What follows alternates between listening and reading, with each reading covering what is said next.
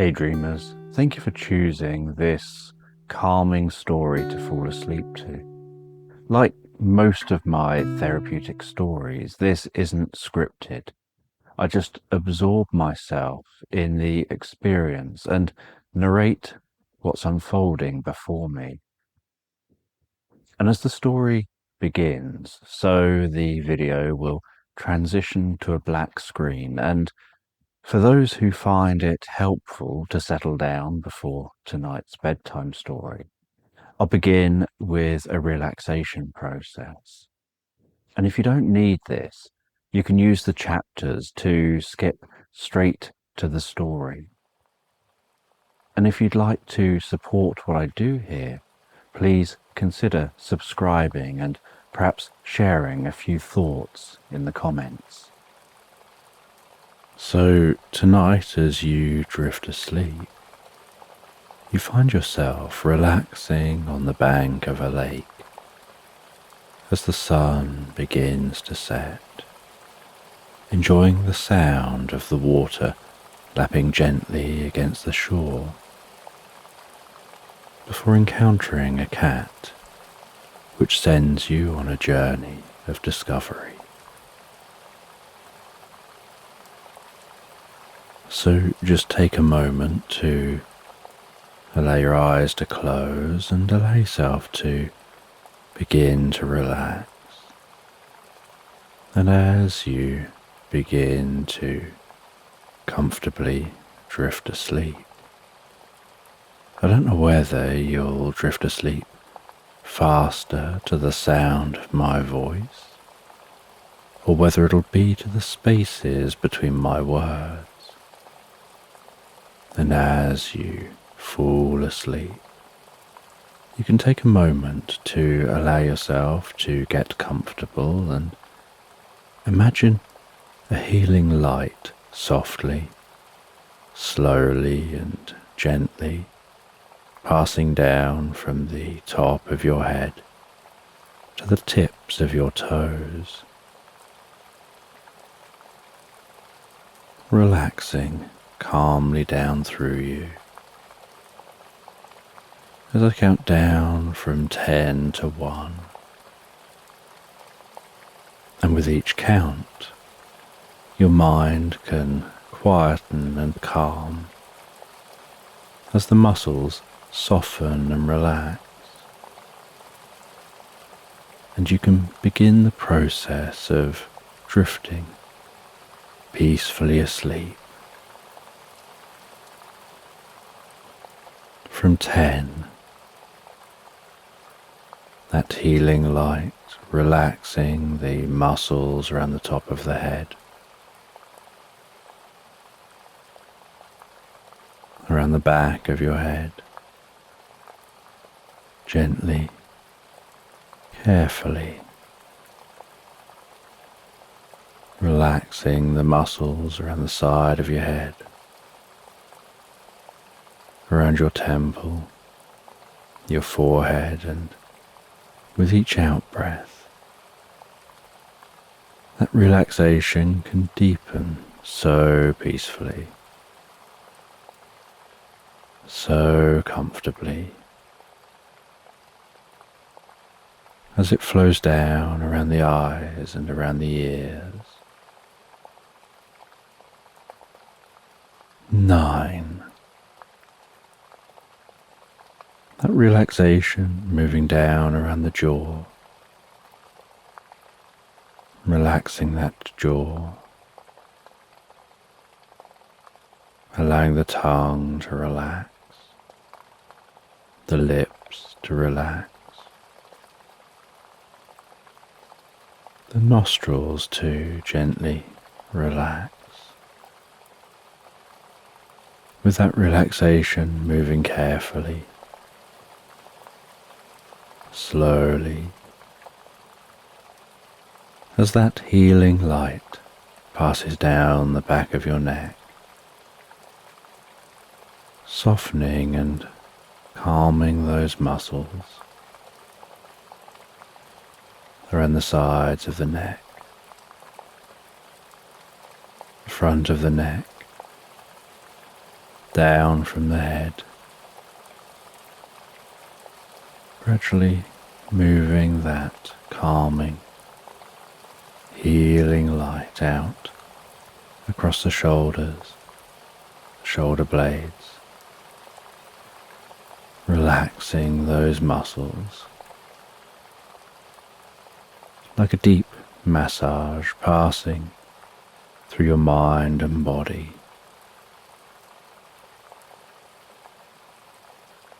8. As that relaxation begins to move down those arms, and I don't know which arm the relaxation will move down fastest, whether it'll be the right arm or the left arm.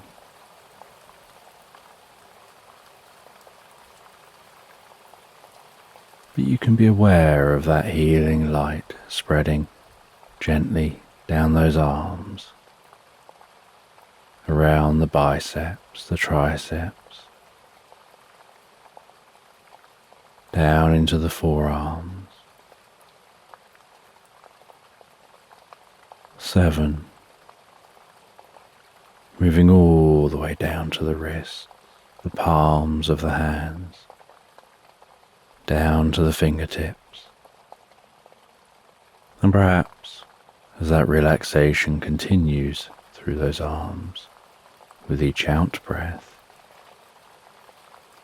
the arms begin to feel heavier or lighter or some other sensation as relaxation sets in.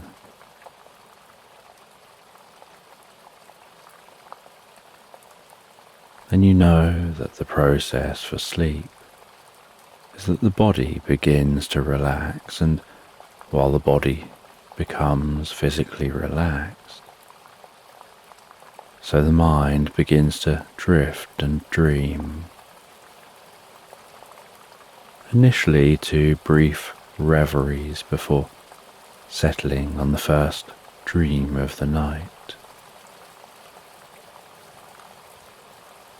6. And that healing light can spread down from the shoulders and down around the chest, the upper back, softening and relaxing those muscles, gently calming the breathing, helping you drift deeper and deeper into the experience. 5. The healing light moving down towards the stomach, the lower back, the sides, relaxing those muscles as it goes, bringing a deep sense of peace and calm to your upper body, releasing any tension,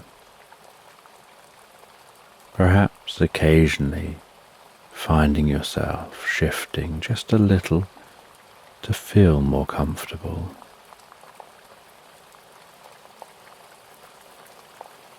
4. With that relaxation spreading down around your buttocks, down into the upper parts of your legs. 3. That relaxation passing down towards the lower parts of your legs. Perhaps those legs feeling heavier and heavier as the body becomes deeply relaxed and your focus drifts inside to what's going on for you in your mind. And perhaps you lose some awareness of the body as it becomes incredibly still. 2. The relaxation spreading down to your feet, calming, softly relaxing all the way down to the tips of your toes. 1, as the final wave of relaxation pulses gently through you from the top of your head down through your body, all the way down to the tips of your toes, as your mind begins to drift and dream and wander into tonight's sleep story.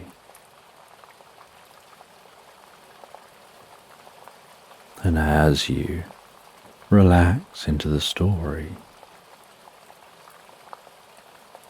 you find yourself resting in a meadow beside a lake. And you can notice woodland in the distance. And as you rest by this lake, with that blue sky overhead, which is gradually changing colour as the sun begins to set.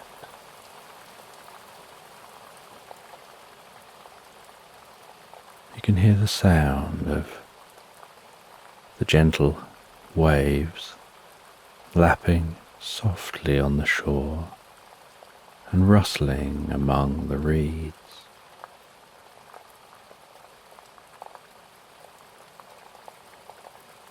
Seeing the way that the setting sunlight glistens and dances across the lake,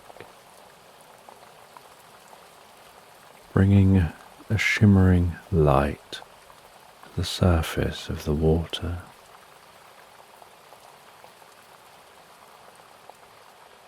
The sounds of ducks quacking, the sounds of sploshing as ducks poke their head under the water, diving down under the water before resurfacing again. And when they resurface, you can notice the way that the water just rolls off the duck's back. It doesn't absorb into their feathers. It just seems to bead and roll off of those ducks.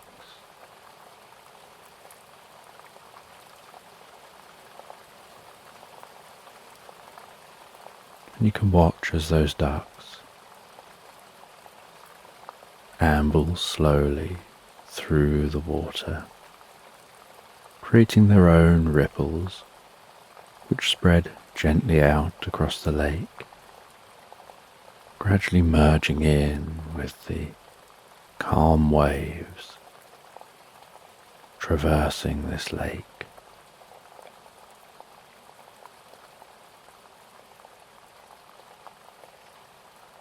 And noticing the changing colours of the sky as the sun creeps its way down to the horizon, and reds and oranges begin to take over the sky in one direction, and the blue sky becomes darker and darker in the other direction.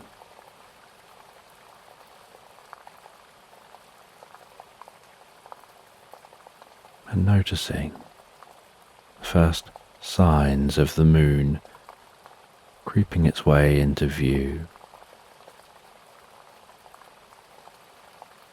and a couple of pinpricks of light,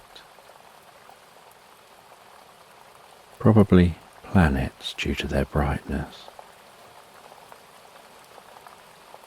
that are piercing through the blue sky.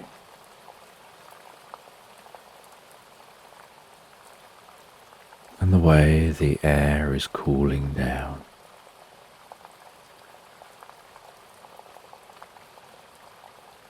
as it gently wafts across the lake, carrying with it the deep sense of the meadow and the soft, distant sounds of wildlife. And there's a freshness to this air as it enters your nostrils. You breathe it into your lungs. That coolness, calming, that gentle breeze gently stroking your cheeks.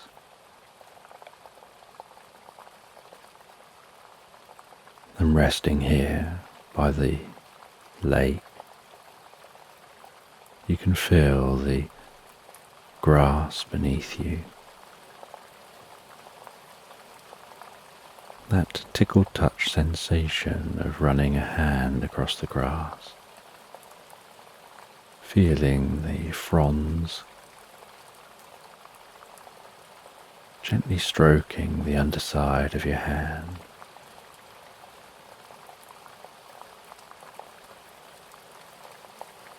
And with the sun setting, you decide it's time to light a campfire and put up a tent.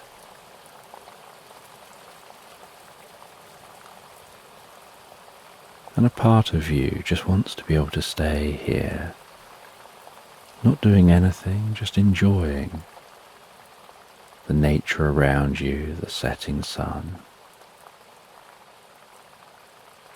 But you know you need to light that fire and set up your tent. So you clear a space for the campfire, arrange the wood and kindling,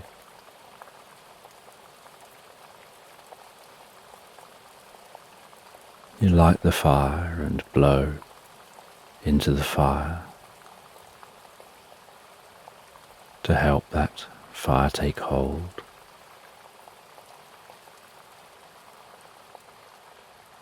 And you can instantly smell that scent of the burning wood and feel the warmth emanating from that fire and massaging your cheeks and your forehead.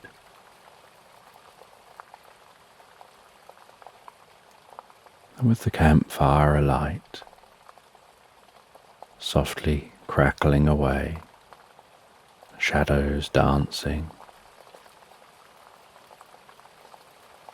the flames flickering,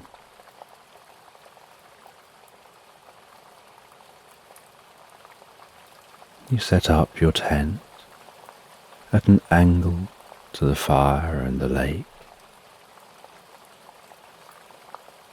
And at the front of the tent, it folds out like a small mat to sit on. And you sit on that small mat, the tent open behind you, a cozy sleeping bag,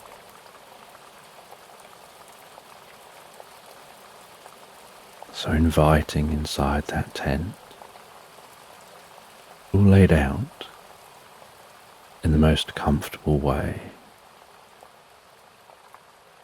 A light hanging in the center of the tent, currently turned off.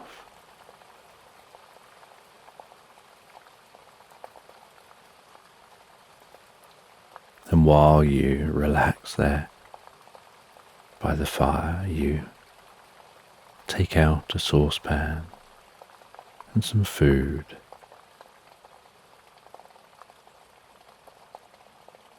And over the fire you make yourself something to eat.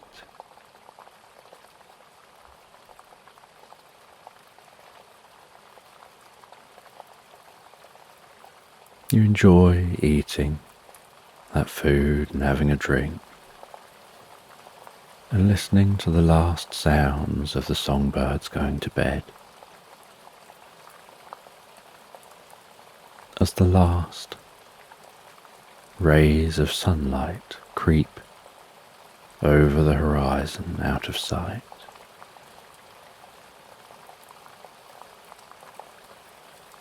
And you notice the deep coolness setting into the air.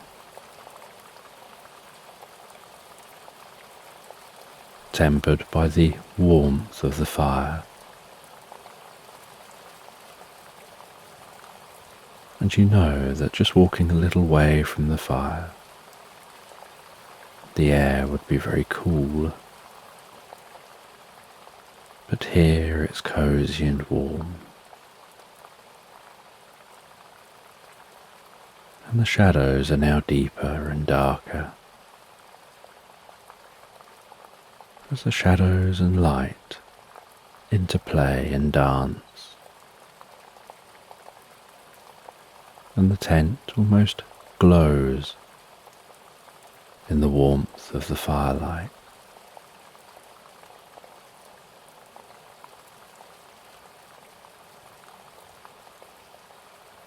And gradually there's the gentle sound of crickets rising around you,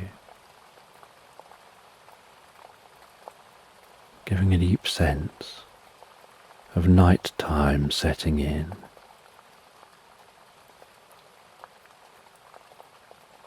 And after eating and drinking, you turn yourself around, lying down on your stomach, your feet deep into the tent,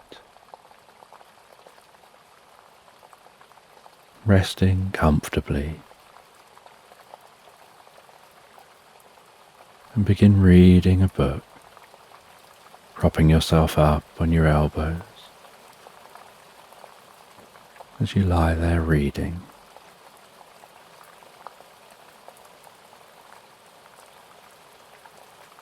And while you read, you can hear the crackling sound of the fire, notice the dancing light and shadows. And you're reading to the firelight. The sound of turning each page,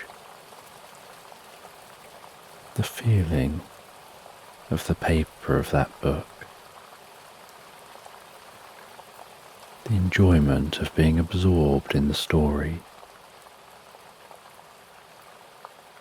while relaxing deeper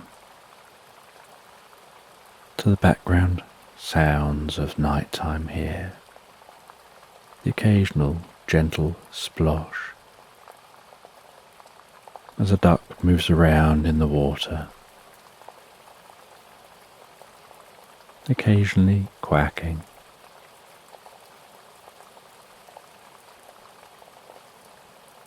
The sounds of the crickets,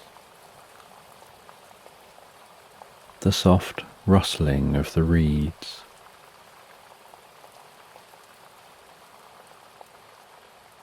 the occasional breeze making the fire flicker faster before it settles down again as the air becomes still.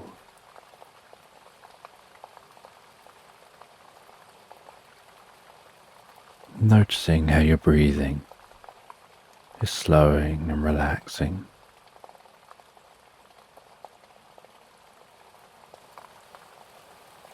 As you feel the environment so peacefully relaxing, deeper and deeper into the experience.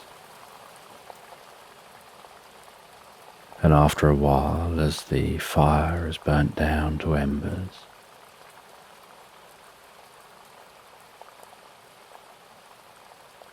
you put a bit of water onto the fire. It sizzles as it cools. You head into the tent, turn on the light,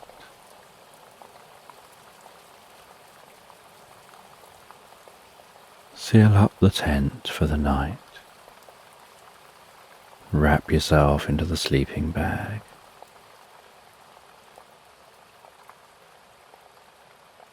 Feeling the stillness here in the tent. The occasional gentle movement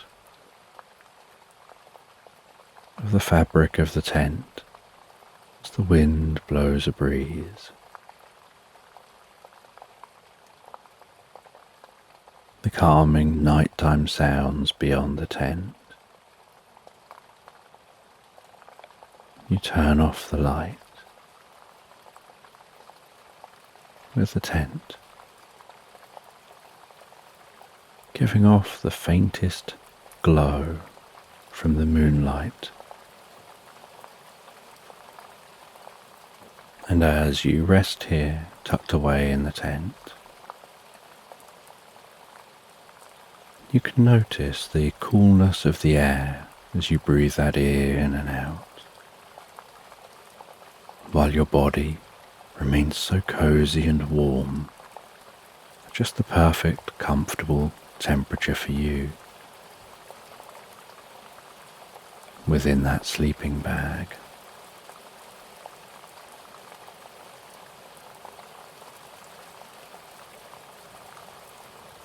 And it doesn't take long before your eyes naturally close,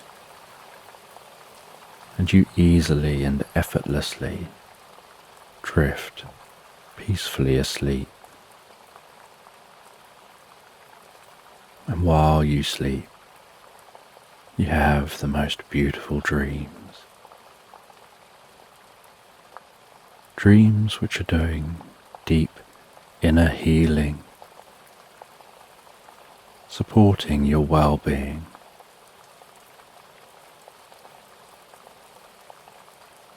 Some dreams you don't remember,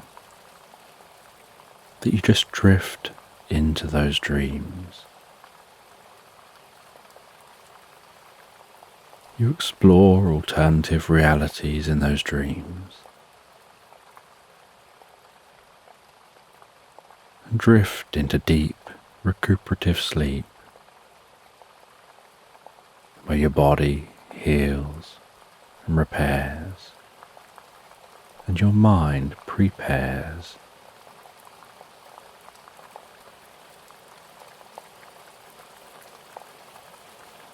And you have the most pleasant night's sleep.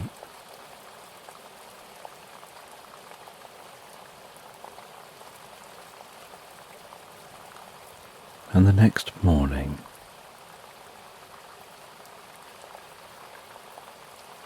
you slowly begin to wake up to the gradual lightening within the tent as the sun rises outside of the tent. That light making the tent glow so softly.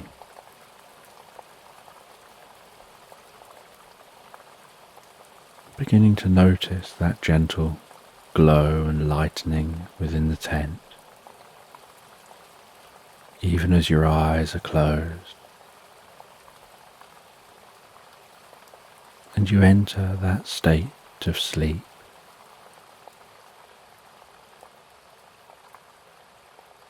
where you're half awake and half asleep, almost like drifting in daydreams or the most pleasant reveries,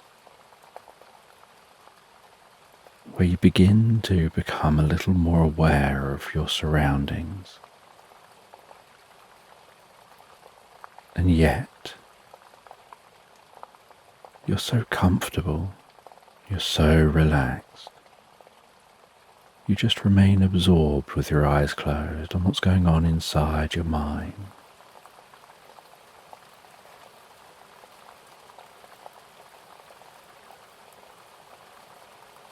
And you start to hear the sound of a cat meowing. And for a while you wonder whether that's inside your mind, somewhere in a dream, or outside your mind, just beyond the tent.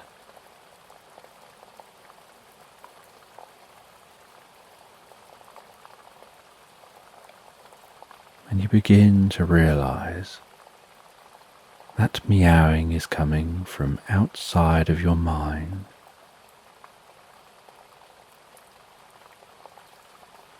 And you fully drift to wakefulness.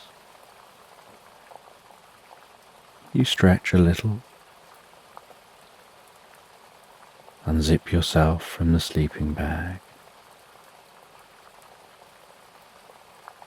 open the tent and breathe in some of that fresh morning air.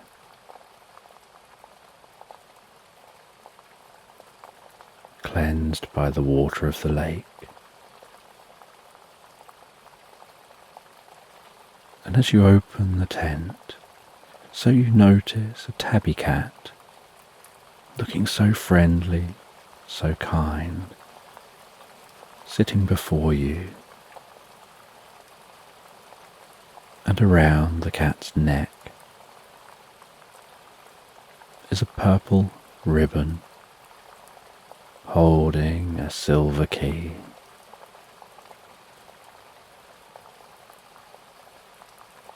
And when the cat notices you noticing it, and the tent is now wide open, it stands and walks towards you,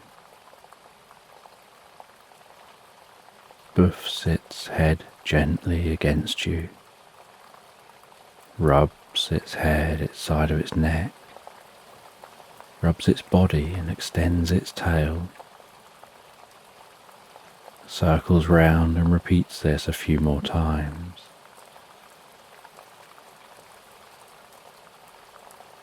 And then sits back down looking at you, seeming to almost make eye contact with you.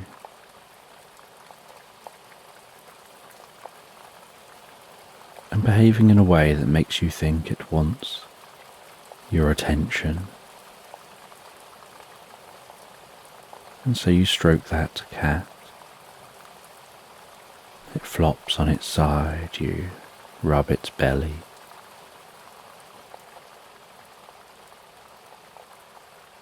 You wonder where this cat has come from. You make yourself some breakfast and have a drink.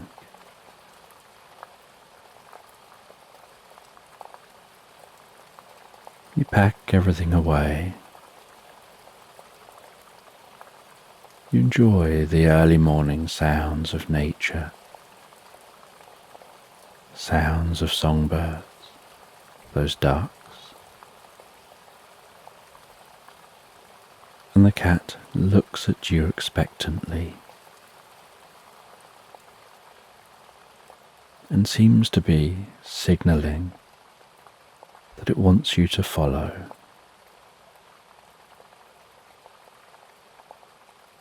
And so after you're fully packed away,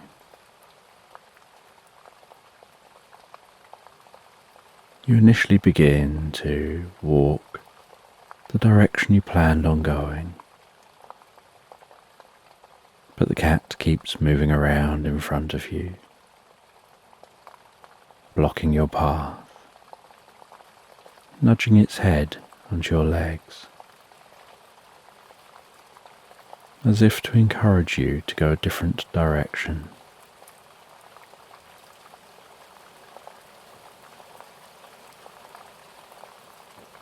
And so you decide to humour the cat, and you'll follow it for a while.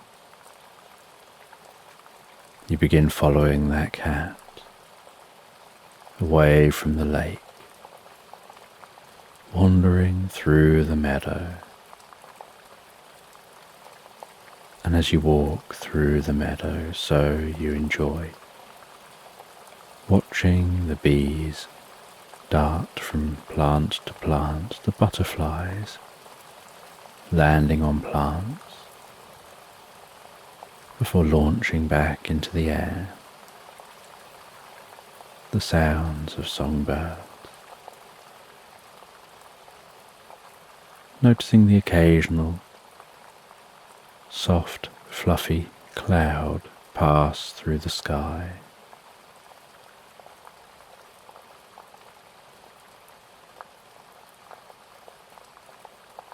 And you walk for quite some time following that cat, the cat managing to keep just a short distance before you, occasionally looking back at you to make sure you're still following.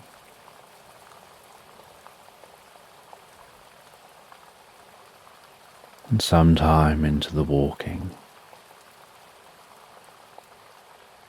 you discover the ruins of an old church. And you stop, enjoy some lunch,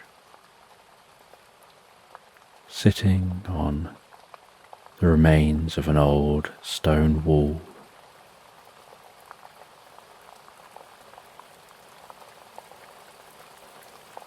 Imagining what this church once looked like.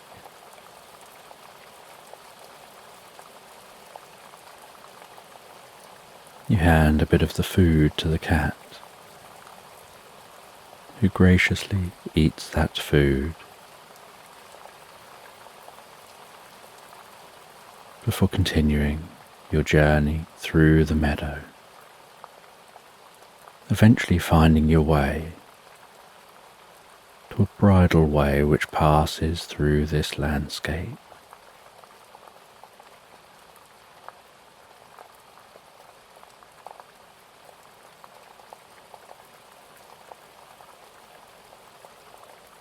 You follow that bridle way, which is much easier to walk on than walking through the meadow.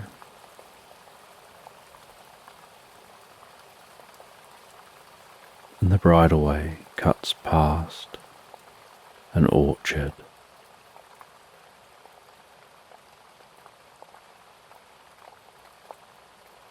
And you continue on,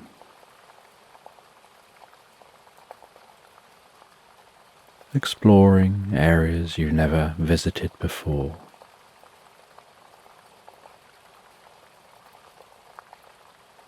And as the evening sets in, you notice there's the light of a campfire in the distance. And you know that you'll need to stop at some point.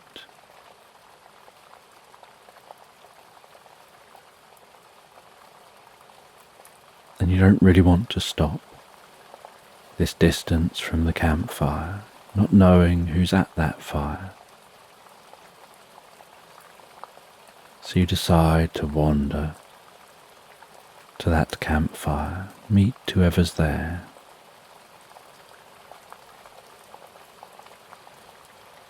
And you can find somewhere to set up camp. After you've met this person. And so you arrive at that camp and meet a wanderer. And the cat purrs and rubs themselves against the wanderer, letting you know that this wanderer is safe and friendly, that they're a kind person. And the wanderer offers you some tea and food, and so you sit down and enjoy a meal with them.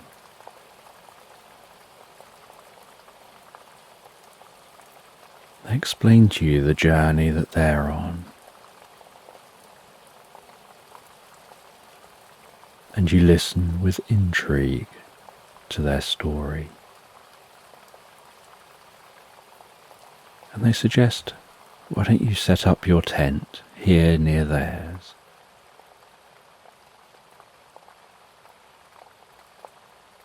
And so you set up your tent diagonally to theirs. The cat tucks itself down into the tent and falls asleep, while yourself and the wanderer chat by the campfire late into the night, sharing different tales, enjoying each other's stories.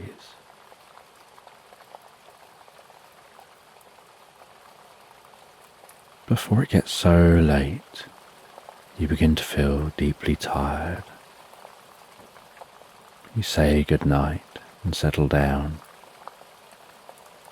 into your tent and drift so deeply, so peacefully asleep. And the next morning, you're awoken by the most beautiful scent of breakfast, the sounds of the food cooking. You open the tent. The wanderer offers you some breakfast and hands you a plate of that food and puts a little bit of the food down in a bowl for the cat. And you enjoy that food. And the cat seems to enjoy the food.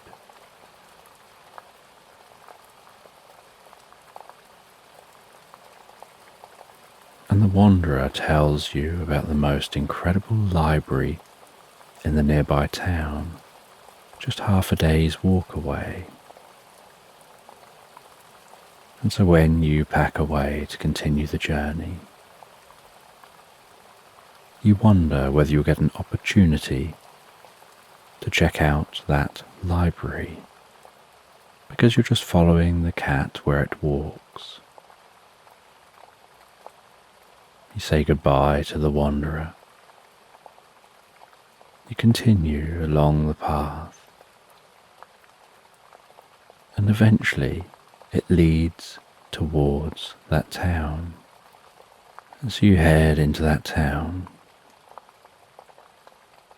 wandering through the town, finding that library. And it's a really old looking library with a rustic and weathered wooden door.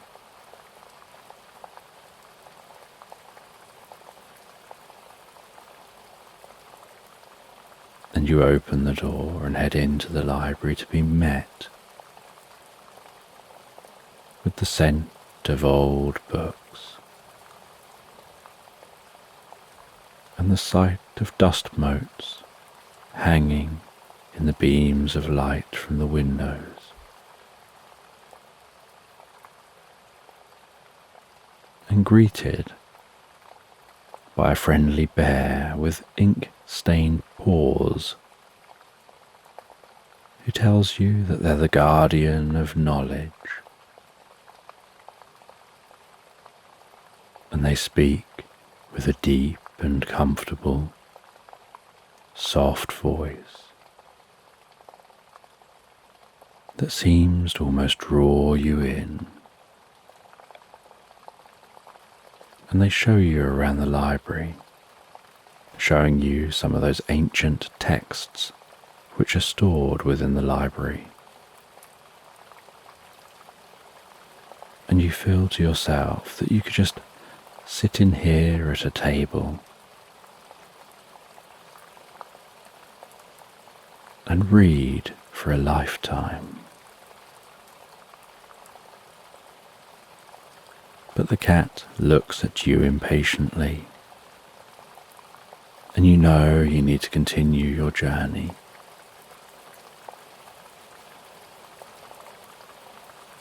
So you make almost a mental note that you want to come back and visit here once you're done following the cat.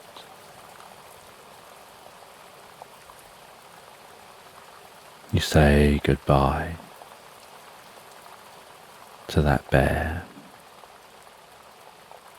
You wander through the town and continue following the path as it weaves around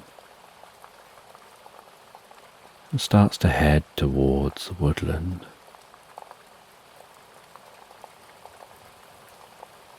And as you wander towards that woodland, beginning to hear the rustling sound of the trees,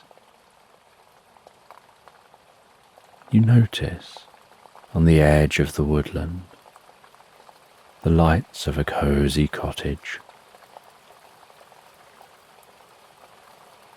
And the cat seems excited and begins to speed up, heading towards that cottage. And you follow them all the way up to the cottage. You knock on the door, and there's no answer. You try the door handle, and the door doesn't open. You wander round and look through the windows, and it seems as if no one's home. And the cat rests its paws up against you, as if trying to communicate with you. And you realise they're trying to get you to take that key from their neck. So you reach down. You undo the ribbon and take that key. You try the key in the door, and the door opens, and you walk into that quiet, cosy cottage.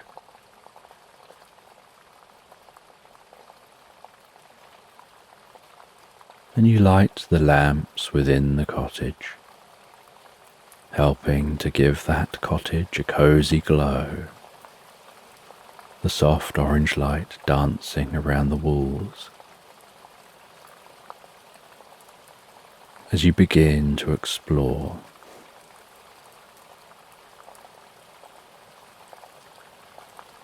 and the stillness in this cottage feels palpable. And you notice a mirror on the back wall of the main living area. And you're surprised to see a sad-looking woman sitting on a seat in what looks like a reflection of the inside of the room you're in. And at the foot of the mirror is an old book, face down and open, as if it had been dropped. You pick up the book and notice that it's a book of spells, with the spell that it's open on being a mirror life spell. You see the instructions for reversing the spell, and decide to follow these instructions. And as you do, the mirror glows and sparkles and shimmers, and there's a faint hum in the room. The woman notices and heads over to the mirror inside the reflection, and manages to step through the mirror, through that shimmering, and into the cottage.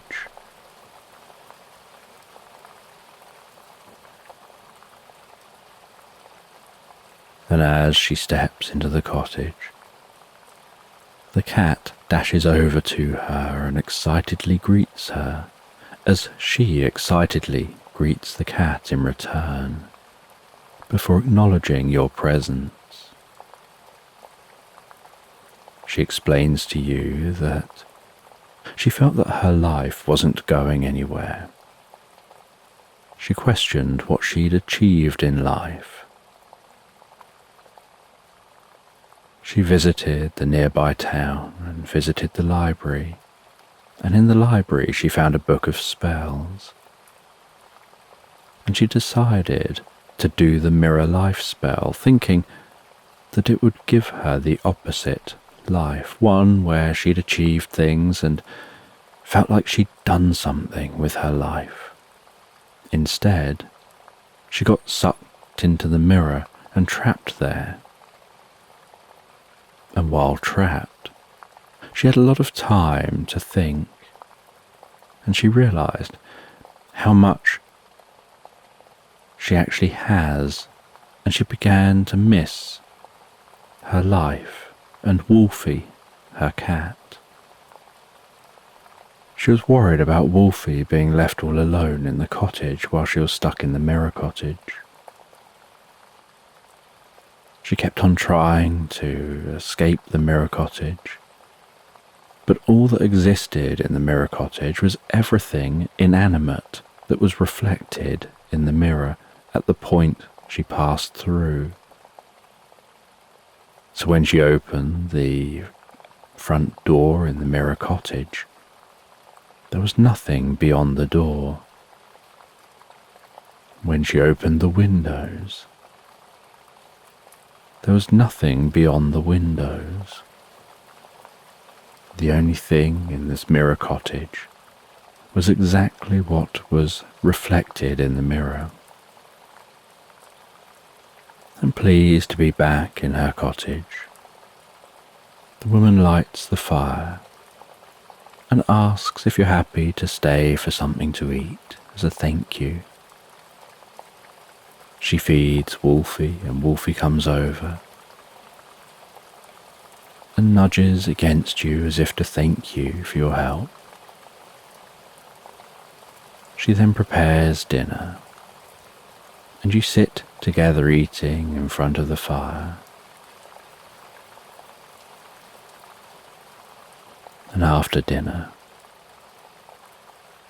you continue chatting in front of the fire as Wolfie jumps up onto the woman's lap.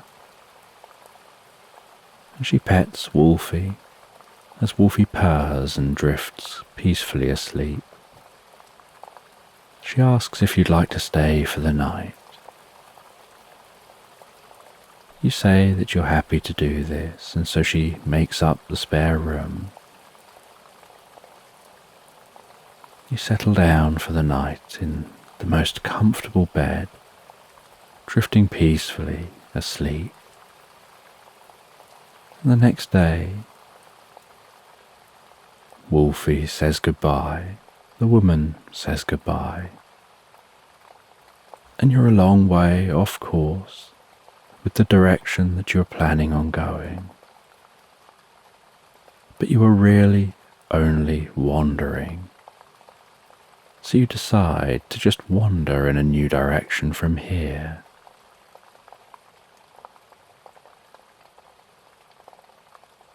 You head back down to the town. You visit that library for a while before heading through the town to a fork in the road where you decide to head the opposite direction to the one you came down as you approached that town before.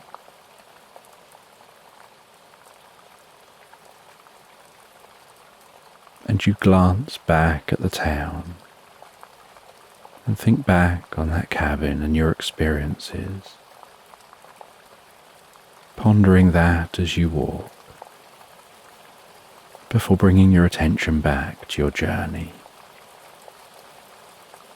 As you continue on wandering, curious what other random encounters you might have, and what random journeys those encounters might lead you on. And much of this journey is just you, quietly walking in nature, enjoying the peace and tranquility. And the sun sets on another day, and you notice rain creeping across the landscape in the distance. You set up your tent and settle down. As those first raindrops begin to tap on the outside of the tent, with that rain gradually becoming heavier and heavier,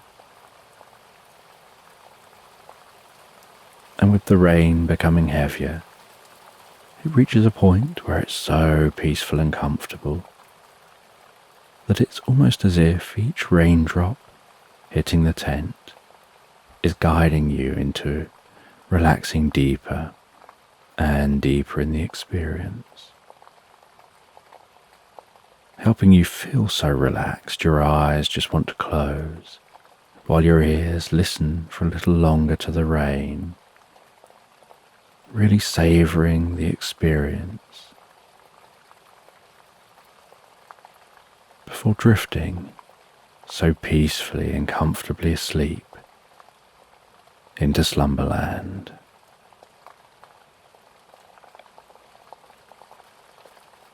So tonight, as you drift asleep, you find yourself relaxing in the golden haze of the setting sun, on a bench outside a quaint old windmill, before setting off on a magical journey of inner discovery. So just take a moment to allow your eyes to close and allow yourself to begin to relax. And as you begin to comfortably drift asleep, I don't know whether you'll drift asleep faster to the sound of my voice or whether it'll be to the spaces between my words. And as you fall asleep, you can take a moment to allow yourself to get more comfortable and imagine a healing light softly, slowly and gently passing down from the top of your head to the tips of your toes, relaxing calmly down through you. As I count down from 10 to 1, and with each count, your mind can quieten and calm as the muscles soften and relax, and you can begin the process of drifting peacefully asleep. From 10, that healing light relaxing the muscles around the top of the head, around the back of your head, gently, carefully, relaxing the muscles around the side of your head, around your temple, your forehead. And with each out breath, that relaxation can deepen so peacefully, so comfortably, as it flows down around the eyes, and around the ears. 9. That relaxation moving down around the jaw, relaxing the jaw, allowing the tongue to relax, the lips to relax, the nostrils to gently relax, with that relaxation moving carefully, slowly, as that healing light passes down the back of the neck, softening and calming those muscles, around the sides of the neck, the front of the neck, down from the head, gradually moving that calming, healing light out across the shoulders, the shoulder blades, relaxing those muscles, like a deep massage passing through your mind and body. 8. as that relaxation begins to move down those arms. And I don't know which arm the relaxation will move down fastest, whether it'll be the right arm or the left arm. But you can be aware of that healing light spreading gently down those arms, around the biceps, the triceps, down into the forearms.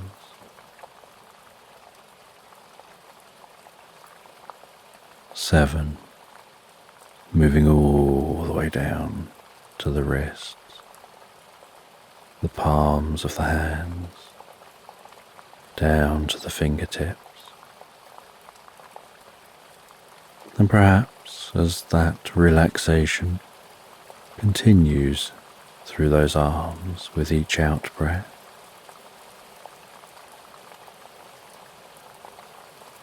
the arms begin to feel heavier or lighter, or some other sensation as relaxation sets in.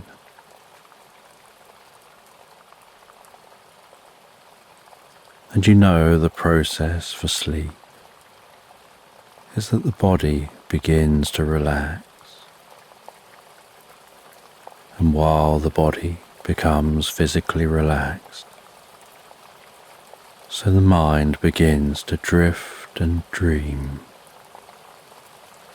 initially to brief reveries before settling on the first dream of the night.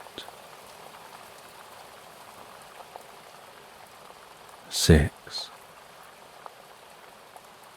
and that healing light can spread down from the shoulders and down around the chest, the upper back, softening and relaxing those muscles, gently calming the breathing, helping you drift deeper and deeper into the experience.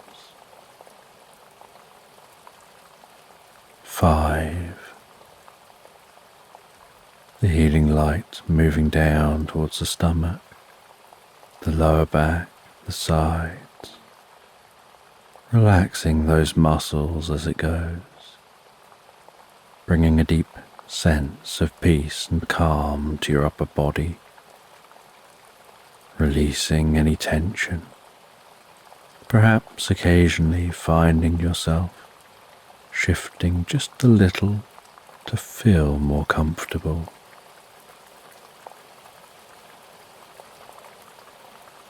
4, with that relaxation spreading down around your buttocks, down into the upper parts of your legs.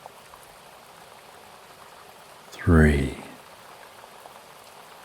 that relaxation passing down towards the lower parts of your legs, perhaps those legs feeling heavier and heavier as the body becomes deeply relaxed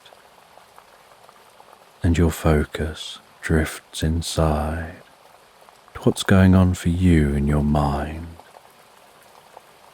and perhaps you lose some awareness of the body as it becomes incredibly still. 2, the relaxation spreading down to your feet, calming, softly relaxing, all the way down to the tips of your toes.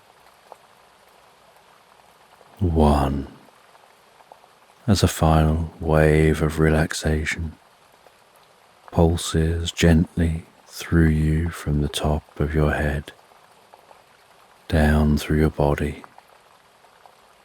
all the way down to the tips of your toes as your mind begins to drift and dream and wander into tonight's sleep story.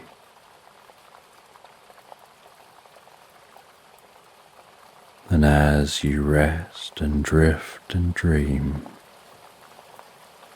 you find yourself sitting on a bench in the most calming, beautiful meadow at the foot of an old stone windmill. And there are some shrubs around the base of the windmill. The sound of the turning, creaking wooden sails above your head.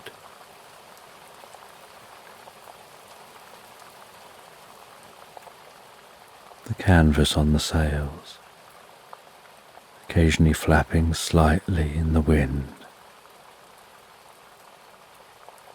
And attached to the windmill is a small cottage.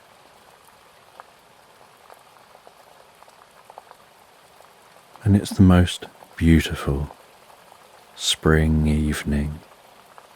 The sun is setting.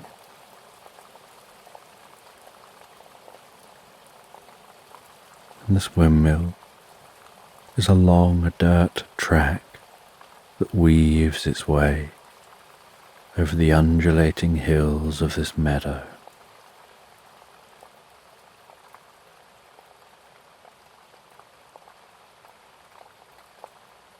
And while resting on this bench, hearing the stones grinding, the flour, those turning sails overhead,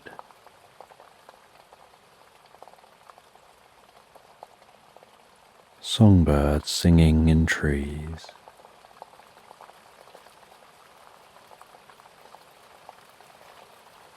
the sheep bleating peacefully as they eat in the meadows,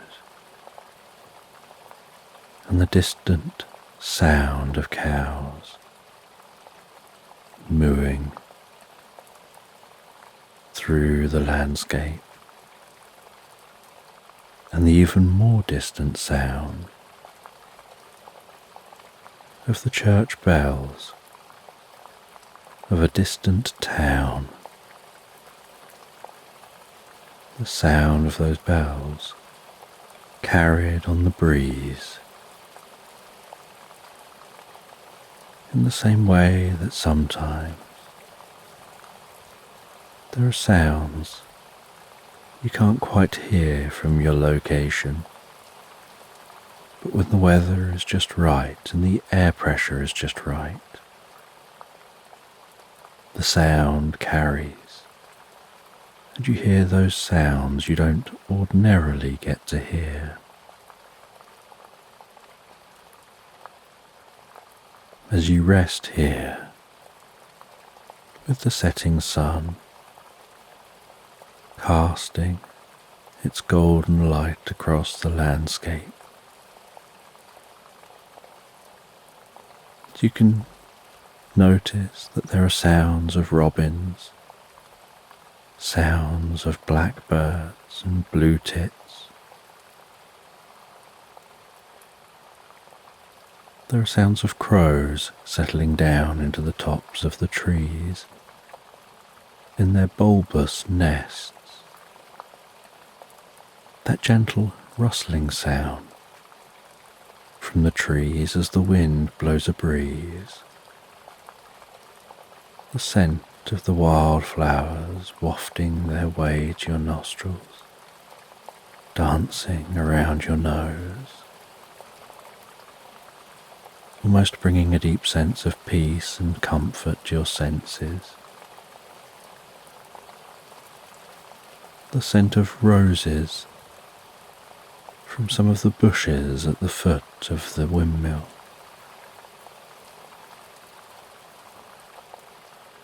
And you're sat out here on this bench, the air just the perfect temperature,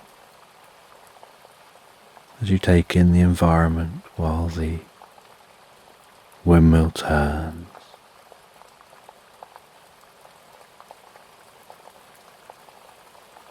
and the flower is formed.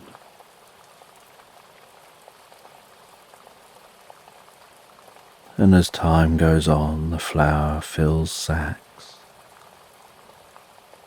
And so from time to time you head in. You move one sack, seal it up, place another sack ready to gather up more flour. The grain feeding through to the stones, powered by that windmill. And from within the cottage attached to this windmill wafts the scent of baking bread. As you take some of that flour and you bake loaves,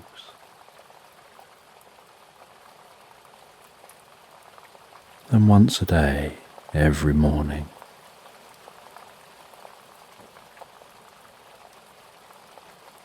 you place those loaves into the back of a cart, and you travel into that town you hear in the distance. You deliver the baked bread that was baked the night before.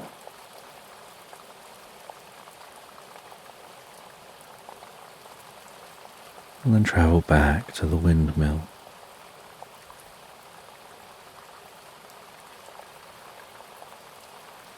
And the windmill is wrapped in the most incredible stone and flint that seems to always feel so cool to the touch. The flint being so smooth under the fingers, and the coarseness of the grains between the flint.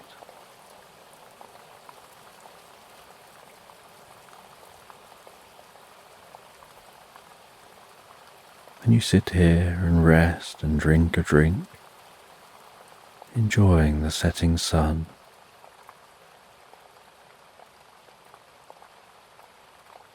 You hear a small bell tring to let you know it's time to head into the cottage.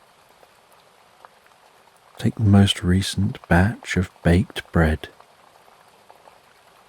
from that oven.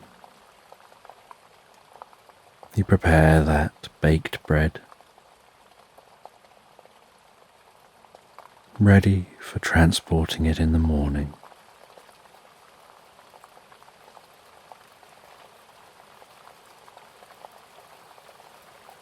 And after the sun has set, you still have a few more hours of baking bread. And even in the evening after the sun has set, the air temperature is comfortable. You just have to put on an extra layer. The bird sounds have calmed down. You hear some of the other nighttime sounds of animals.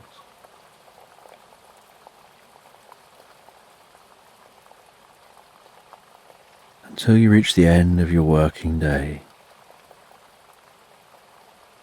the grinding coming to a halt, the baking finished.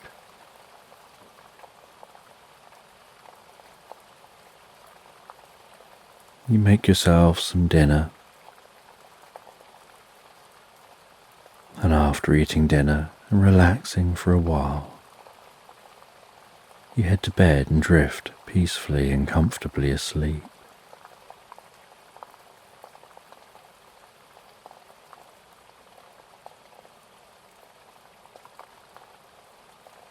And the next morning, you begin your journey down down into that town. You load all the bread onto the cart, cover that bread over. You climb up onto the cart and travel with that horse along the dirt track till you eventually find a more substantial track that you follow all the way down to the town. The wheels jiggling, rolling, creaking, the sound of the wood, the clopping of the horse, the occasional breath and pant and neigh of the horse, feeling of the reins in your hands, the tension and relaxation as the horse knows its way and requires very minimal input from you.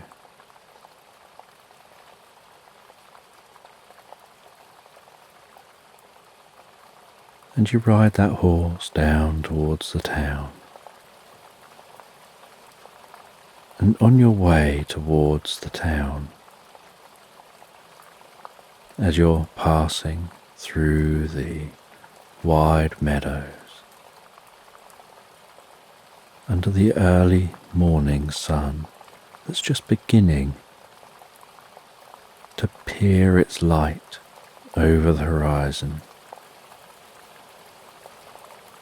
where the actual disk of the sun is yet to make an appearance.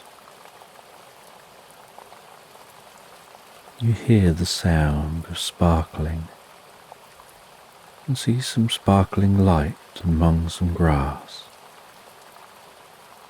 a little way from the road you're on. You stop the horse, dismount from the cart. You head over towards that sparkling light among the grass, and you find a tablet.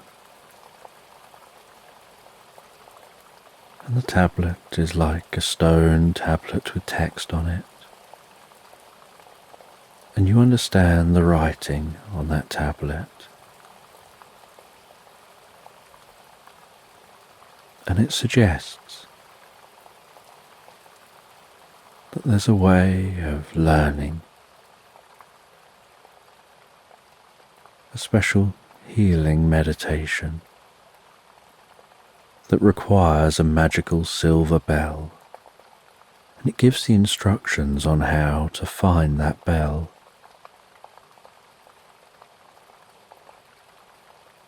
And so you take the tablet, continue your journey to the town,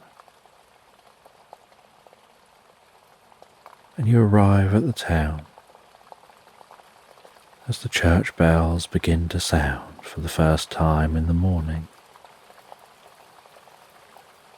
and the sun has just broken above the horizon, beginning its journey of climbing up into view.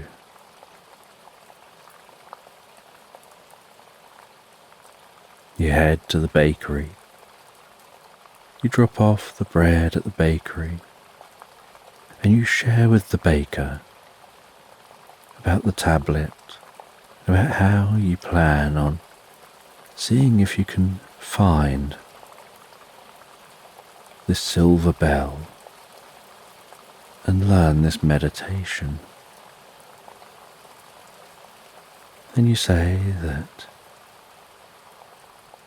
as the bakery tomorrow will only be open for half a day anyway, with it being a Sunday, hopefully the bread you've delivered will last through tomorrow. And you plan on having more bread for them come Monday morning. And you set off from the town in the horse and cart. You head back to the windmill, and after sorting everything out, feeding the horse, you gather up a bag of items and set off on foot, finding your way to the location described on that tablet.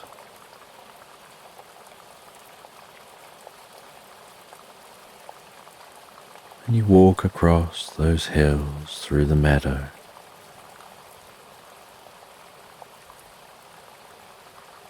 walking off of the path, smelling those wildflowers, watching bees and butterflies and other animals and insects.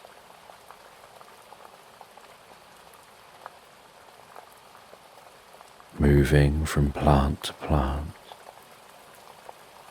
hearing the songbirds, watching as different birds fly past in the sky. Some birds shooting past fast and settling down in trees and bushes. Other birds leaping up into the air en masse, flying around in the most graceful patterns before diving in formation into trees and hedges.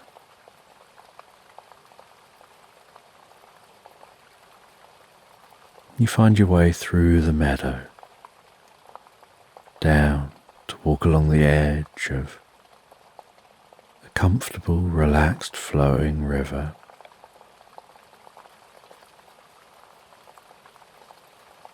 The air smelling so peaceful here, as if that flowing water is purifying, cleaning the air. You follow that river as it bubbles along beside you, working your way round and into the woodland,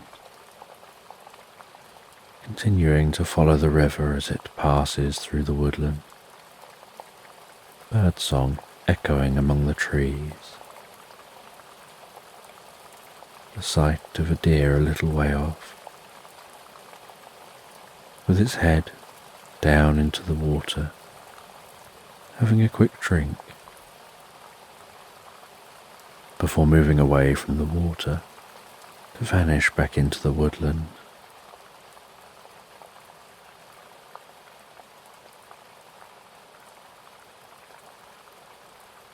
Enjoying how peaceful this walk is.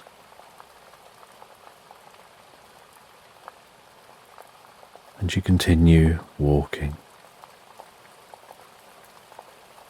The dappled light dancing before you as it creeps its way through the canopy overhead.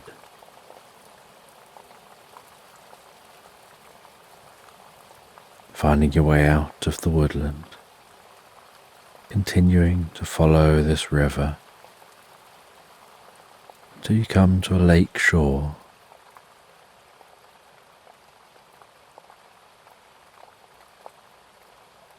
And now, late afternoon, you gaze across from the lake shore to the island in the middle of the lake.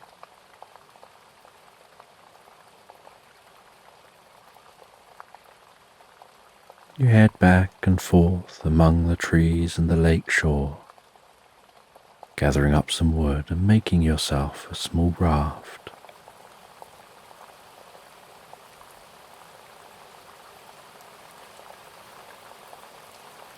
And the first signs of the sky beginning to darken as the sun quickly begins to move towards the horizon.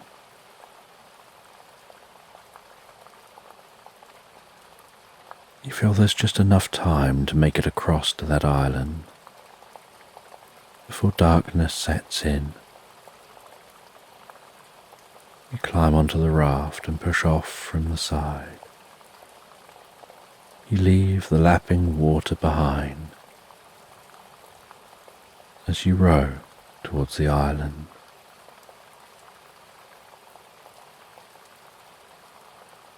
And as you row towards the island, so the bird sounds in the distance quieten down.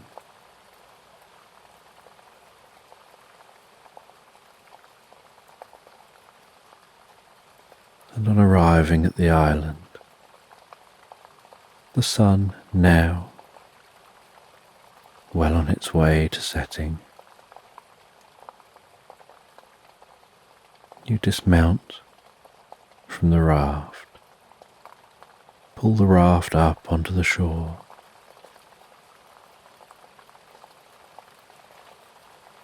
You begin to explore this small island, and you've never visited this island before.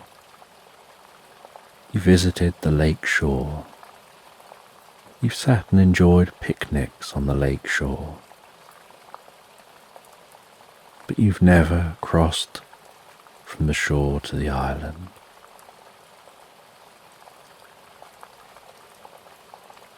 And you find on this island the most magical walled garden. You can't see over the wall. There's a gate into that garden, and you pass through the gate.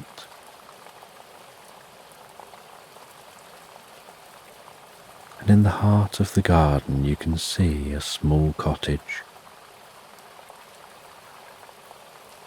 And in that garden is a gardener, and you call out very friendly to that gardener, who looks up and smiles. And this gardener is more than welcoming and kind. They share about this garden, how it came about, that they live in the cottage here and tend to the garden all year round, making sure that it's exactly as it's supposed to be.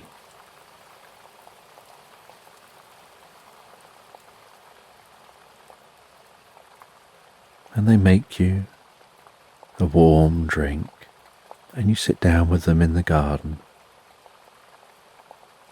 The sun setting, the sky gradually turning a dark blue, as stars begin popping into existence overhead.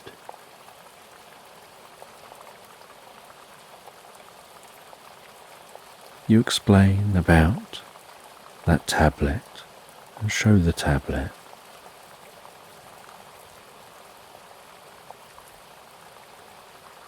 And the gardener invites you to follow them into the heart of the garden. And in the heart of this garden is a tree stump. And with the sun now fully set, and the area around you just illuminated by a handheld torch the gardener's holding,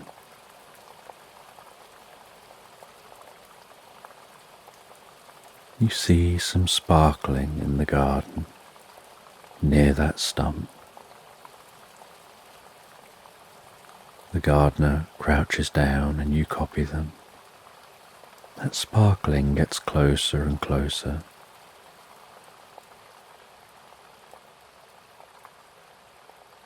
And a fairy flies over to you. You can hear their wings almost buzzing as they move so fast. And this friendly fairy is told by the gardener about why you're here. And the fairy waves her magic wand over your head, and sparkles of light sprinkle down from that wand, spreading out and wrapping around you as you shrink down in size to being the same size as the fairy, and the fairy flies down to be walking alongside you.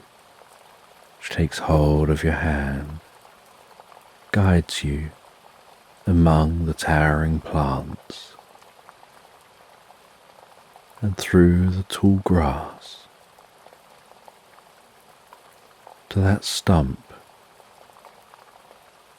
and then into the stump. And initially, on passing into the stump, everything gets darker and darker, with the only glow being the sparkling the fairy gives off. But then, while continuing to walk, everything starts to get lighter and lighter, and you find you come out into a fairy world, and it's night time here like it is where you just came from.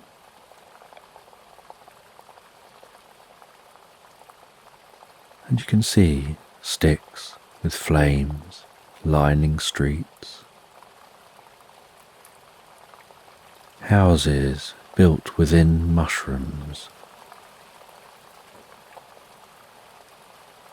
fairy lights hanging in the fronds beneath the mushrooms.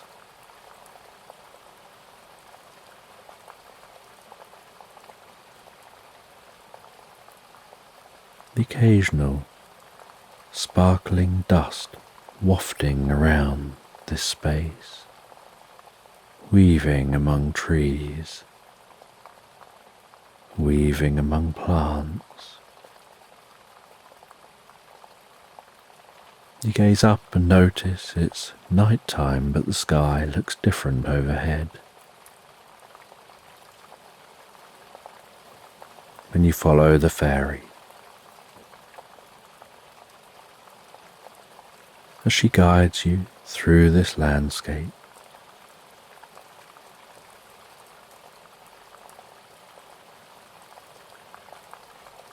and she takes you to the heart of this landscape, where there's a giant mushroom. Together you walk into that giant mushroom. You descend a staircase in the heart of this giant mushroom, going down 10, 9, 8, 7, deeper and deeper under the mushroom, 6, 5, 4, 3, 2, 1, and deep in the heart of the mushroom. Deep down among the mycelial network, you come out into a chamber, and in the heart of this chamber, a silver bell's hanging on string which is weaved across the ceiling in this space. The silver bells hanging on the mycelial network, like string weaved across the ceiling of this space. She unhooks one of those silver bells, hands the bell to you and tells you, if you sit still and tring the bell just once with a hand, holding it between your thumb and forefinger, and while still holding it,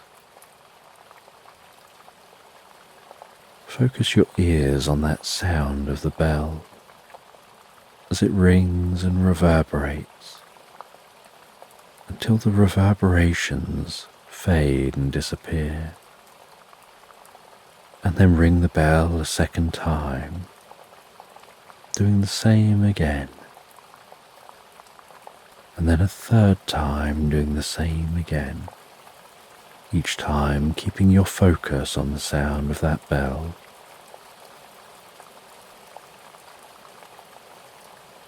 Then that focus will help to focus you, your inner frequencies. And with each ring of the bell, just keep breathing in and out, allowing the out-breaths to lengthen and deepen, allowing the shoulders to relax, the arms to relax, the muscles through the body to relax, while your mind gets absorbed just around the sound of the bell. And begin in your mind to see the sound of that bell as light, as a sparkling, twinkling light, and the way that sound spreads out further and wider, the way the sparkling spreads out further and wider.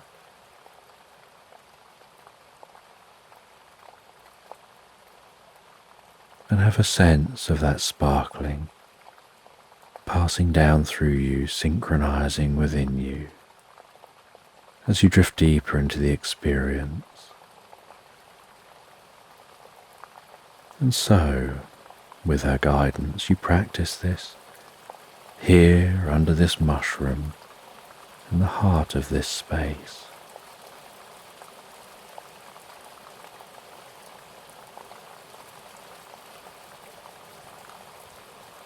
And you feel your cheeks warming as you relax deeper and deeper. And once you've mastered the technique, the fairy guides you out of the meditation, tells you to take the bell with you. A new one will grow in its place when the time is right. And she guides you back out of the mushroom, through the fairy world, back out into that garden. And back in the garden she waves her wand over your head once more, as you grow back to full size, and the bell grows to be the same proportions in relation to you. And the gardener smiles and asks if you found what you sought. And you acknowledge that you did. They invite you to spend the night. They prepare the most beautiful food.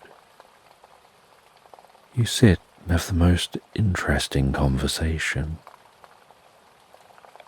You can't help but be drawn to their library of old books. And so in quiet moments between the conversations, you ask if you can take a look through the books. You look through those books, smelling the old book smell, before being shown to a room with the most comfortable bed, settling down for the night and drifting peacefully asleep.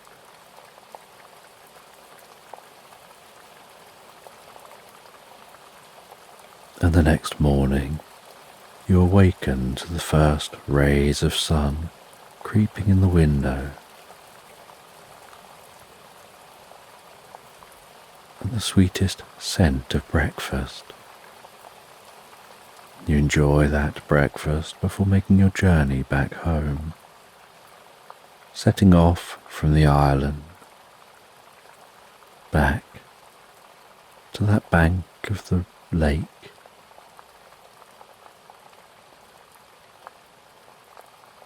making your journey back, following that river, back round to the woodland, through the woodland, back to the meadows, over the undulating hills of the meadows, until you can see, peering over the hills in the distance, the tip of your windmill, finding your way back to the windmill. On arrival back at the windmill, you settle back home for a bit. Have yourself something to eat and a brief rest before continuing to make that flour, bake that bread, doing that well into the night, and then trying out that meditation, ringing that bell, focusing on the ringing until it fades, ringing the bell again, and repeating that process of breathing in and out, those out-breaths lengthening and deepening, the relaxation spreading through the mind and body, and noticing that healing setting in as your mind and body synchronizes and the frequencies through your mind and body seem to form an equilibrium and sing in harmony.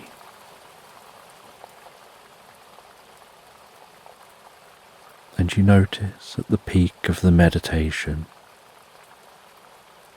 everything seems so much more vivid,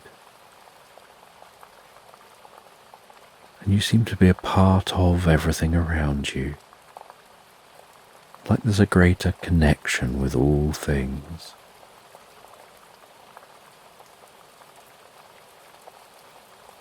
As if somehow the world feels richer, as if you can smell the differences between the smell of the baking bread, the nuances to that smell, each individual part that makes up the smell, while still enjoying the smell itself, and the same with the sounds and the sights.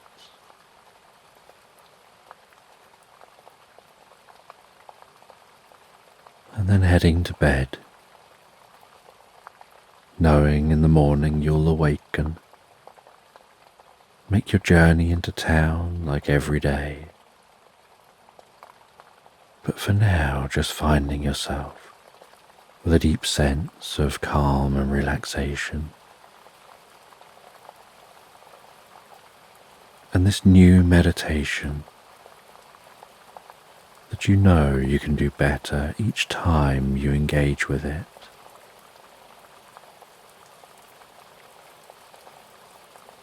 And while going over the experience in your mind, you find yourself so easily, so effortlessly, drifting and floating peacefully asleep into Slumberland.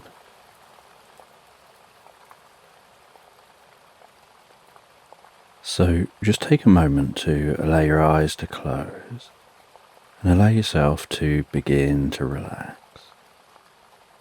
And as you begin to comfortably drift asleep, I don't know whether you'll drift asleep faster to the sound of my voice, or whether it'll be to the spaces between my words.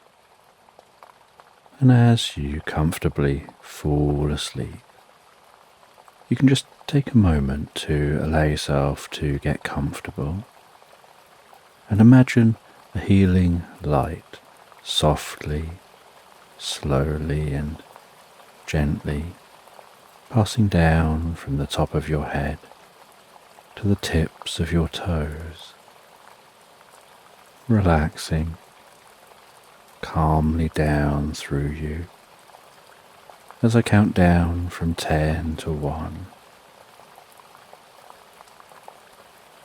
And with each count, your mind can quieten and calm as the muscles soften and relax. And you can begin the process of drifting peacefully asleep. From 10, that healing light, relaxing the muscles around the top of your head, around the back of your head, gently, carefully relaxing the muscles around the side of your head, around your temple, your forehead. And with each out breath, that relaxation can deepen so peacefully, so comfortably, as it flows down around the eyes and around the ears.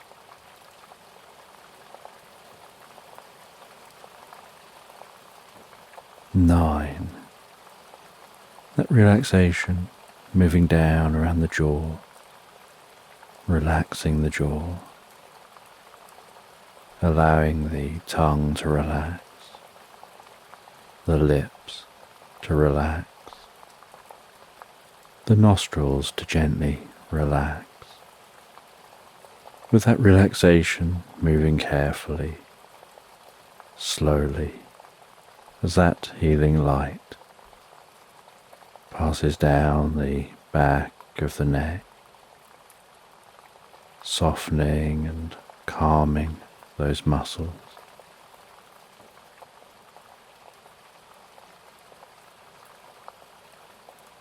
Around the side of the neck, the front of the neck, down from the head. Gradually moving that calming, healing light out across the shoulders, shoulder blades, relaxing those muscles like a deep massage, passing through your body and your mind.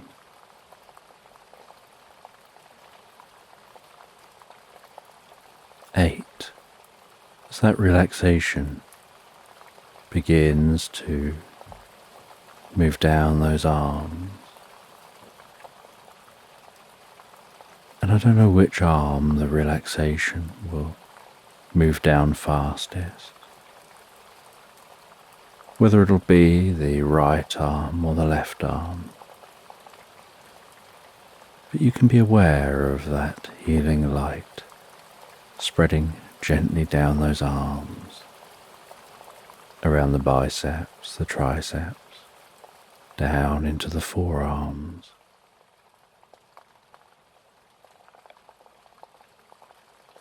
Seven, moving all the way down to the wrists, the palms of the hands, down to the fingertips. And perhaps as that relaxation continues through those arms, with each out breath that you take, the arms begin to feel heavier or lighter, or some other sensation as the relaxation sets in. And you know the process for sleep is that the body begins to relax, and while the body becomes physically relaxed, so the mind begins to drift and dream. Initially to brief reveries before settling on the first dream of the night. 6.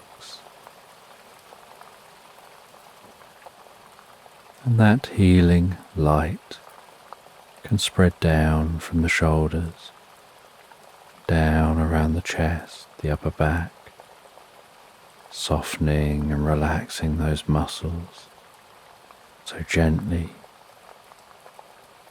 calming the breathing, helping you drift deeper and deeper into the experience.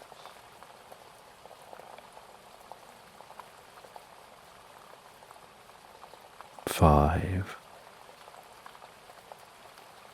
the healing light moving down towards the stomach, the lower back, the sides, relaxing those muscles as it goes, bringing a deep sense of peace and calm to your upper body,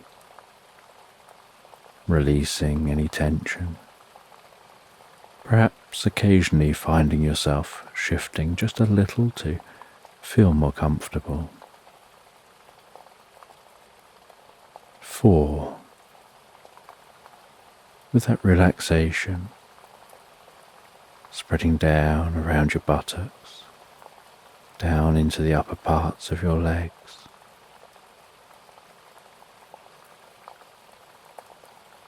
3. That relaxation passing down towards the lower parts of your legs. Perhaps those legs feeling heavier and heavier as the body becomes deeply relaxed, and your focus drifts inside to what's going on for you in your mind.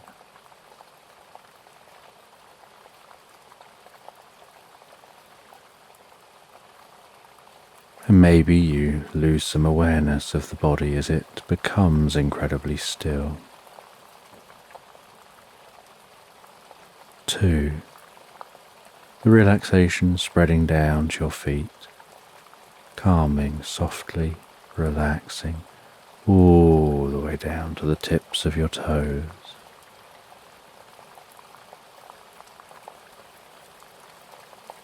1. As a final wave of relaxation pulses gently through you from the top of your head, down through your body, all the way down to the tips of your toes, as your mind begins to drift and dream and wander into tonight's sleep story. And you find yourself walking through a meadow on a cliff, heading towards a tall lighthouse before you. The meadow a myriad of different scents, the scent of different wild flowers wafting in the breeze,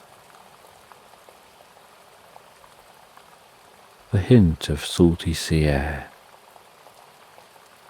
travelling from the ocean below up the side of the cliff and resting itself down across the meadow.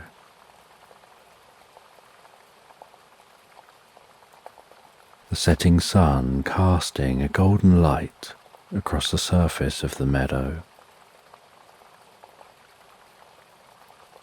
sharpening the shadows of the trees as they stretch off into the distance.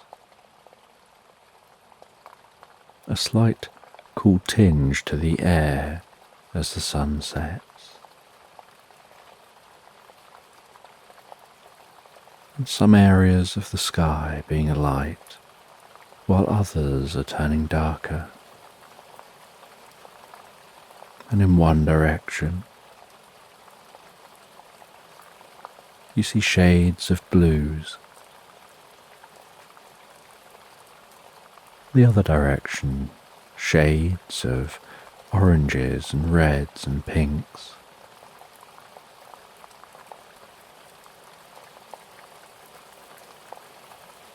Hearing the sound of the crashing waves at the foot of the cliffs, almost playing out a tune as they rumble into the shore, curl up onto the shore, and pound the cliff in a rhythmic row of beats.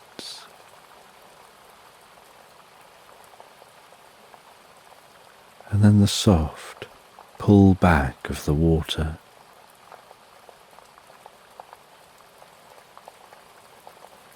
before the sound calms down, ready for the next wave to roll in,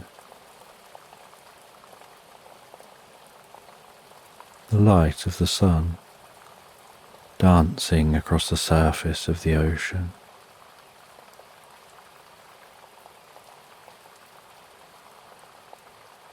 White horses galloping to the shore along the fronts of the waves.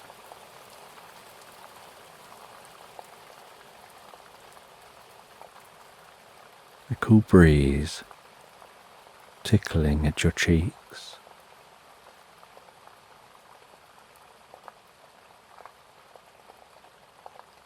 The bird songs beginning to change as daytime birds find their way home.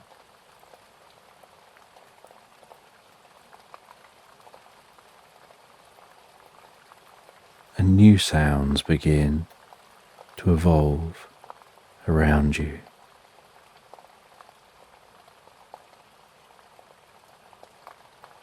As you walk towards the lighthouse, each footstep like a weight gently thudding on the soil beneath your feet.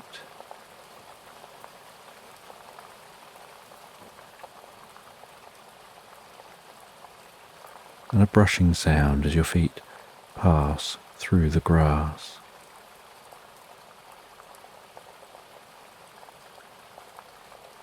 And you continue walking towards the lighthouse just as the sun continues to set.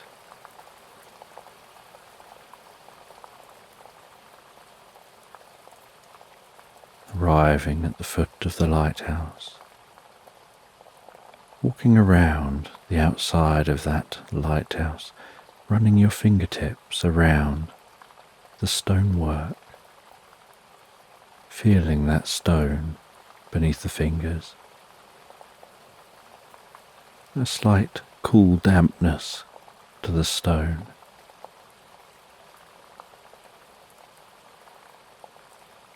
Some moss growing in cracks within the stonework, plants hugging the bottom of the lighthouse, small windows that are slightly too high up for you to be able to see inside. You ascend the steps. You knock on the wooden door, hearing that knock echo within the lighthouse, almost reverberating up and down inside that lighthouse. And with no answer, you carefully open the door, announcing your presence. You find that no one is in the lighthouse. You close the door behind you. And within the lighthouse, as you look around, you can see curved bookcases lined with old books, the scent of which wafts over to your nostrils as the air is disturbed by the open door. And as you close the door, the sounds outside quieten down, almost sounding muted, yet you're still aware that they're there.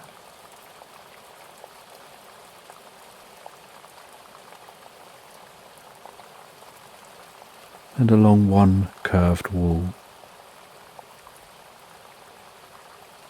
is a kitchen area. You can see a sink at a window, some cupboards under the sink,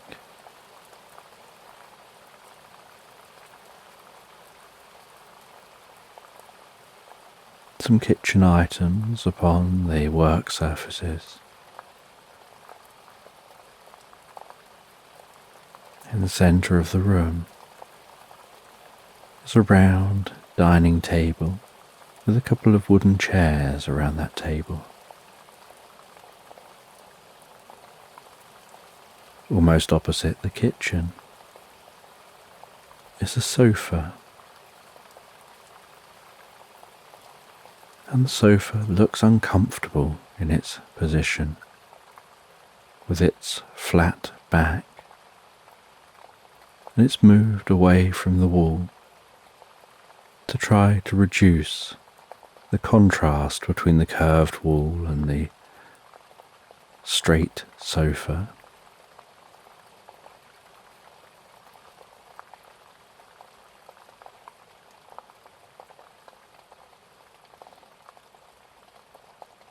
And across the other side of the space from the kitchen area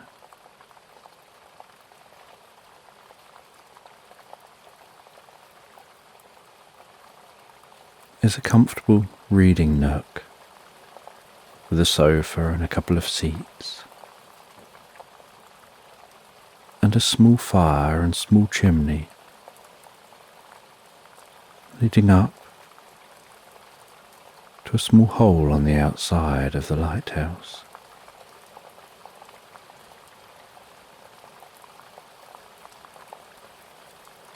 And the fire is still crackling away, and you walk over to the dining room table, and on the table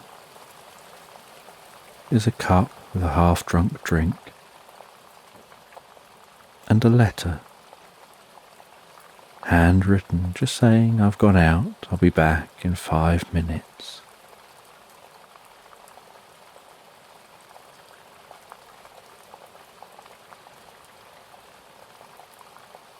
And you walk over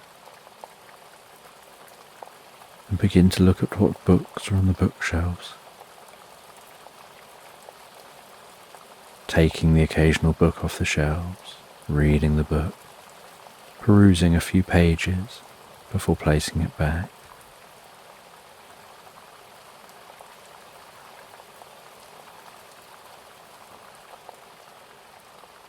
You make yourself a drink. Sit down in the comfortable reading area near the fire, feeling the warmth of the fire as you relax back into a chair, holding your drink.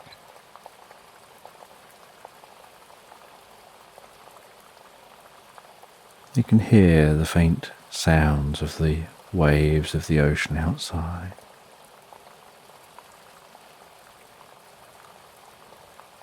And between the rolling waves,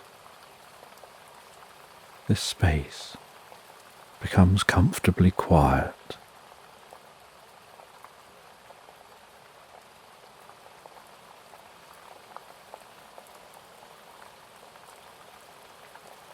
And you know that while you're here, there's nothing at all you need to do other than wait and relax.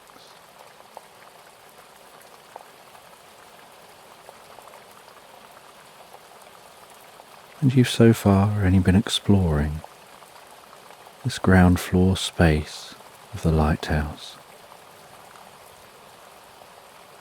And after a short time, you hear the latch go on the door. Door opens with a gust of wind, and a man steps into the lighthouse. The friendliest looking man, the kindest eyes and a warm smile.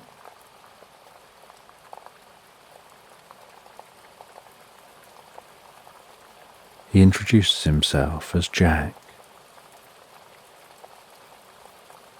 He's a lighthouse keeper who tends to the lantern, makes sure that it's always shining. And Jack goes to offer you a drink and then notices you've already had one and sits down at the table, finishing his drink. He welcomes you to his lighthouse.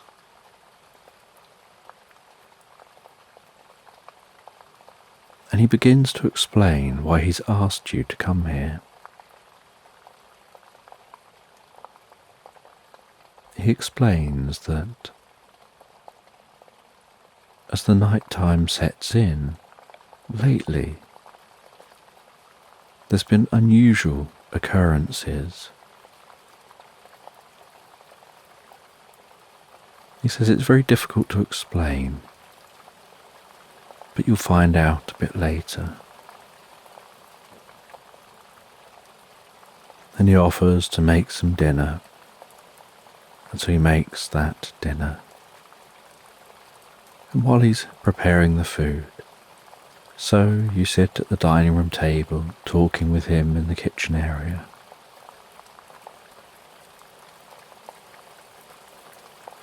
And while the dinner's cooking, and it's just a case of waiting, he says he'll show you to the room you'll be staying in. And together you ascend the spiral staircase, which wraps around the inside wall of this lighthouse.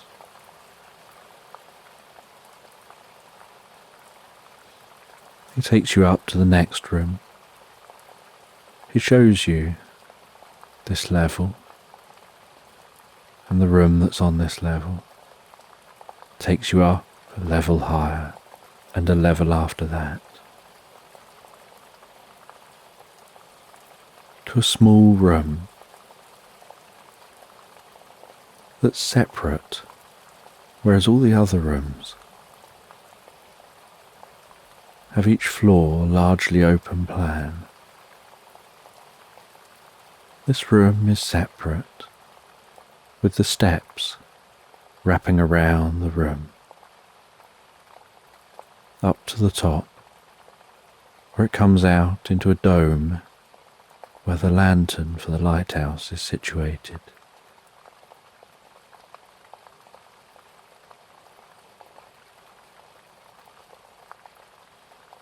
And there's a small building on the ground level that's attached to the side of the lighthouse. And through that building is a bathroom and some storage.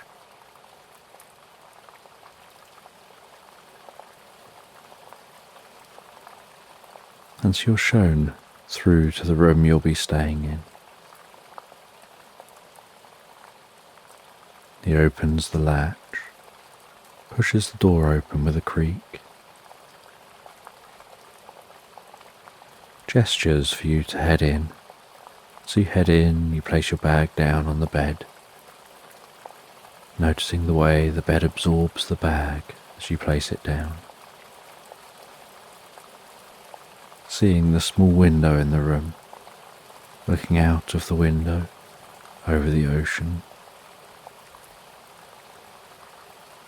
The smell of the food wafting all the way up here. Jack says that he's going to head back down, finish making the food. Make yourself settled, then you can come down for dinner. And so you settle yourself into this room, making this room your own, even though you'll only be here for a short time. The smell of dinner increasing with each passing moment. And so almost as if you're following your nose, you descend those steps again, yet all the way back down to the ground floor, where Jack has plated up the dinner.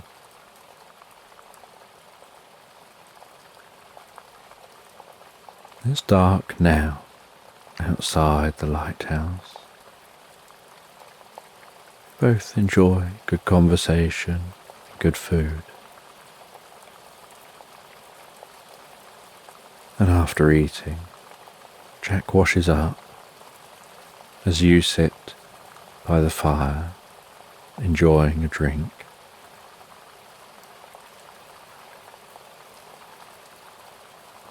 and occasional conversation back and forth with Jack about this place, about the books. You both avoid having a conversation about this curious thing that you've been called here for.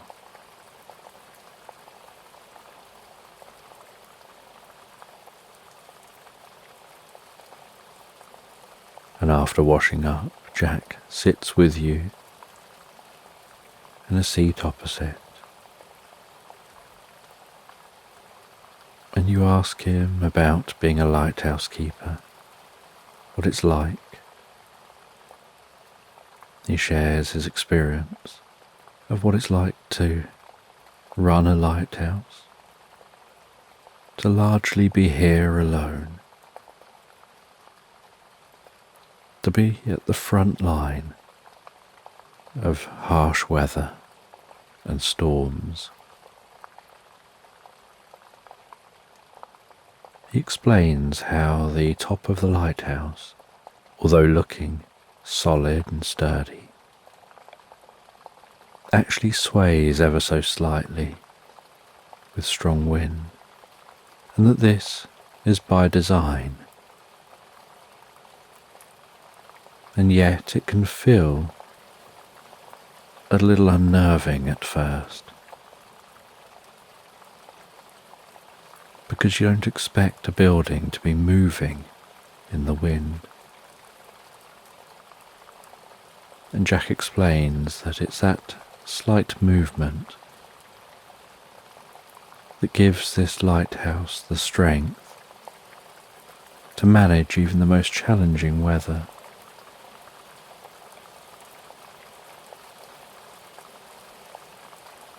And after a while of talking, Jack looks at his watch and says it's time to get up to the top, to the lantern. And you follow Jack up the stairs, all the way up to the lantern. And in this glass dome you watch as a mirror moves around a giant light, directing a beam out, sweeping across the ocean.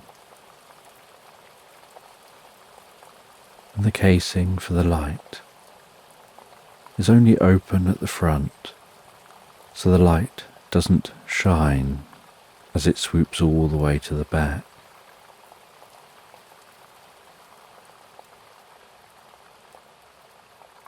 And so Jack and yourself can stand behind the light. Without that light turning and facing you,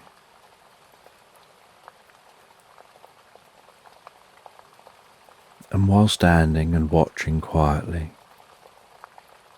barely able to hear the ocean from up here,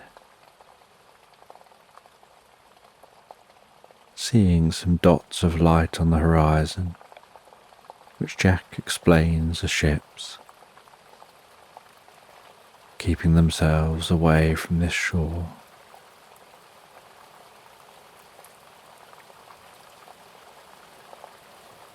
You have moments of talking and moments of silence, and in one of the moments of silence,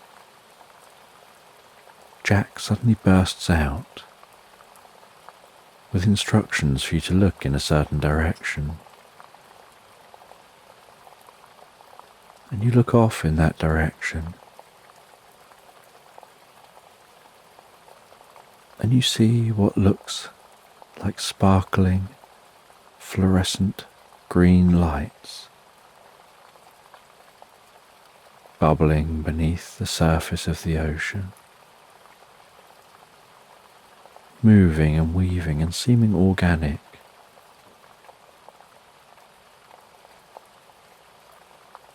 Almost intelligent.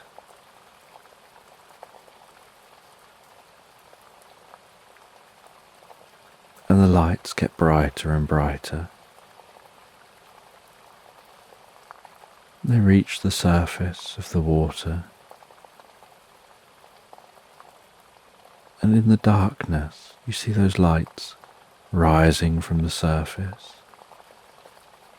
in a formation and beginning to silently move across the surface of the ocean.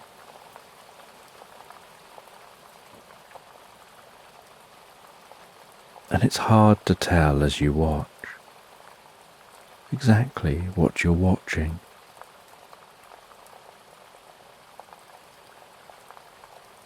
Because all you can see is darkness and those lights,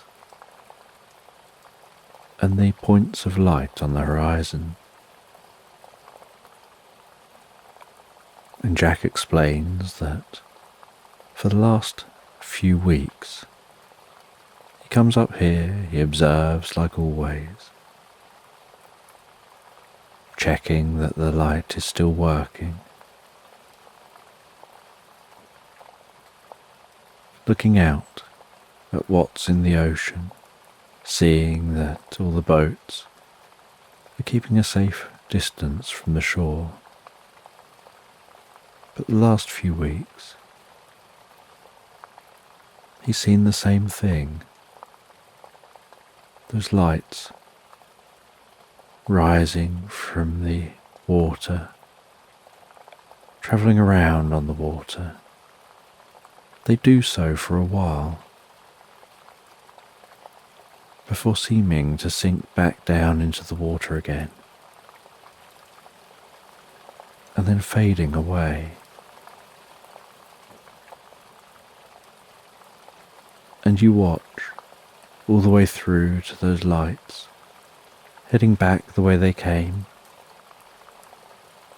and seeming to fade away, as if they've descended beneath the surface of the ocean once more.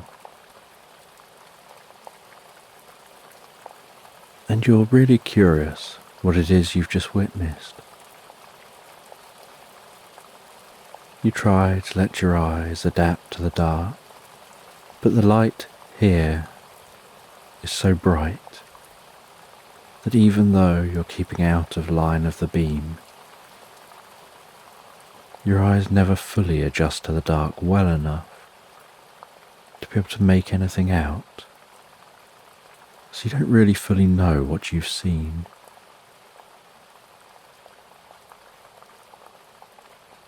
Jack explains that normally it happens just once, and then doesn't seem to happen again for the rest of the night.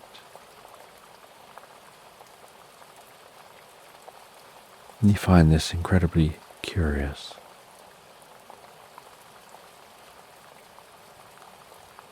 And Jack and yourself descend the steps. It's beginning to get late, so you head to bed. You say that you'll definitely investigate this in the morning.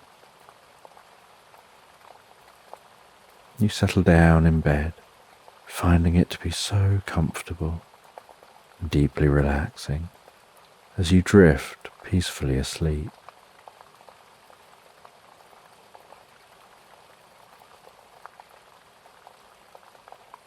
And the next morning you awake to the smell of breakfast wafting its way up through the lighthouse. You get ready and dressed and prepared for the day. You descend those steps. You sit and enjoy breakfast with Jack. After breakfast, you explain you'll be going out, seeing if you can learn more about those lights.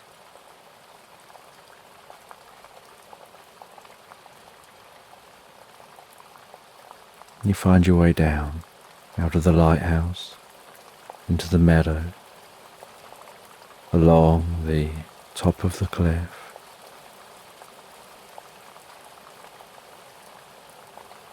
until you reach a path that weaves and descends down the side of the cliff. You follow that all the way to the stones at the foot of the cliff. The sound of the ocean almost thunderous, even though it's not particularly rough, as it rolls up onto the stone, claws them back and drags them into the water.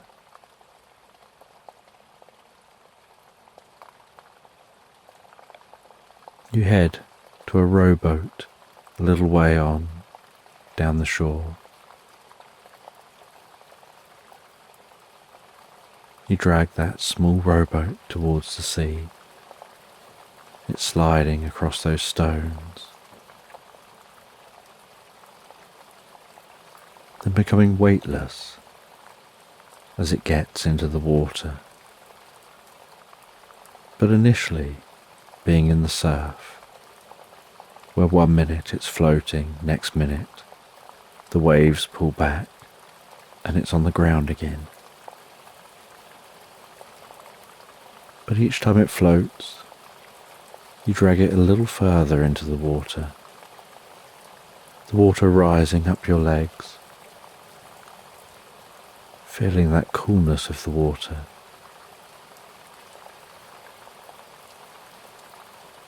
Then you climb into the rowboat, with the oars pushing off from the shore as a wave pulls back, helping to tug you better out into the sea. You paddle beyond the line where waves roll over and break.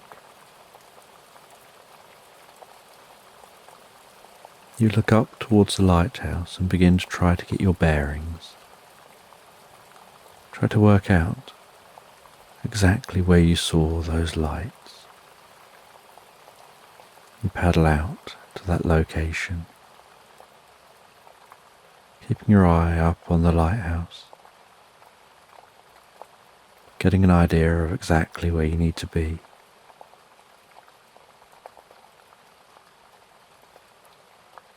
Your rowboat now just bobbing gently up and down in the water.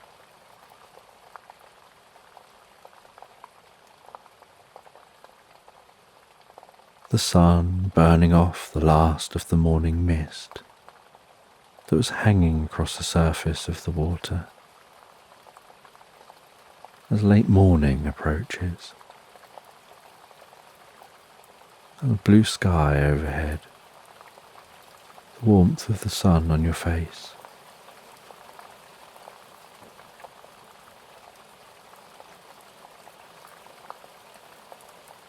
And from where you are, you look down into the water, and you can't see all the way down to the bottom.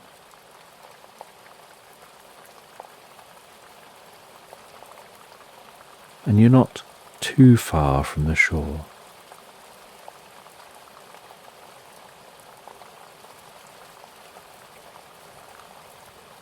You attach a rope to the front of the boat. You take your overclothes off to reveal a wetsuit. You take a snorkel and mask out of your bag and seal your bag back up. You place some flippers on your feet. Attach that rope to you.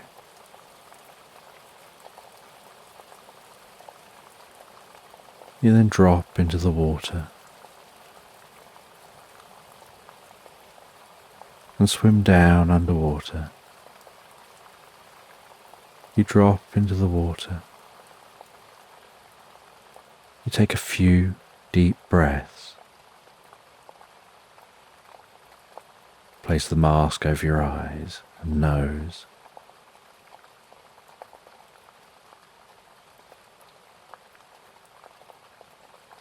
Bend your head down under the water. Push your legs up and dive down, and holding your arms alongside your body. You wave your legs up and down, keeping your feet together. propelling yourself down deeper underwater. And in the gloom, you begin to notice a faint glowing, and you continue diving deeper and deeper, keeping yourself so calm, using so little effort. Just the subtle movement of your legs, amplifying that movement through the fins, propelling you down deeper and deeper.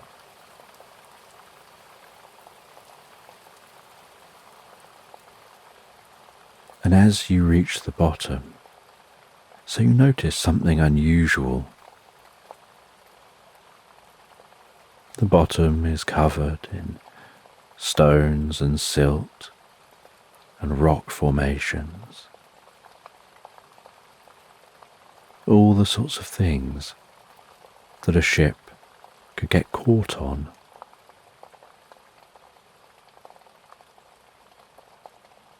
And you notice that among one of the rock formations appears to be a glowing tunnel.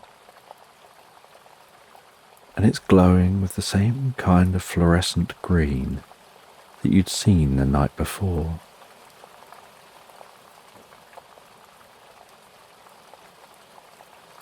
And still feeling relaxed and swimming perfectly comfortably, you swim towards that glowing green and notice something unusual about it. As you reach it, you reach out, and your hand goes through that glowing green at the front of that cave, and suddenly feels heavy. And you notice that it's almost like there's a force field that's holding back the water. And so you swim yourself towards that and flop down onto the ground. As you swim out of the water and into the tunnel, as you land on the ground, you breathe in the air, noticing it's breathable, and there's a glowing green within this space.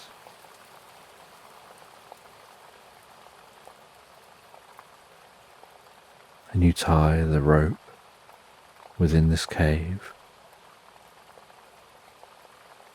to a jutting out bit of rock. You take the flippers off and place them down next to the rope. You begin to walk within this glowing green cave. You follow it around deeper and deeper.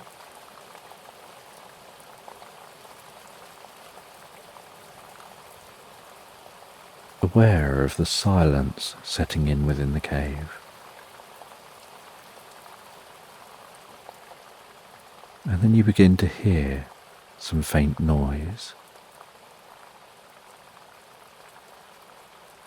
And the other side of this cave seems to be what looks like another force field.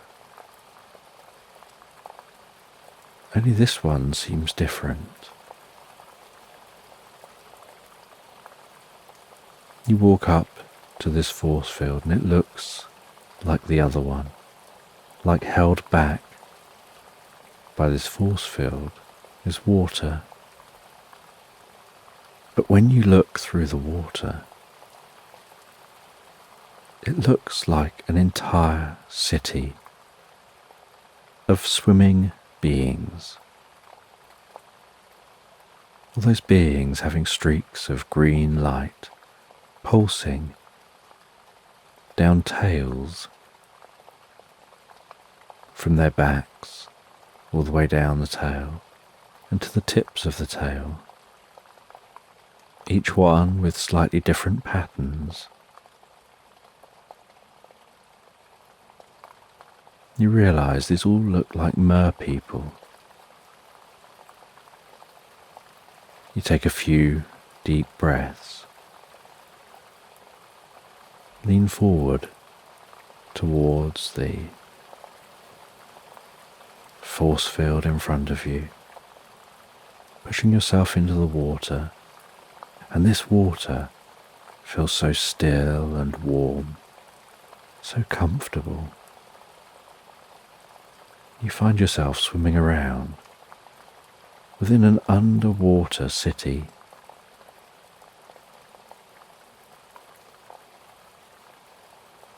And one of the merpeople happens to see you, and they swim over towards you, and you swim back towards the hole. You get back into the cave. The merperson follows you. You back away from the force field to give room for them to come into the cave too. And as they pass through the force field, their tail dissolves into legs, and they're stood there before you. And it's almost like, without saying anything, you can understand and hear what they're thinking.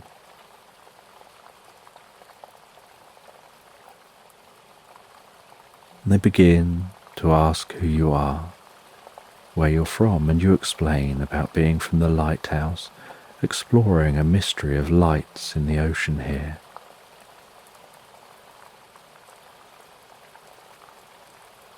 And they explain who they are, that they're a merperson. There's an entire civilization of merpeople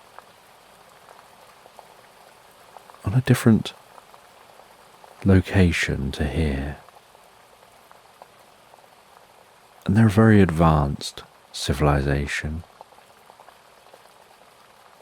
They have these portals which allow them to travel to different locations, almost like holiday destinations. And they're able to swim, but when they dry off, their legs form. And it's an adaptation that allows them to be able to be in water or on land. But they can only be out of water for a limited period of time before they need to be back in water again. And so they create these portals. And they create them through these caves where they can walk over to the portal that comes out in their destination they want to visit.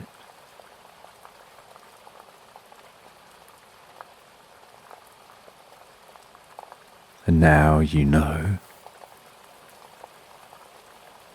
what was making that light. It was just these merpeople visiting. And you're curious to learn more about the merpeople, their culture, where they're really from, whether there's a way of exploring their city further, how large their world is that they come from, where their world is really located.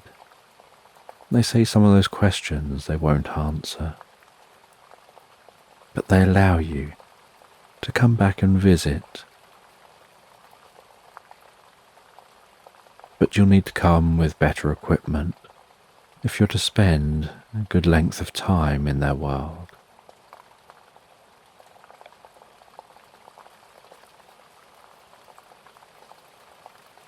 And so you say your goodbyes. You head back the way you came, placing on your flippers, unhooking the rope, attaching the rope back to yourself,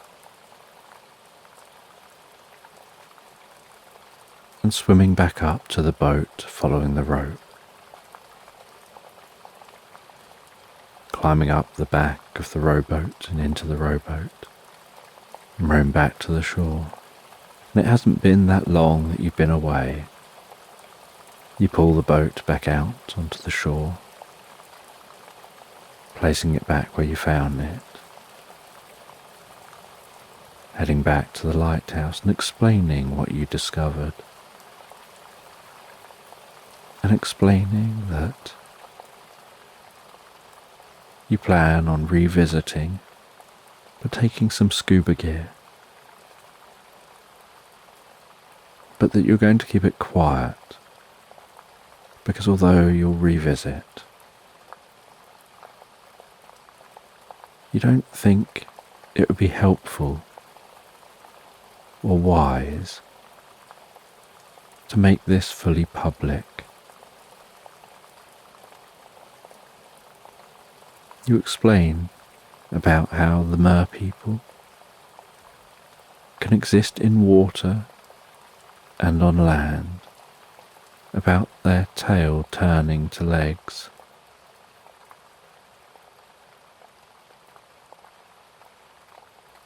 and with the plan that you're going to revisit those mer people.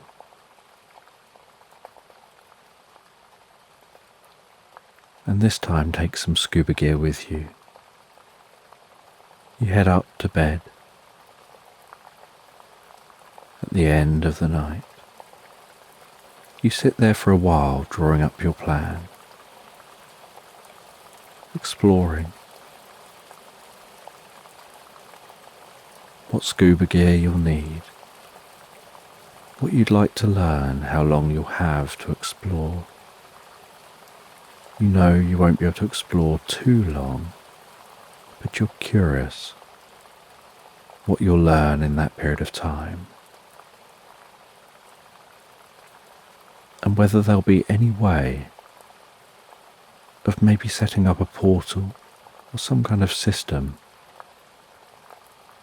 where you can explore in an easier way, like maybe being able to explore using fresh air,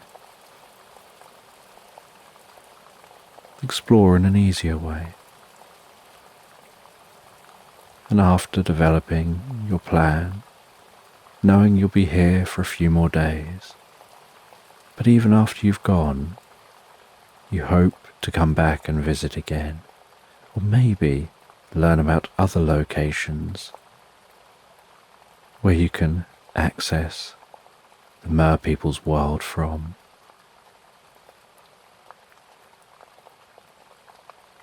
And you place the plans you've been writing down beside you. You relax down into this most comfortable of beds, the faintest sound of the ocean outside, and you drift and float so peacefully, so comfortably relaxed asleep into Slumberland.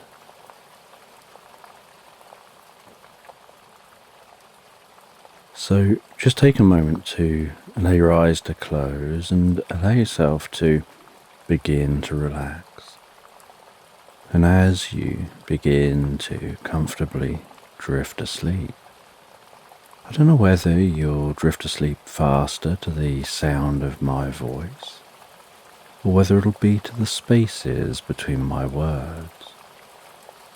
And as you comfortably fall asleep, you can just take a moment to allow yourself to get comfortable and imagine a healing light softly, slowly and gently passing down from the top of your head to the tips of your toes, relaxing gently down through you as I count from 10 to 1. And with each count, your mind can quieten and calm as the muscles soften and relax, and you can begin the process of drifting peacefully asleep. From 10, that healing light relaxing the muscles around the top of the head, around the back of your head, gently, carefully relaxing the muscles around the side of your head, around your temple, around your forehead. And with each out breath, that relaxation can deepen so peacefully, so comfortably, as it flows down around the eyes and around the ears. 9. That relaxation moving down around the jaw, relaxing the jaw, allowing the tongue to relax, the lips to relax, the nostrils to gently relax. With that relaxation moving carefully and slowly as that healing light passes down the back of the neck, softening and calming those muscles, around the sides of the neck, the front of the neck, down from the head, gradually moving that calming, healing light out across the shoulders, the shoulder blades, relaxing those muscles like a deep and comfortable massage passing through your mind and body. 8.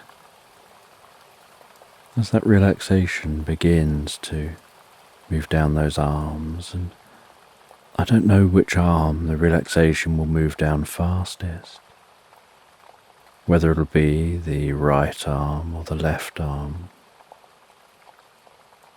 but you can be aware of that healing light spreading gently down those arms, around the biceps, the triceps, down into the forearms,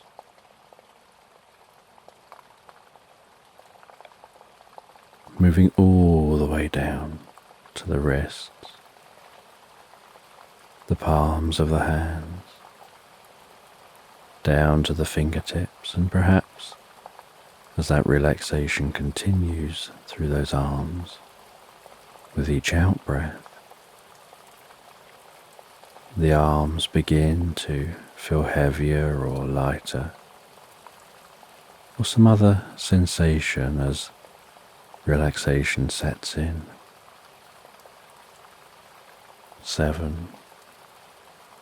And you know the process for sleep is that the body begins to relax. And while the body becomes physically relaxed, so the mind begins to drift and dream. Initially to brief reveries before settling on the first dream of the night. 6. And that healing light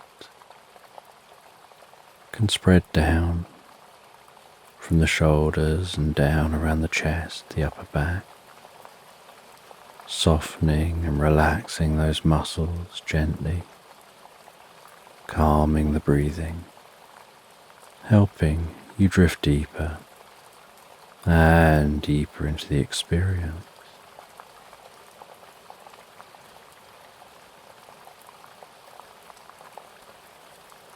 5. The healing light moving down towards the stomach,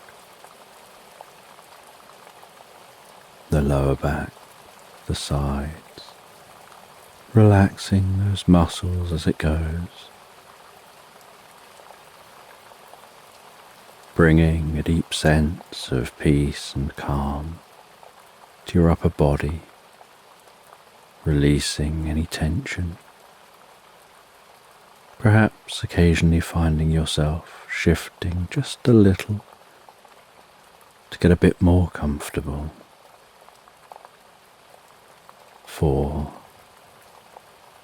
With that relaxation spreading down around your buttocks, down into the upper parts of your legs.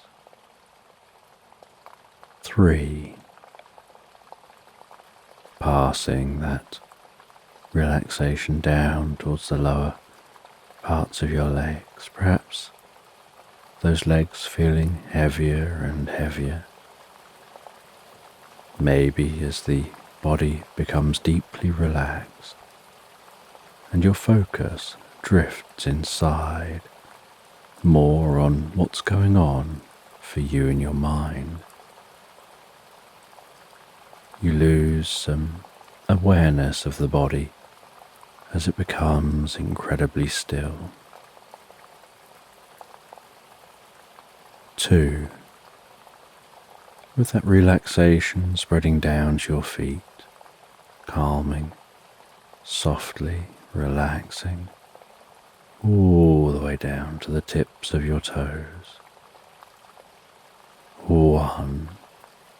As a final wave of relaxation pulses gently through you from the top of your head, down through your body, all the way down to the tips of your toes, as your mind begins to drift and dream and wander into tonight's sleep story.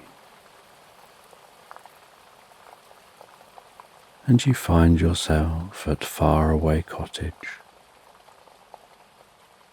the most beautiful cottage in this landscape.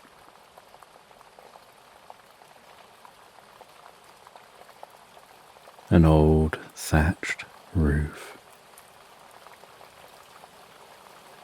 with shaped birds perched on top.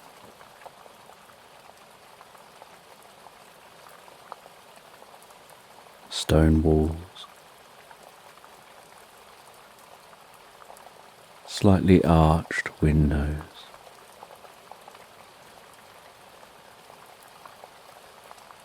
and a garden that attracts so much wildlife and gives off the most beautiful scent of flowers.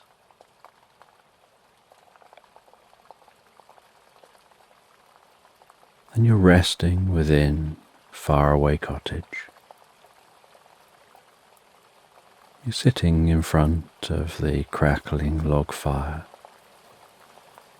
enjoying a good book, while resting in the most comfortable and cozy armchair. And on the floor is the softest of rugs. And in the heart of the rug is a sleeping kitten called Ginger, snuggled down into the fibres of the rug, breathing in and out. Occasionally Ginger's paws twitching as Ginger dreams.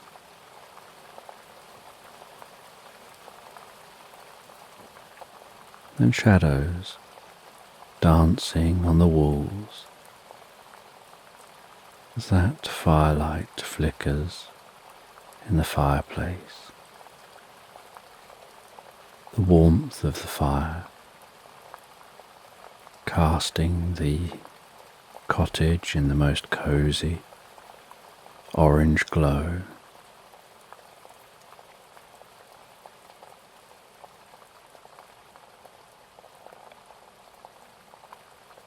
bringing a deep sense of peace and comfort to your mind and body. And you sit in that armchair, reading that book, feeling a deep sense of peace and relaxation, feeling like this moment is almost timeless.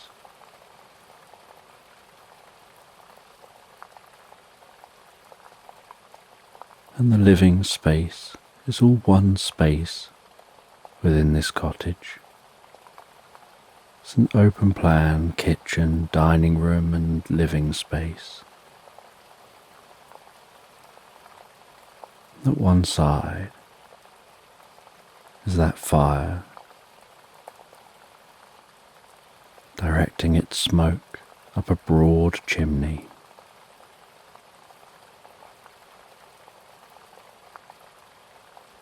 And above the fireplace is the most beautiful picture. And ornaments adorn the shelf above the fire. And rustic bookcases line the walls.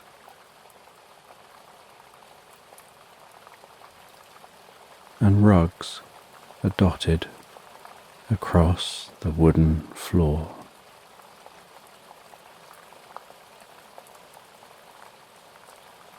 And at the far side of the room is a kitchen space with wooden work surfaces,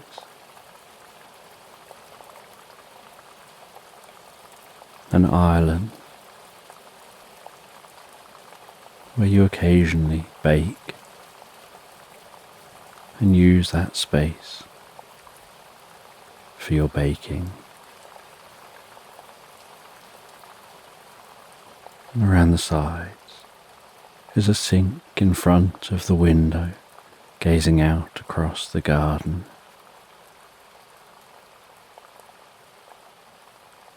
An Aga giving off the most comfortable warmth. And the Aga and the fire together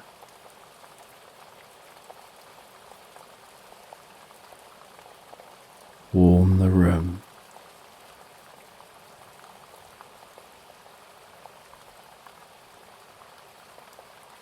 There are old pots and pans hanging on hooks.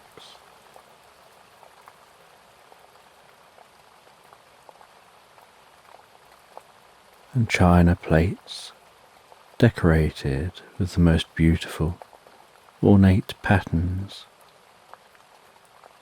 resting in a rack in front of the front door. Is a draft excluder,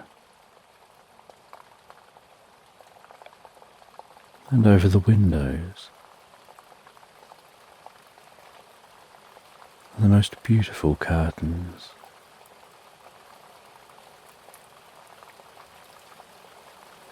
And this space is so cozy and comforting. You get to just sit and read, listening to the quiet.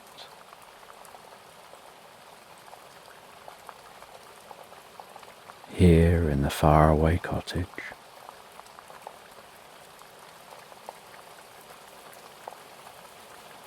And you read all the way through to bedtime. You close the book and place it down beside the chair.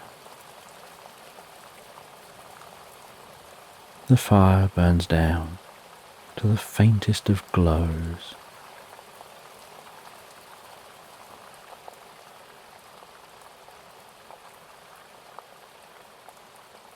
The room still warm and comfortable.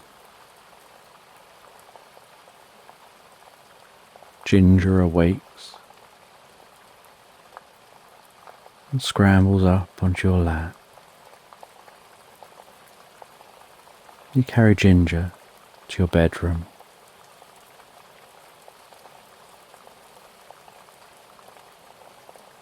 And in the bedroom,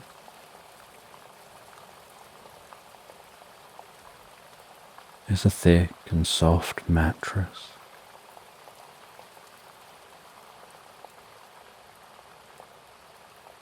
Blankets draped across the bed. Soft pillows propped at the back of the bed.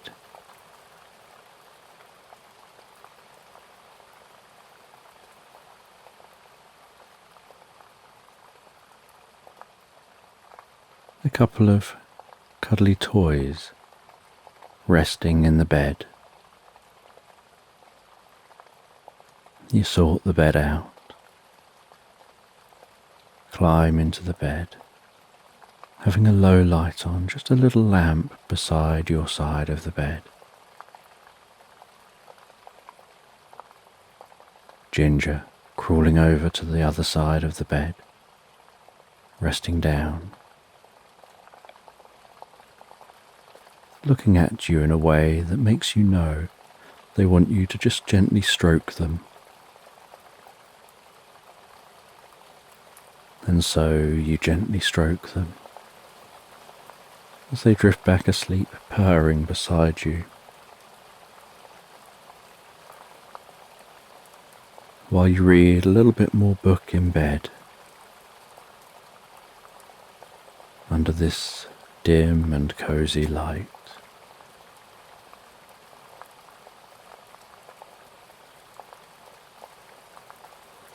Before feeling tired, placing a bookmark into the book, closing the book, placing that down beside you on the bedside table, turning off the light so there's just the faintest moonlight penetrating through the curtains into the room, not really noticeable until your eyes begin to adapt to the dark. In the moments before you close them, and easily and effortlessly drift so comfortably asleep.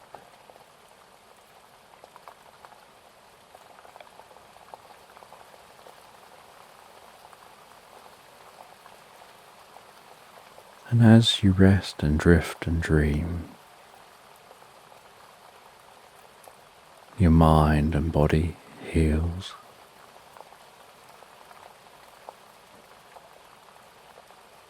You feel a deep sense of physical relaxation passing through you. As your awareness drifts deeper and deeper into the most pleasant dream.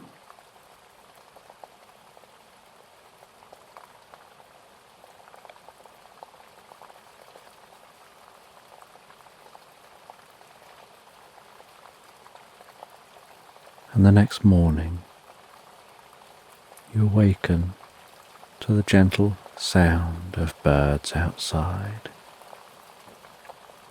The faint glow of daylight shining through the curtains.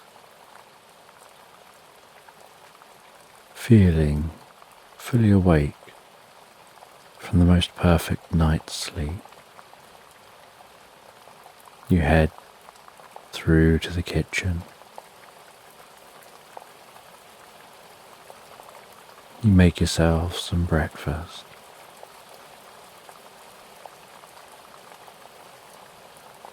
You head out into your garden,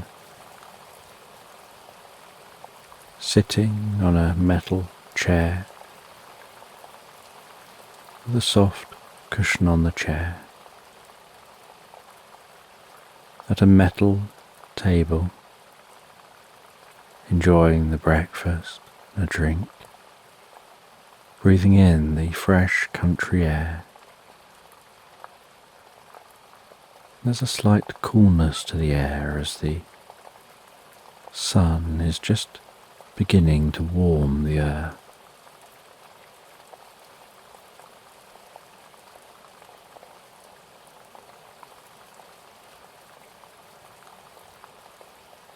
And you can smell that freshness of the air as you listen to morning songbirds singing to each other throughout the garden.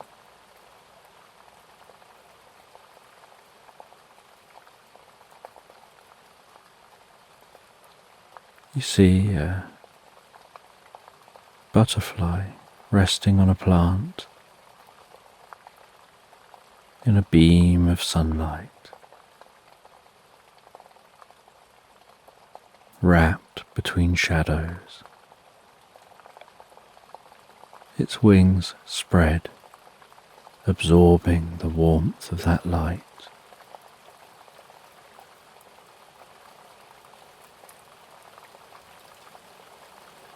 You see bees already working their way from plant to plant,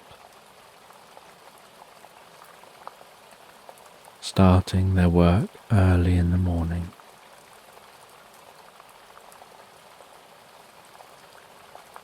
You hear the sound of the pond at the end of the garden and the waterfall that gently trickles into that pond, creating rhythmic soft ripples which dance across the surface of the water.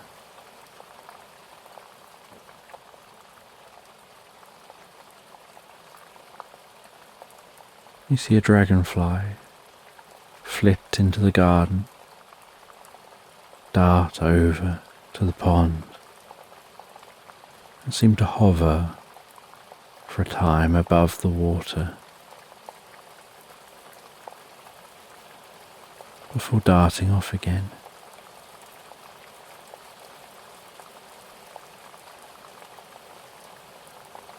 And the sky is the most beautiful morning blue, with just the faintest wisp of some clouds.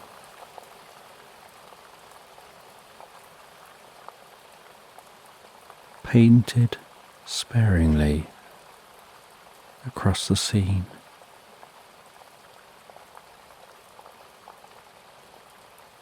And after enjoying your breakfast, you head back into the cottage. You wash up your plate and cup and cutlery. You place them on the draining board to dry.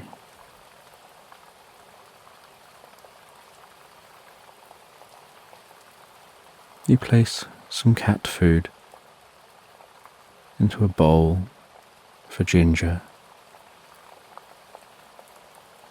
You pet them as they come over before they go and eat. You keep an eye on them as they go over, nuzzling their nose into the food. You smile ever so slightly before turning and walking through to the living room.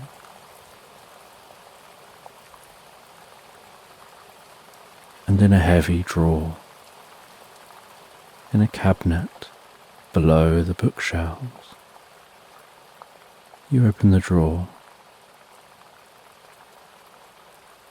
You take out a roll of thick wool and 2 knitting needles poked through that roll of wool. You close that drawer behind you and head back outside.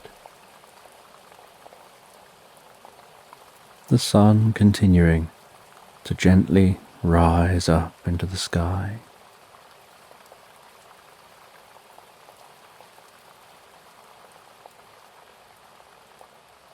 You sit on a swinging bench overlooking the garden.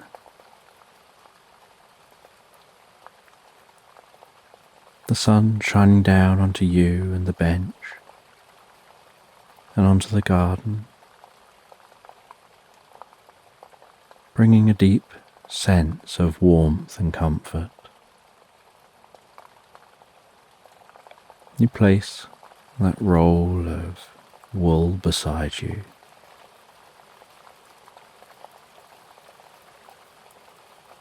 With the knitting needles, you begin to knit. The sound of those needles tapping against each other, the movement of your fingers moving the needles, weaving your fingers out and back as you move the wool around those needles as you knit.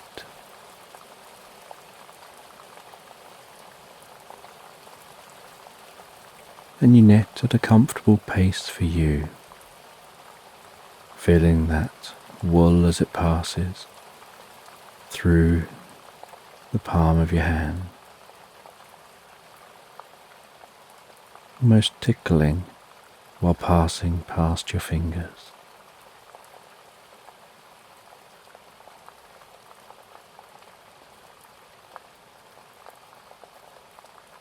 Noticing out the corner of your eye the wool moving slightly as more of that wool is pulled towards what you're knitting.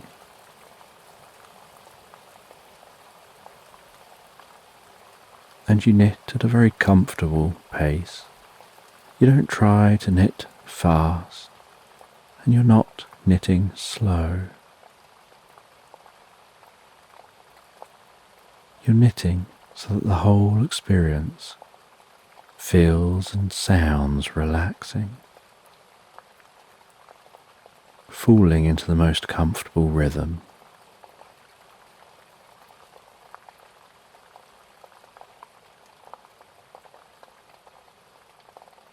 And you're actually knitting a small item of clothing for Ginger.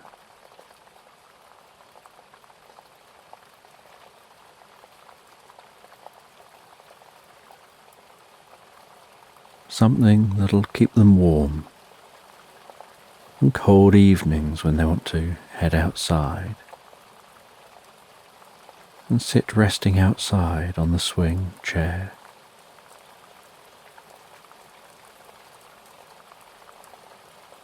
Or at the table.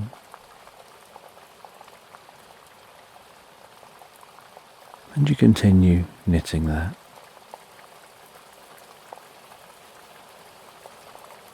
And while you continue knitting, so the sun continues passing across the sky, rising higher in the sky as lunchtime approaches.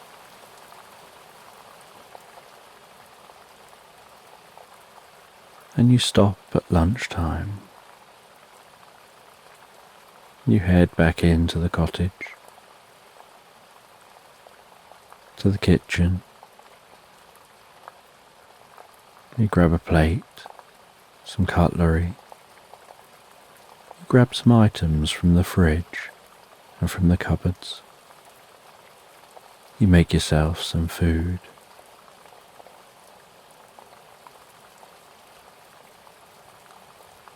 You prepare that food. Place it on the plate.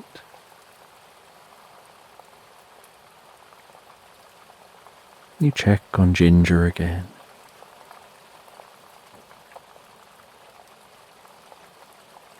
Before heading back outside, enjoying your lunch under the warmth of the sunlight,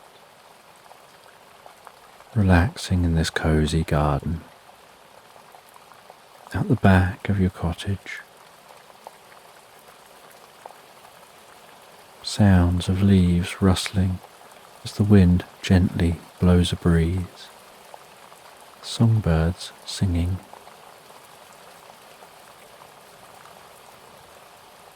A blackbird landing on the lawn,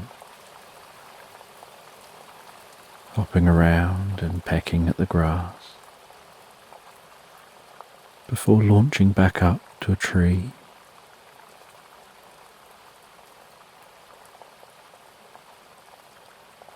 A robin out on a limb, singing so beautifully, its red breast vibrating and fluttering with each note.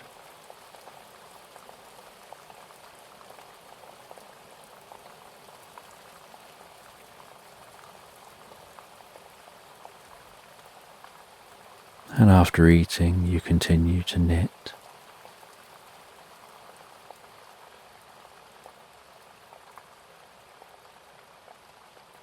And later than expected,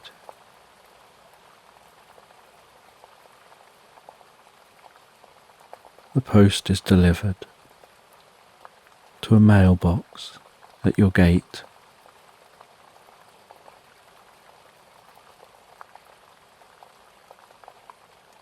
You wander down to the front of your property to grab the mail from the mailbox.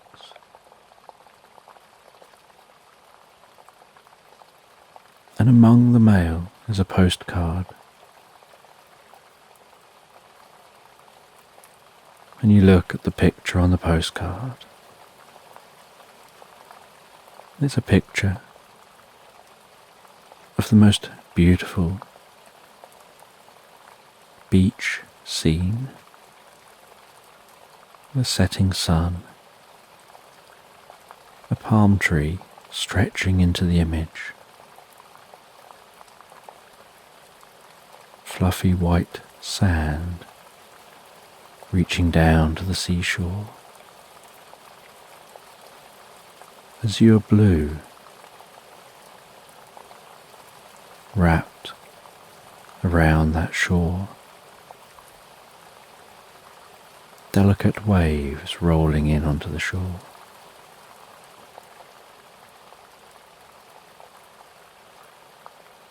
You turn the postcard over.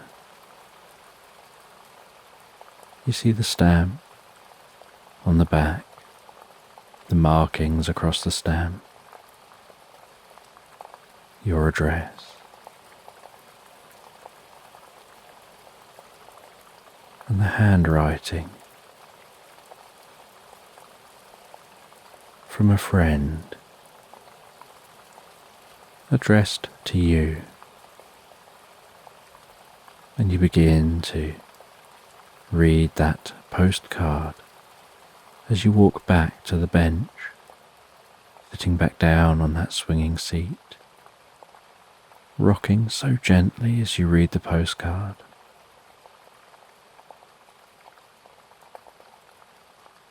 And it's only a couple of paragraphs long of text, maybe no more than 300 words.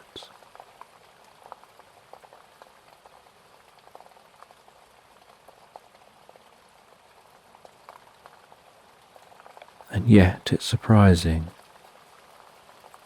how much your friend has been able to squeeze into that text about what they've been doing, about where they are, asking how you've been, saying it'll be great to catch up when they're back.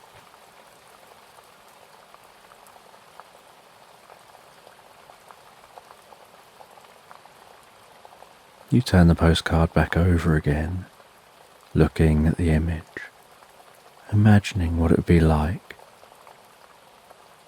to be visiting that beach, resting on a deck chair on that white, fluffy sand, feeling the warmth of the sun as it beats down on you, smelling the salty air of the sea, the broad rustling of the leaves overhead from the trees,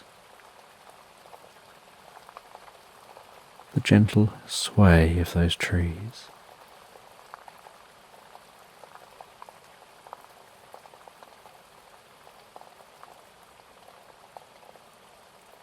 the sound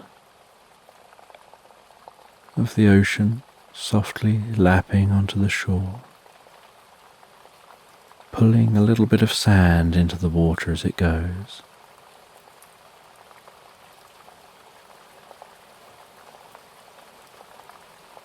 The clear sea, the clarity of the water,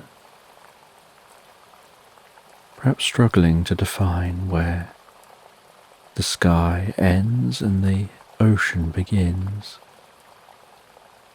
as at the horizon, the colour of the ocean and the sky almost blend together.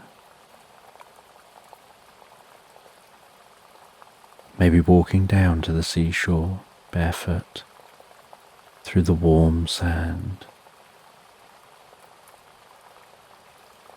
feeling that tickle touch of the sand underfoot, and the coolness when your feet pass beneath the surface of the sand, the way the sand firms up as you approach the water's edge,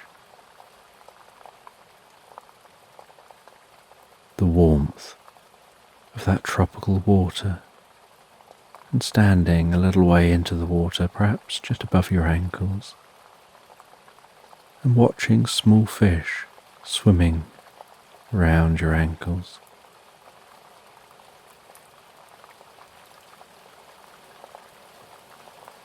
And feeling that sensation of the water tension around your legs as waves pass by. The water rises and lowers around you.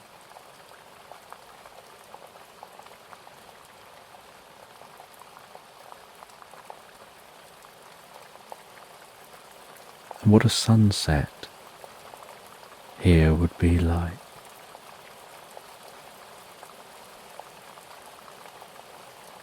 And how sunsets can bring a sense of peace and silence and stillness to the air. And then nighttime setting in on a beach where there's no light.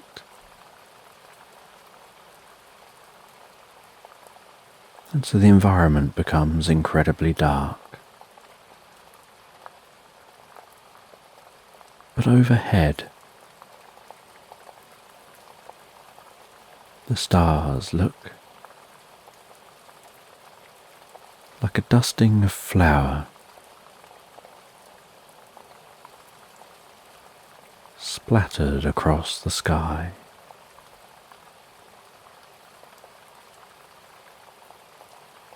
With a cloud of dust stretched across the middle.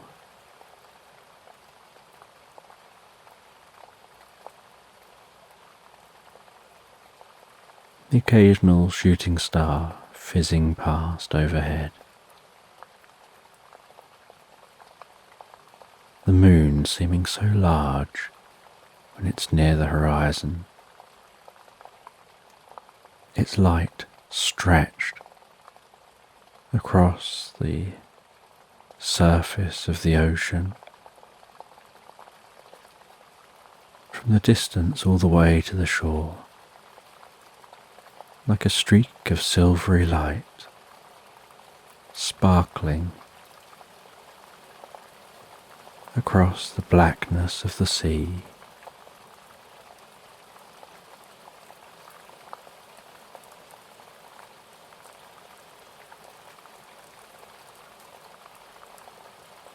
And you place that postcard down beside you. Ginger jumps up and sits beside you, and you continue knitting. As the sun continues to mark out its afternoon trajectory, and you relax deeper and deeper into the experience of that knitting, becoming so absorbed that it's almost like time stands still.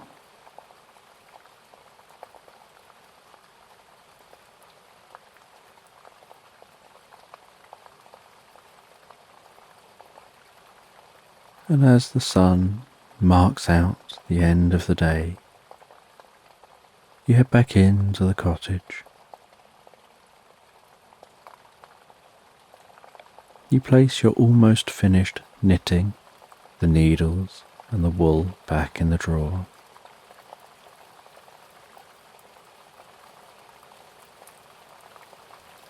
You place the postcard under a magnet on the fridge.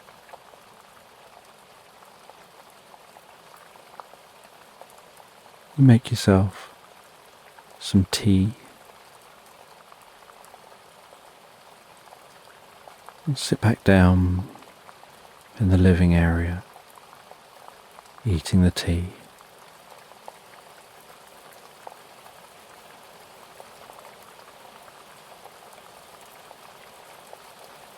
And after eating that tea, you light the fire, place some logs on the fire. Ginger settles down in front of the fire. You read some more of your book.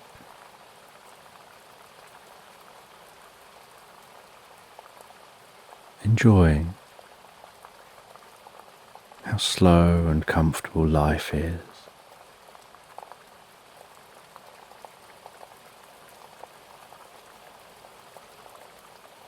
How relaxed you feel.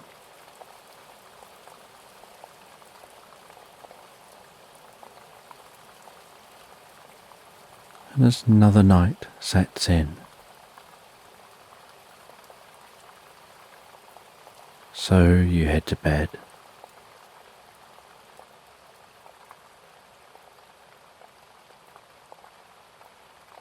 You relax down in bed.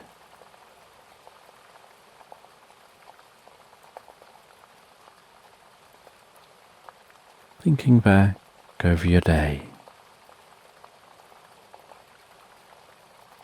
Pondering tomorrow.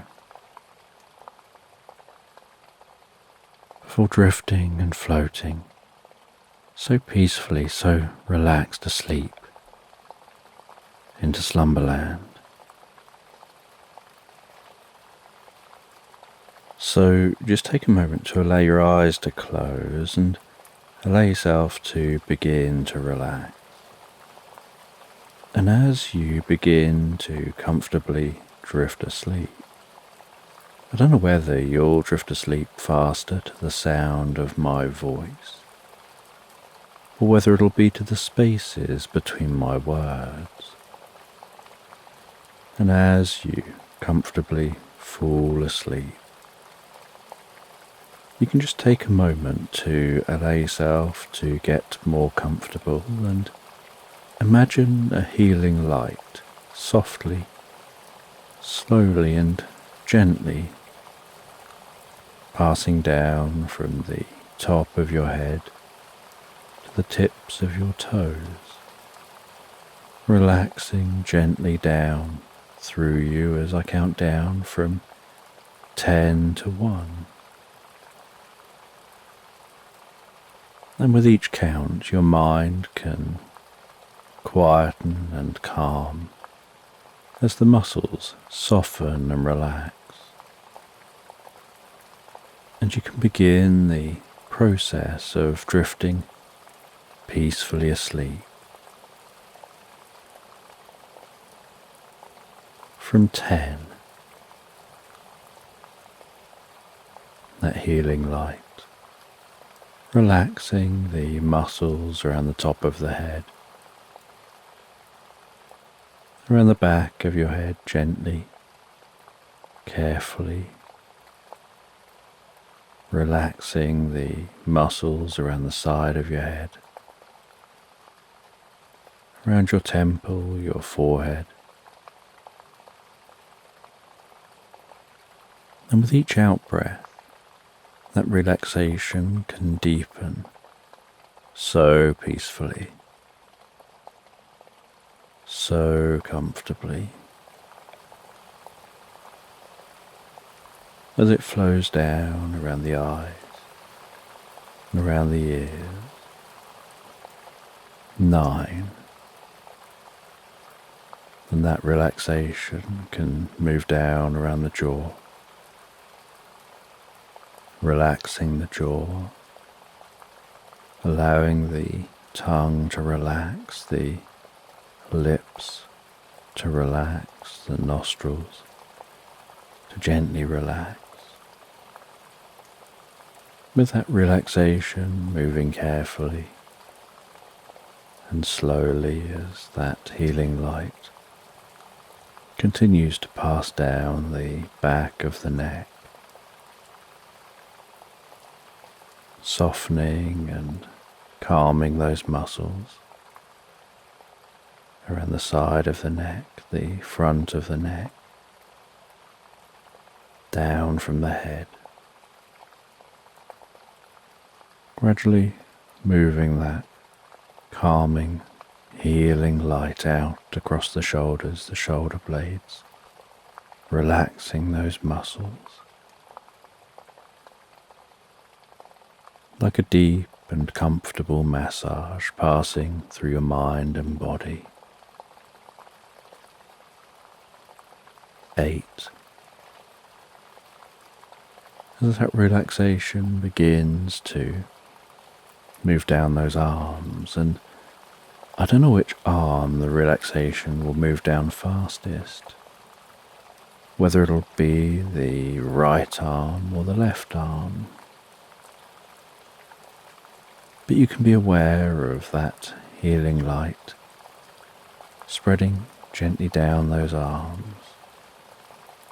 around the biceps, triceps, down into the forearms.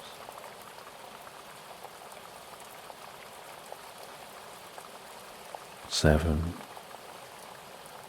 moving that relaxation all the way down to the wrists, the palms of the hands, down to the fingertips.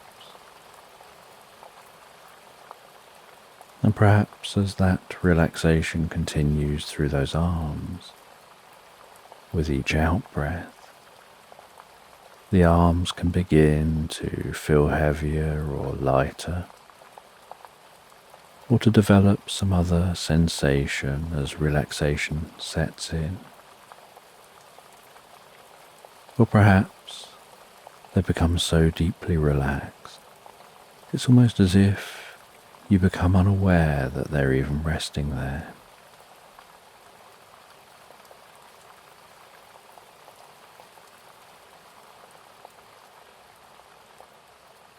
And you know the process for sleep is that the body begins to relax, and while the body becomes physically relaxed, so the mind begins to drift and dream, initially to brief reveries before settling on the first dream of the night.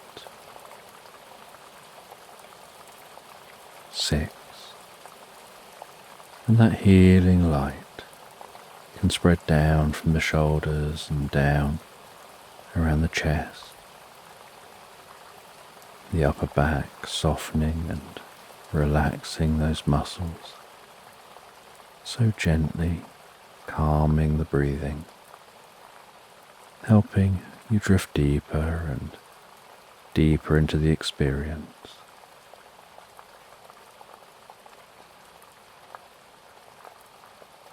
5.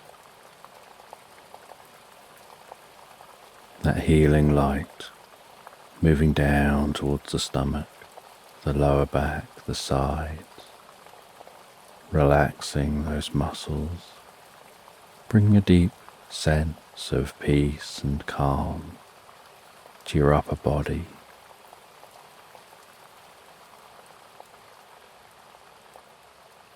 releasing any tension, perhaps occasionally finding yourself shifting just a little to get a bit more comfortable.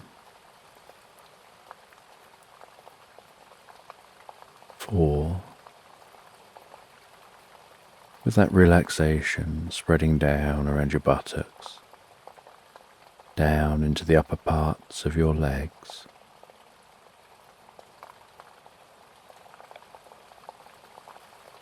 3.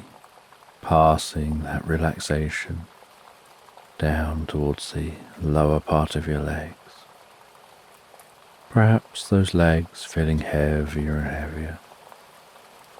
Maybe as the body becomes deeply relaxed and your focus drifts inside.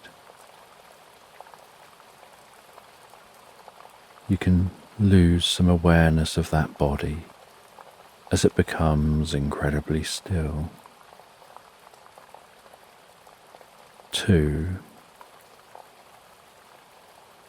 With the relaxation spreading down to your feet, calming, softly relaxing, all the way down to the tips of your toes. And 1. As a final wave of relaxation pulses through you from the top of your head, down through your body, all the way down to the tips of the toes, as your mind begins to drift and dream and wander gently into tonight's sleep story.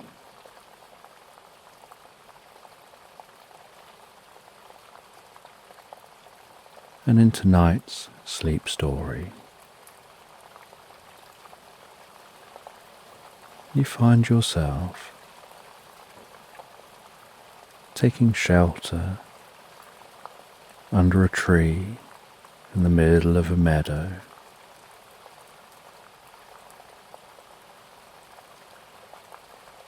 And it's early in the morning.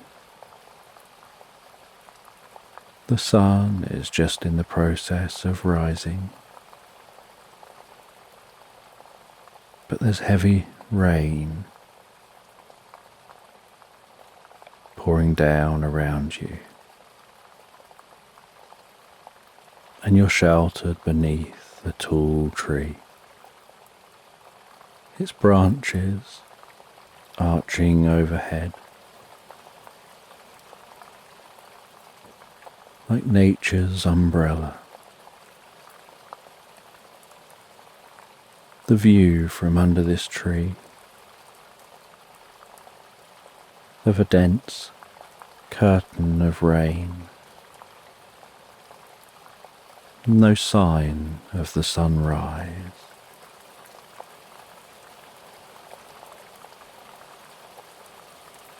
Just a gentle grey in all directions, barely able to see that far through the rain, unable to see any features around you as the landscape disappears into the haze of that rain.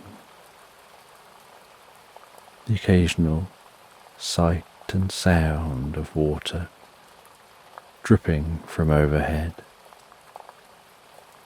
as some drops of that heavy rain manage to find their way down the assault course of branches through that canopy overhead.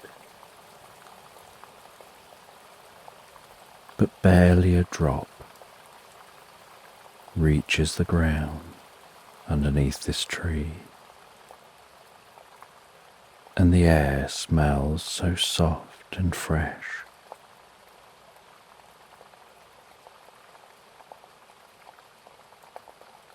And you can smell that scent of the damp soil and grass of the meadow. The way the heavy rain changes the scent of wildflowers and freshens the air.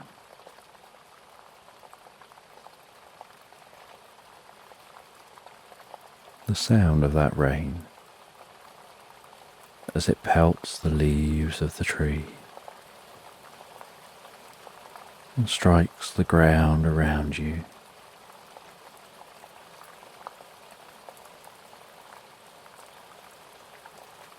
And the streaks of that rain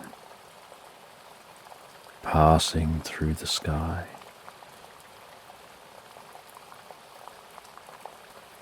And gusts of wind whipping up some of that rain, changing its direction as it tries to flow to the ground.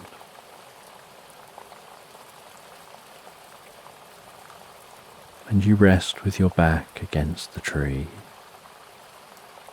unsure how long this rain will last. You can feel the bark of the tree against your back and smell the scent of this tree. And something about the experience just feels so peaceful and relaxing. Although, for now, there's nowhere else you can really go. The sound of the rain, the smell of the fresh air, just brings a deep sense of peace and comfort. That for now you're very happy to remain in this location.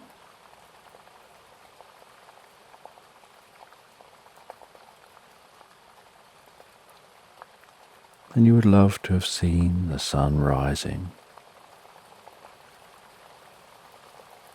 but you're comfortable to just be here and dry. And after quite some time of resting here beneath this tree, you notice the sky seems to be lightening very slightly. The rain still seems to be just as heavy at the moment, but you notice that the sky is getting lighter. And so you anticipate the rain will shortly begin to calm down.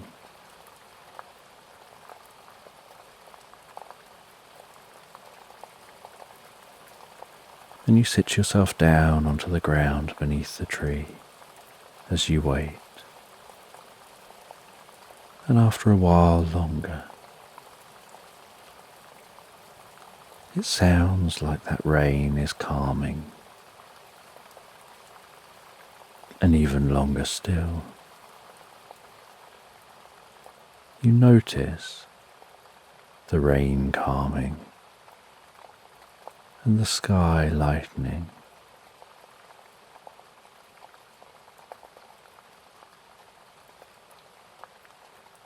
And those rain clouds beginning to move on from this area, and there's still moisture in the air. But there's something deeply refreshing about the environment after the rain.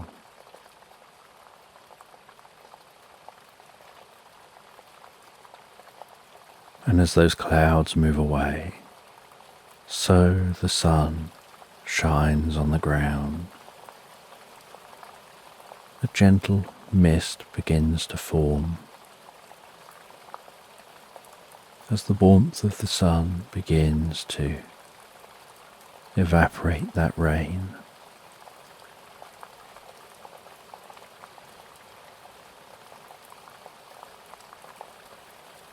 And as the sun shines from behind you,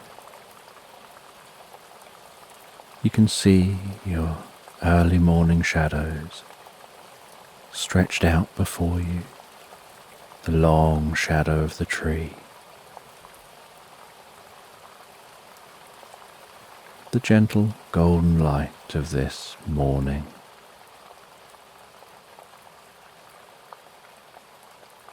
and a rainbow forming before you against those dark, receding clouds. Its striking colours arched across the sky.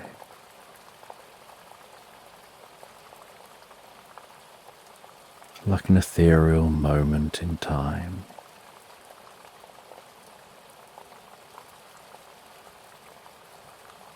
And you think to yourself how everyone has their own unique rainbow. No two people see the same rainbow.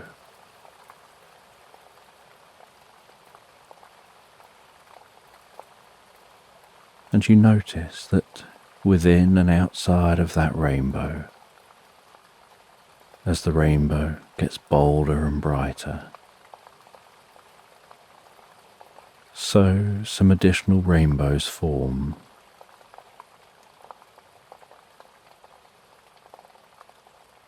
And then no sooner have they formed than they begin to fade away.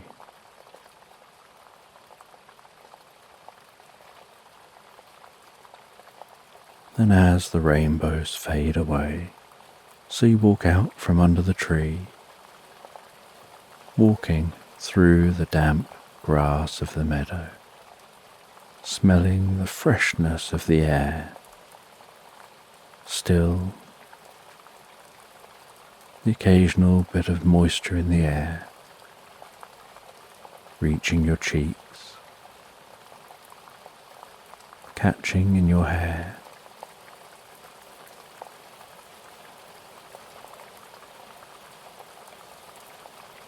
And now you can see the whole landscape. Now the shroud of rain has lifted.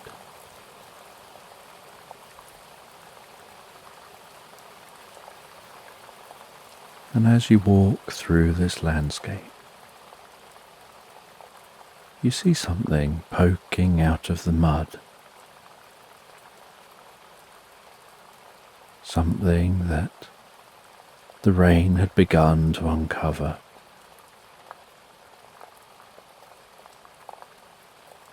And you reach down with curiosity. You tuck your fingers around that object. You move it a little beneath your fingers, feeling its shape and weight, and realize it looks a bit like a mask.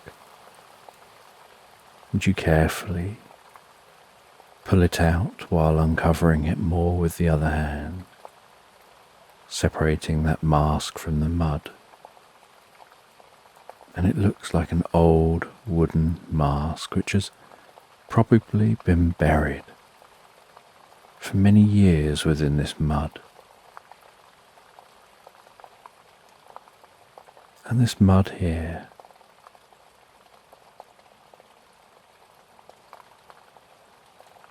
is very peat-like, and so when things have been buried here over the years, they've remained preserved, and so it's very difficult to tell an exact age.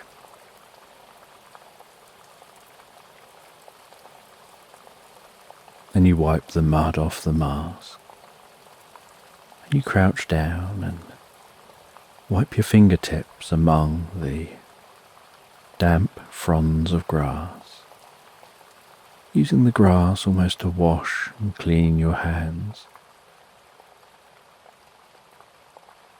and then wiping the mask in the tall grass, to use the grass to try to clean the mask off a little more.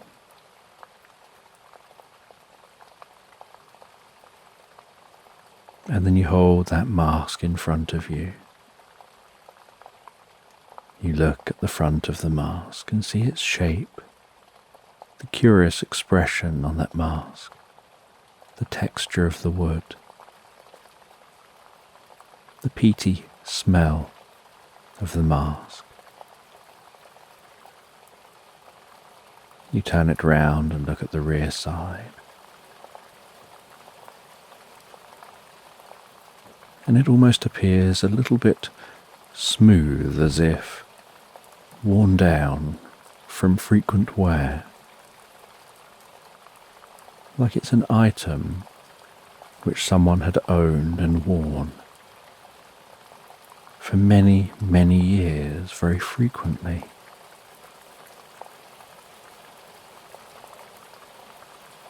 And you feel this compulsion to move the mask towards your face just to see what it looks like and its size compared to your head.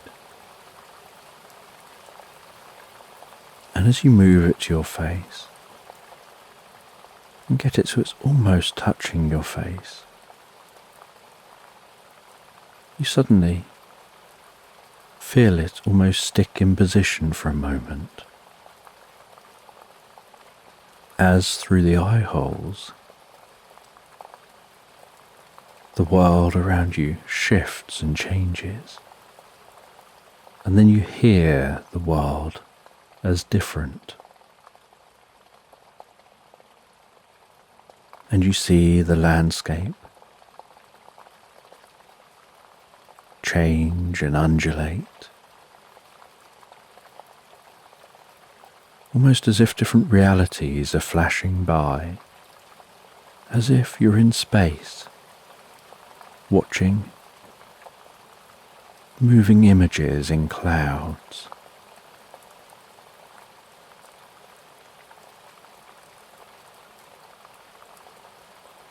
And then you hear a noise, like a whispered voice, directing you to go in search of a dream catcher. A dream catcher that went with this mask and some ancient rituals, and to reunite the two.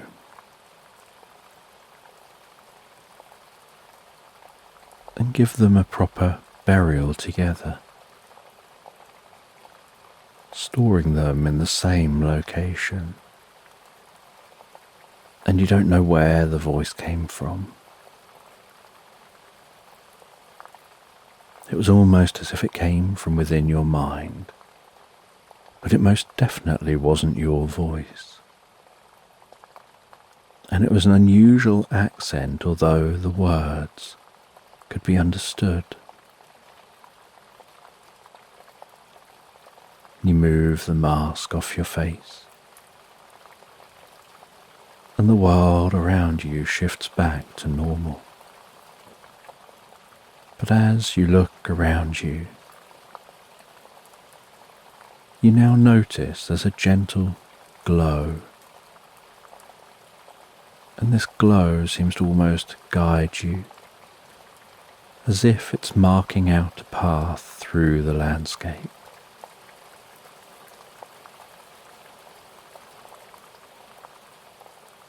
And so you begin to follow that glow, walking through this meadow.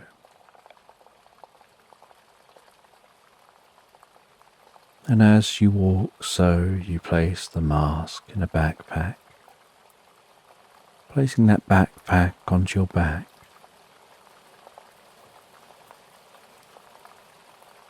And it's as if a change has happened within you,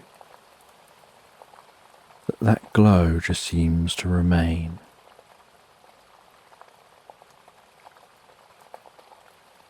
You continue on through this meadow.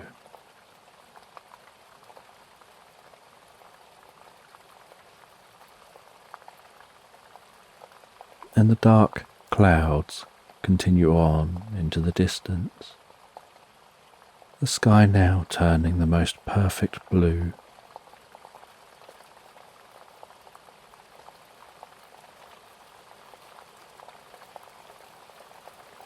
And as you walk, so you hear the sounds of songbirds, the rustle and dull thud of each footstep that you take,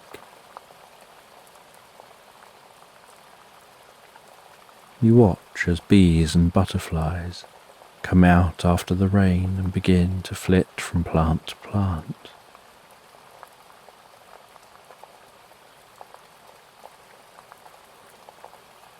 And you follow that glow in the direction of some woodland.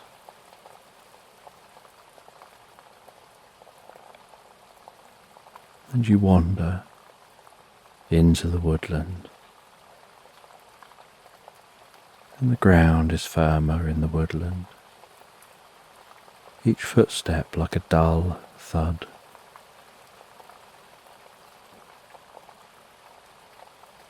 The gentle rustling of the leaves of the trees, the echoing of songbirds singing through the trees.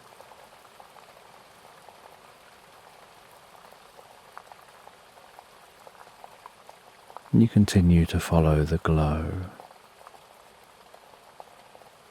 curious where the glow is going to lead you, whether it's somewhere you can get to on foot, but feeling an almost compulsion to want to continue on this quest, to find that dream catcher.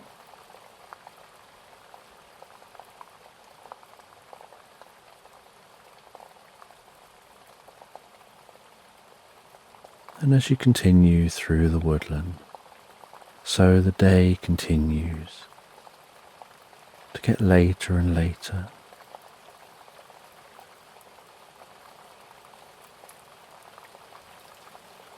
Gradually, afternoon approaches. You decide to stop and have something to eat. You light a small fire, cook yourself some food.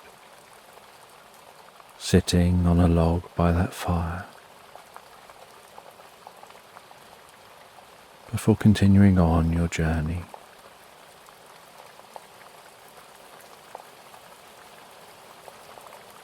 And you notice, as afternoon moves to early evening, that the glow remains and is now more visible as the sun is beginning to set.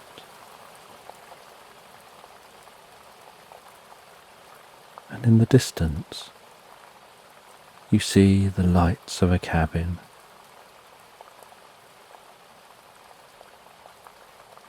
You decide to head towards the cabin to see if they'd let you spend the night somewhere dry and warm. And as you approach the cabin, so you smell the sweet scent of different herbs and spices. At the cabin door you knock, and you wait.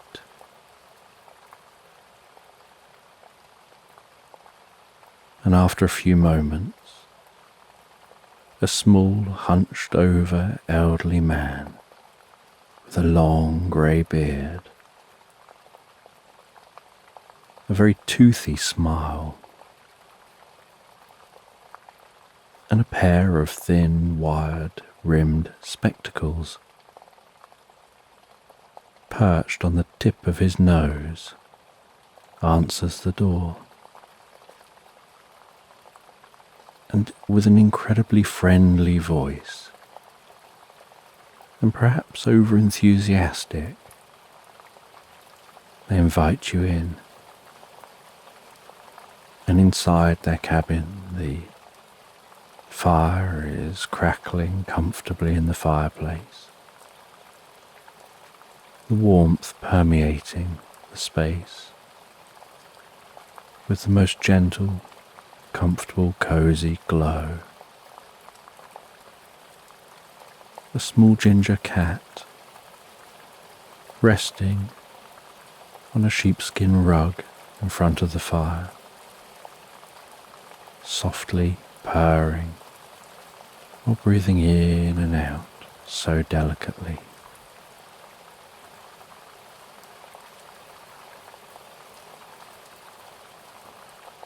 You share your journey with this person and say that you are wondering if it would be okay to spend the night somewhere dry and warm.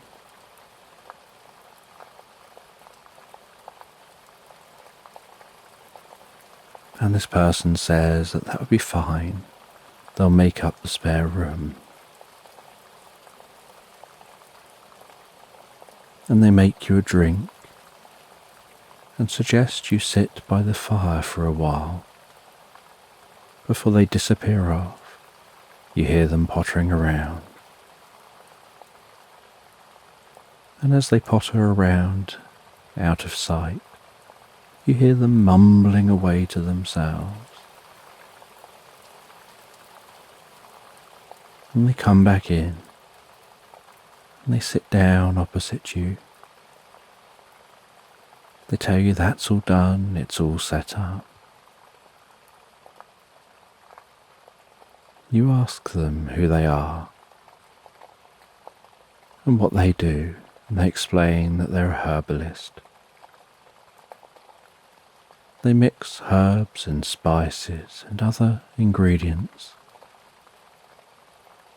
to get curious and healing effects. You explain about the mask and even show the mask. And they take the mask from you.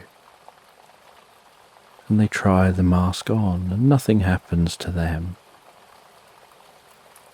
They get no experience at all. And they hand the mask back. But you feel there's a certain energy with this mask. And you gaze up from the chair and look out the window, and you can see that glow out of the window. The glow you've been following. And you ask the herbalist what they can see out the window. And they just say that all they can see is a darkening woodland. And they can't notice this light you speak of.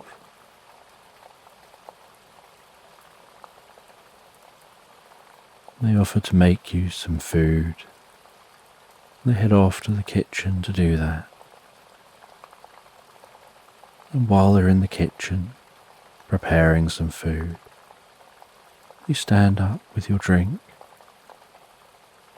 You walk around and take a look at their bookshelves, reading the titles of the books, placing that cup down and occasionally picking up and putting back different books, picking a book up, flicking through, looking at the contents, perhaps reading a few pages, putting it back, picking another book and doing the same.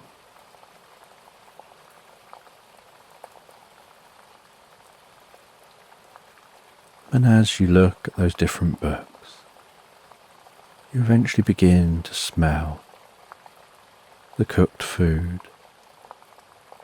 The herbalist lets you know that dinner's ready. And you sit down at a dining room table and continue talking as you both enjoy that food. The herbalist says they don't get many guests out here. They rarely see people. But they enjoy their time alone. They enjoy this place out here in the woods.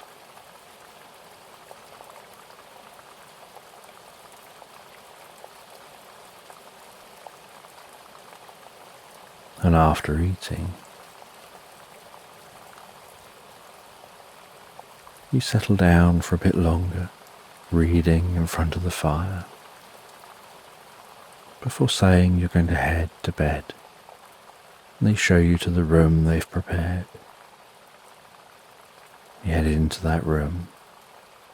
The smell of fresh bedding. You sit down on that most cozy and comfortable bed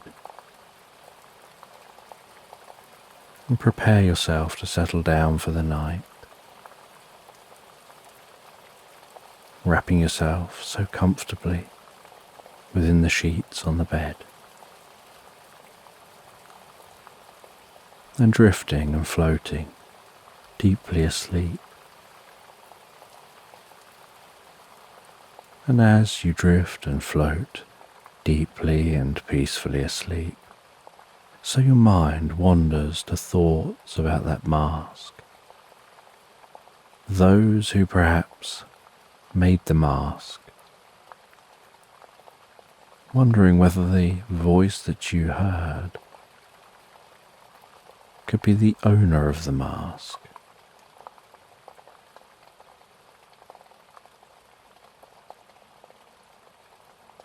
And you drift into the most pleasant dreams before passing into the most comfortable, deep, recuperative sleep.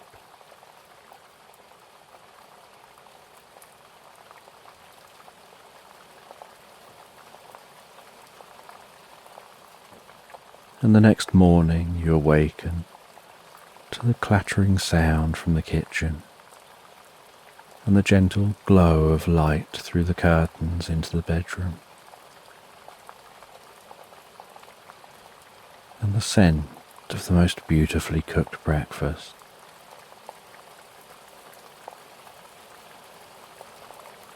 You head out of the bedroom, you enjoy some breakfast and thank your host for letting you stay the night before continuing on your journey.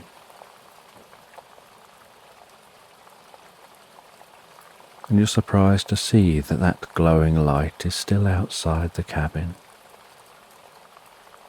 And you follow that light, initially deeper and deeper into the woodland. As the woodland gets darker and darker, the deeper you go. But then the woodland begins to thin out.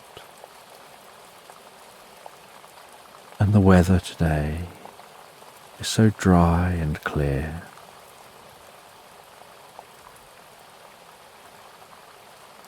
And you head out of that woodland, finding yourself heading through another meadow, following that light, heading towards a valley and some cliffs that line that valley.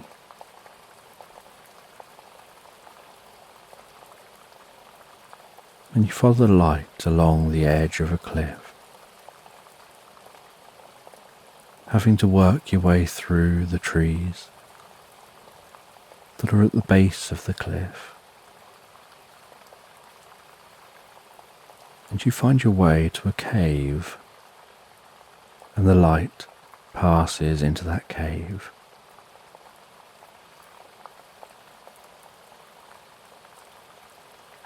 And you head into that cave. The gentle echoing sound of wind reverberating within this cave. And you don't need a torch of any kind, because that glowing light lights your way, even though you know no one else seems to be able to see it.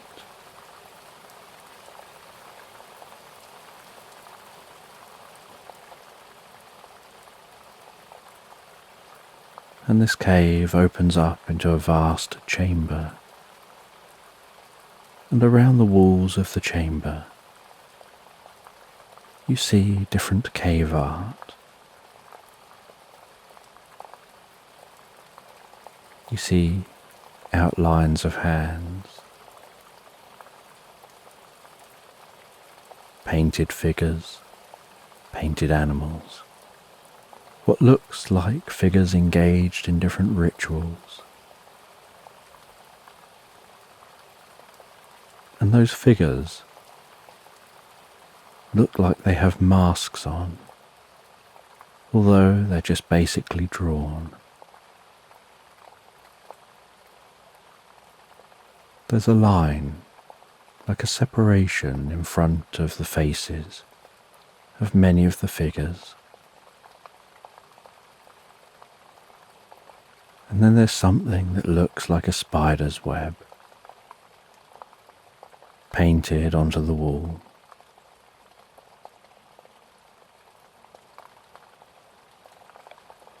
And you continue to follow the glowing light. And it takes you right to one specific spot at the back of this chamber.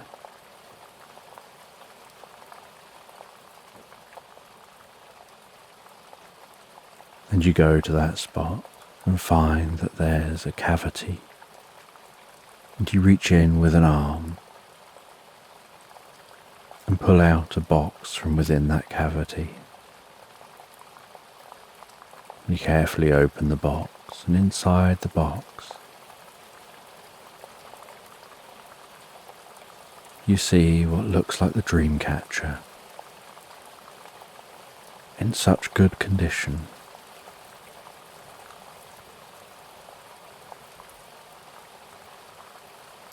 And you feel a tingling from that mask, even though it's in your backpack. There's a tingling seeming to reverberate as if it's vibrating within your backpack. And so you take it out of your backpack and feel compelled to place it on your face. And as you do, you hear that voice again.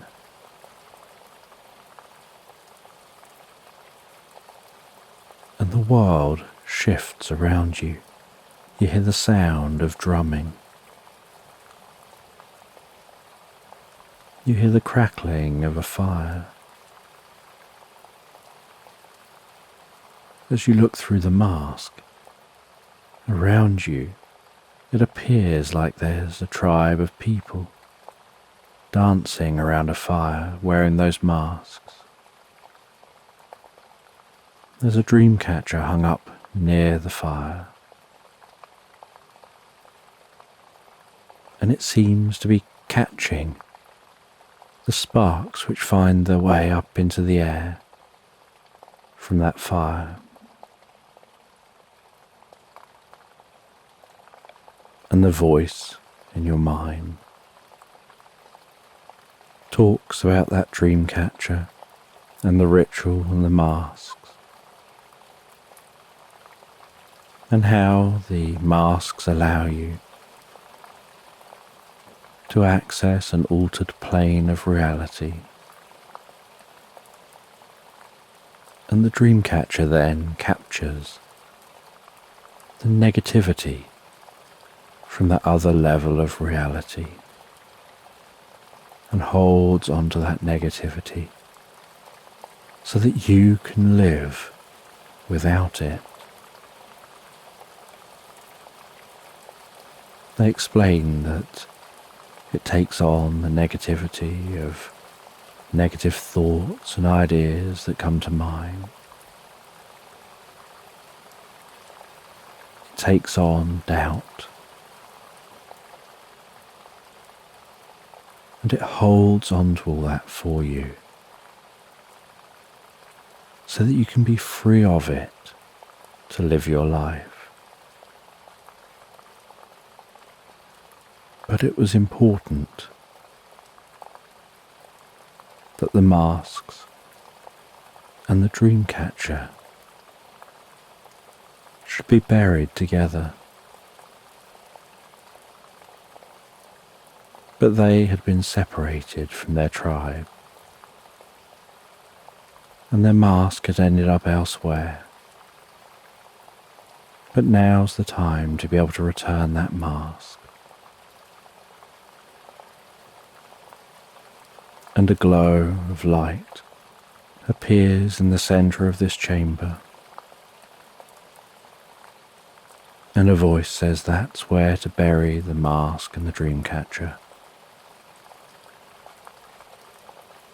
And you remove some stones that seem to be piled up in that centre location. And with your hands you carefully dig down a little way into the mud. You notice there are many masks carefully laid atop each other, and the voice in your mind tells you that these masks were placed here, awaiting this final mask before the dream catcher is also buried with them.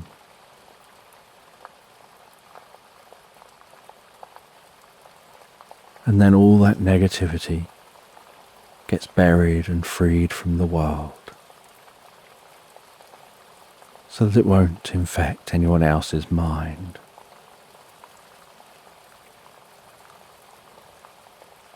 And their spirit can then rest.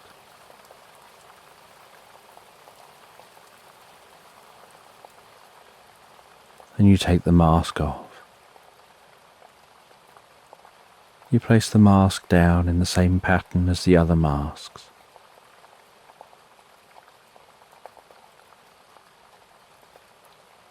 You then place the dream catcher on top, carefully reburying, placing the stones on top as you found them.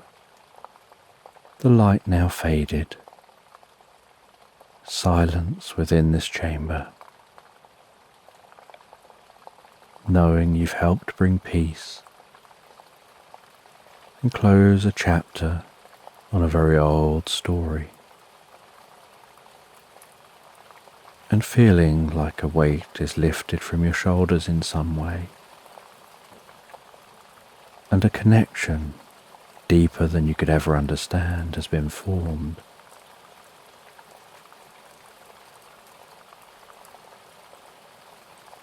You find your way out of the chamber, out of the cave,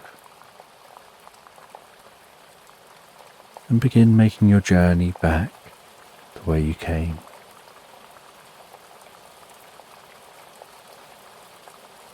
You stop once more at the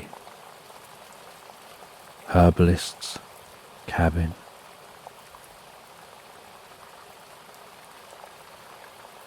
You explain the experience you'd had, the journey you'd been on.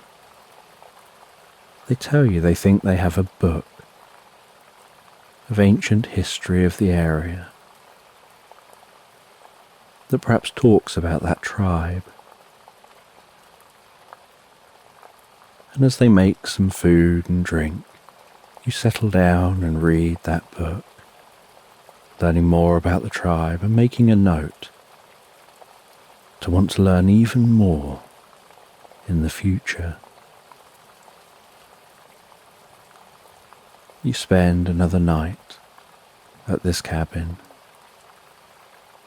before continuing your journey all the way back to that meadow, and then making your journey home the next day. And once home, you write down a few notes of the experience you've had, what you've got still to learn, some key points of what you would like to look up and research.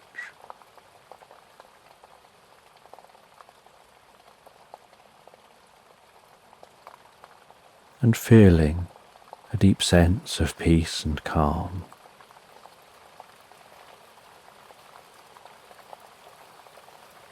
That night, feeling good to be back home, you settle down in bed and drifting into the most pleasant dreams and the deepest of sleep. You drift and float peacefully asleep into Slumberland.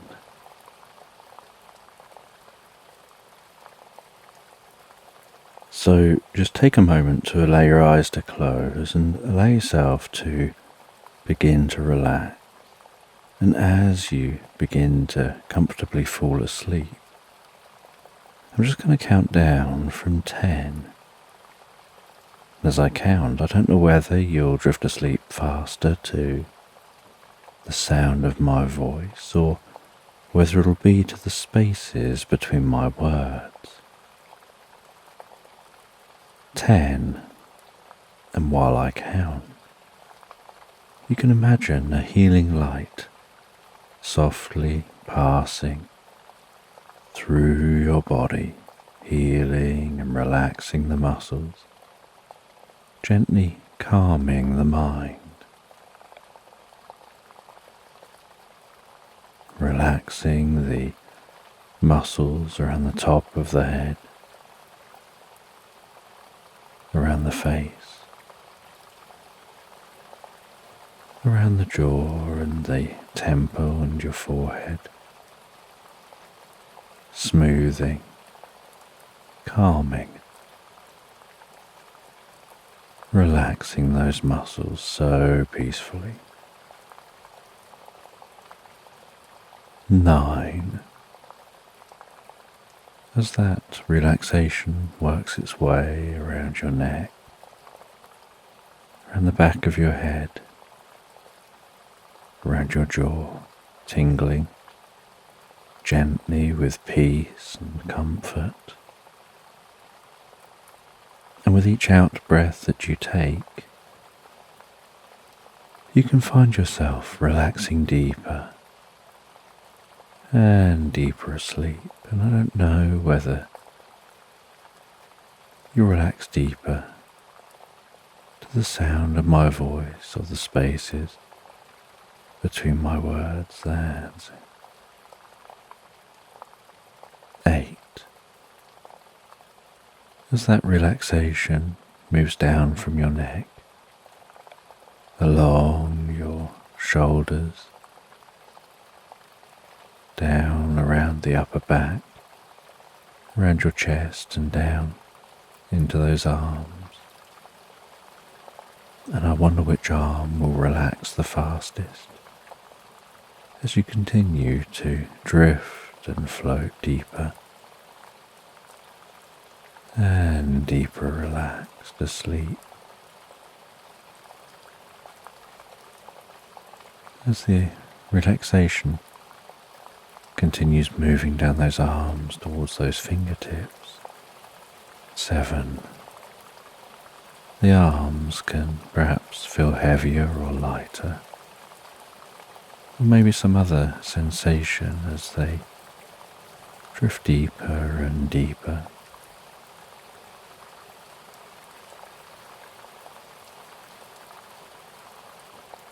Six, as the relaxation reaches the fingertips, bringing a deep sense of peace and comfort, and then begins to move down from your chest, your upper back, moving that relaxation down the sides of your body and deep within you. 5, moving that relaxation down towards your stomach, your lower back, your lower side, softening, relaxing deeper and deeper.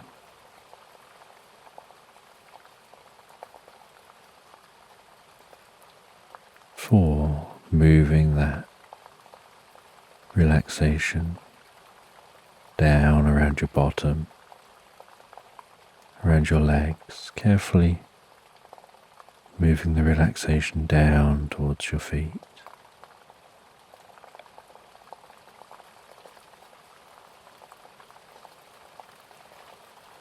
3, moving that relaxation all the way down those legs, deeper and deeper down, and perhaps those legs begin to feel heavier as they relax deeper, as the whole of your mind and body drifts deeper and deeper relaxed. bringing a deep sense of peace and calm,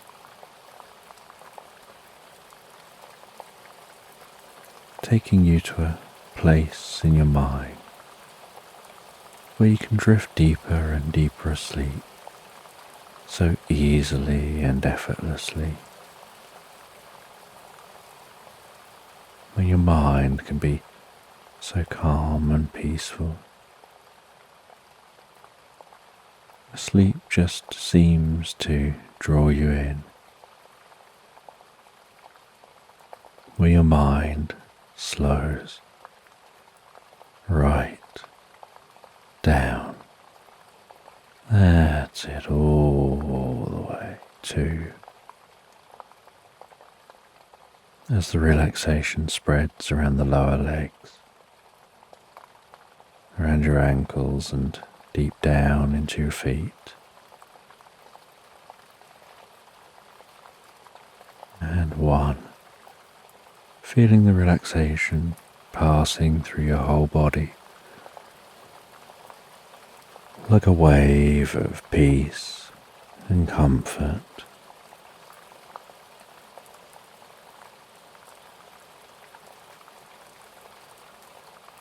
And you know the process of sleep involves the body relaxing fully as the mind begins to drift almost into its own reverie before passing into pleasant dreams.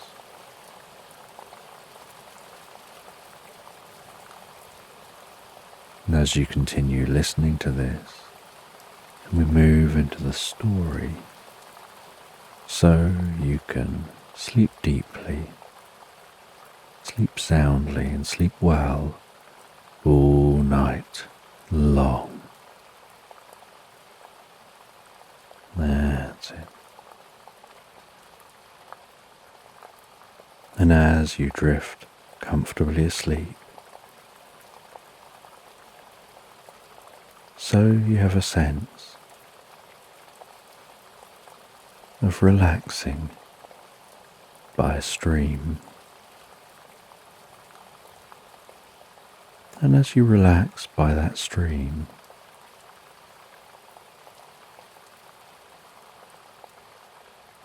your dog comes along and rests beside you.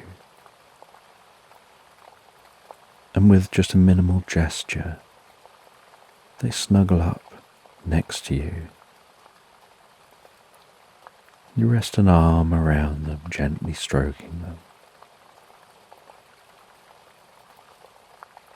And that relaxed stroking is almost like a sign giving them permission to rest, just as you can give yourself permission to rest and relax deeply and comfortably. And you find yourself lost in thought as you gaze out across the stream. And there are ducks tootling along that stream, and occasional sticks floating past, and some leaves drifting like boats on that stream, bobbing up and down on the small waves. The sound of the stream bubbling along the bank, the breeze blowing so comfortably, so relaxed.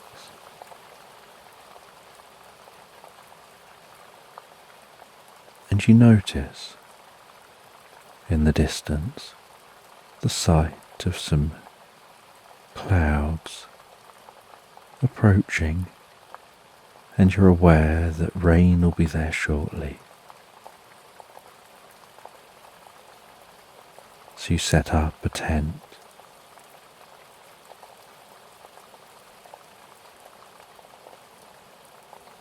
And your dog and yourself settle down in that tent.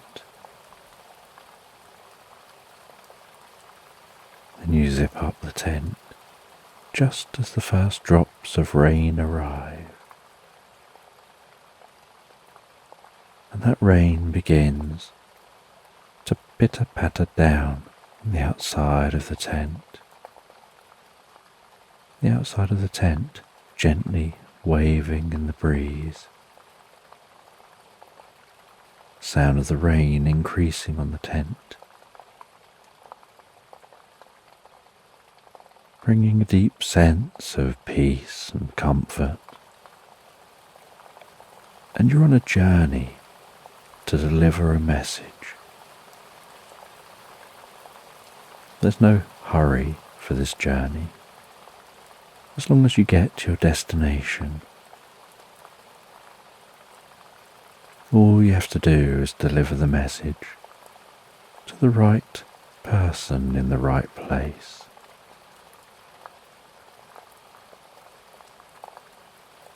And it doesn't take long for your dog to fall asleep, as if they also find the sound of the rain deeply calming and relaxing.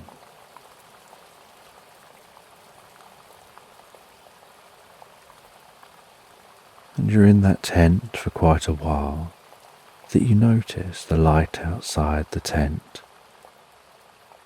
fades through to night time.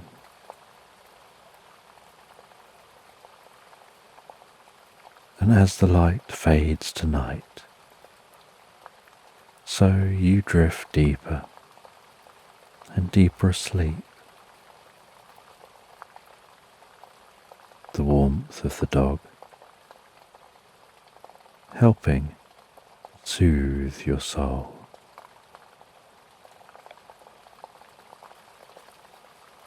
And you can feel and hear its breathing as you relax deeper and deeper down into the most pleasant night's sleep.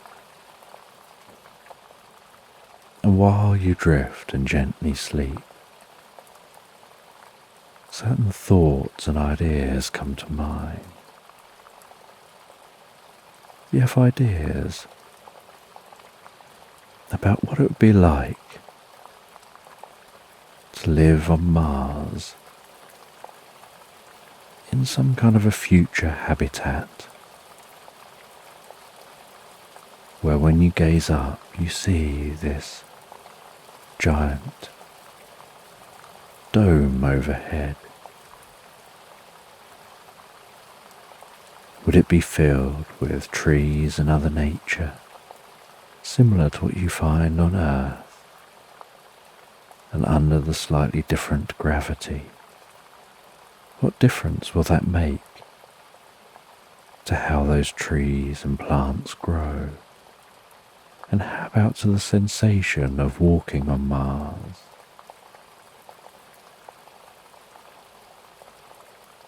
And you're curious what the temperature would be within a Martian habitat.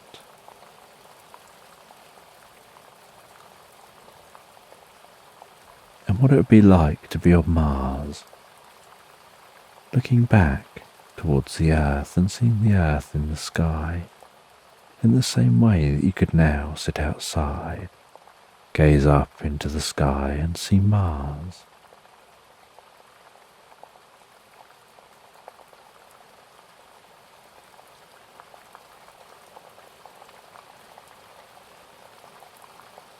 And you drift from these dreams into a deep and healing recuperative sleep. And at some point during your sleep, the rain fades and comes to a halt. The breeze calms down, and there's stillness beyond the tent.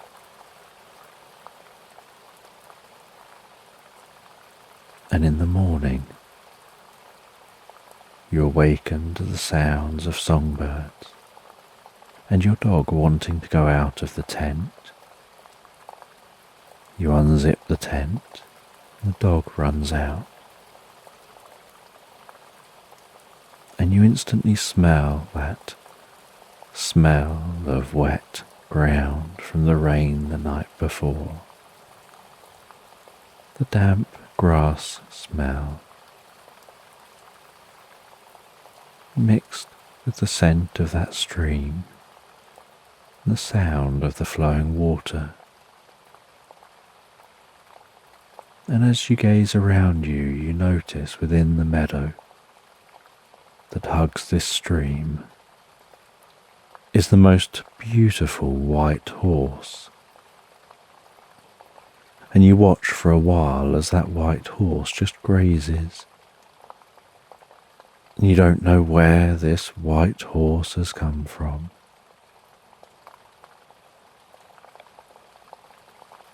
But you know that this is an area of wild horses. And so you wonder whether that white horse is a wild horse. And you have yourself some breakfast and pack everything away, ready to continue on your journey to deliver that letter.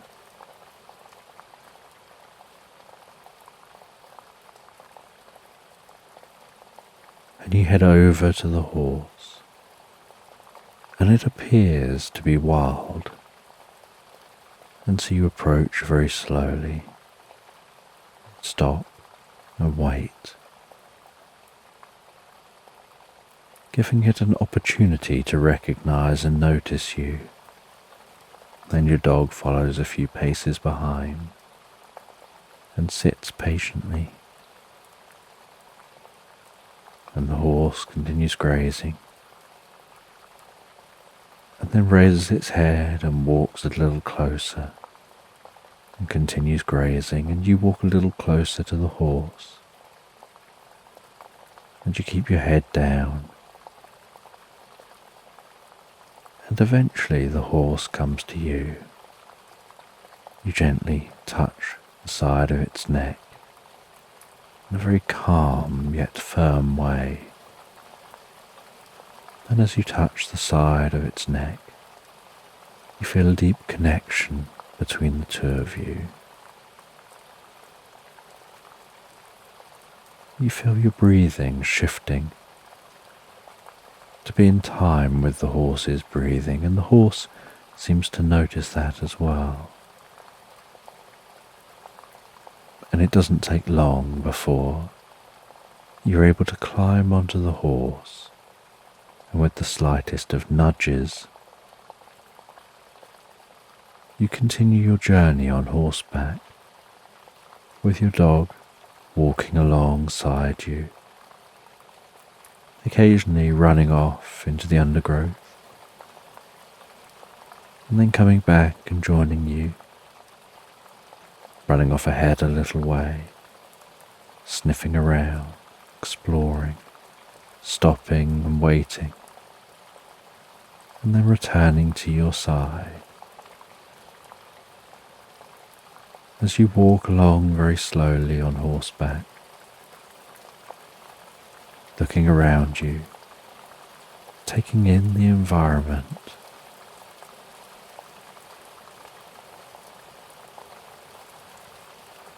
just enjoying, relaxing on your journey.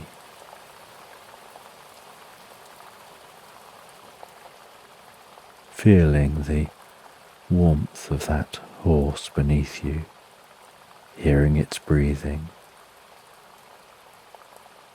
feeling the movement of the horse.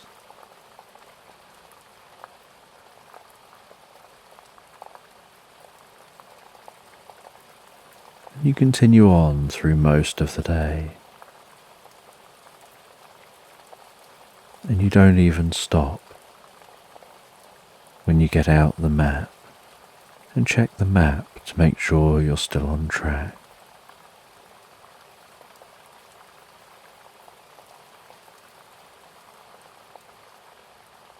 And so it isn't until the early evening,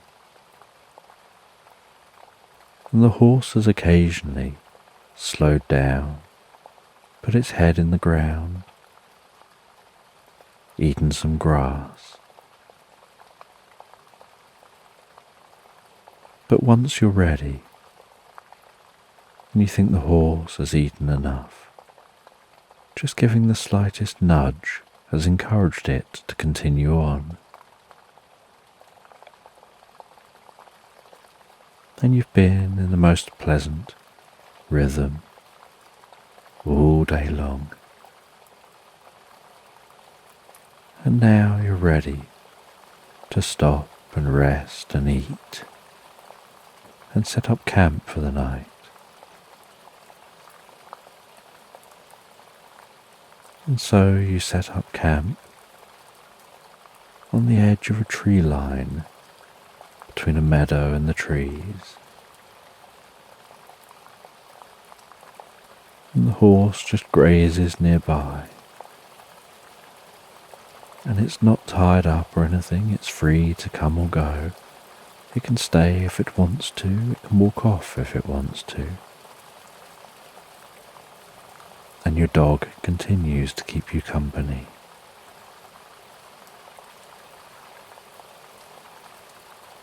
And you rest in your tent, enjoying some food in the entrance to the tent,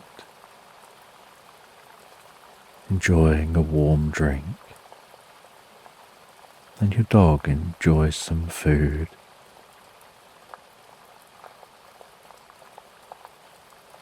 And you decide to go and pick some more food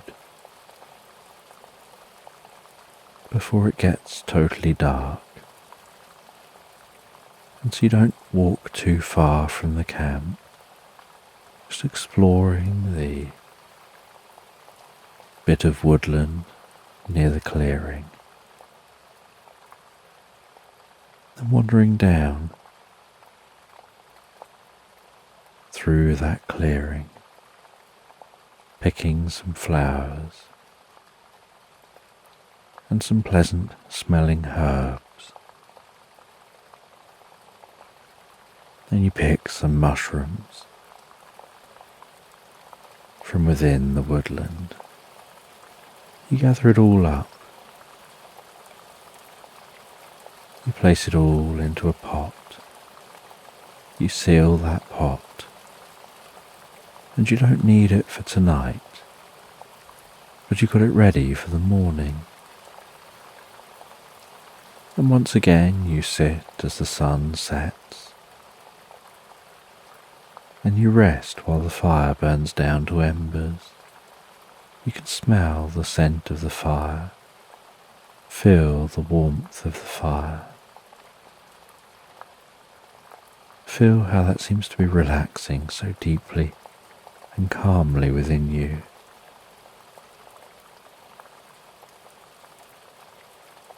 That it seems to bring peace deep down to your core. And when your eyes are ready to close, you settle down to sleep once more, your dog resting beside you, both drifting pleasantly asleep. And when you awaken in the morning, you make yourself some breakfast and you make a soup with the ingredients you found the night before.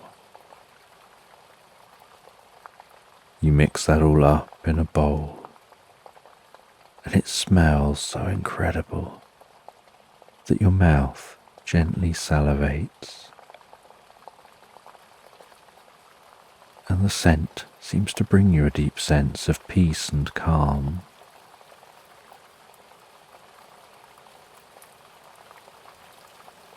And once it seems to have cooked and thickened, you have a couple of spoonfuls of that soup, and you can feel the soup as it passes into your mouth, down your throat, and warms within your body, seeming to warm and tingle out to the tips of your fingers and the tips of your toes. Tingling, buzzing so pleasantly into your brain, softening and relaxing through your body,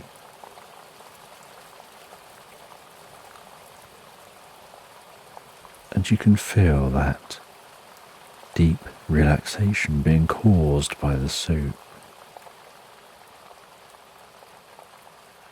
And your dog rests beside you. And then you notice the strangest of things. That when the dog goes to bark, instead of barking, it talks and you can understand it.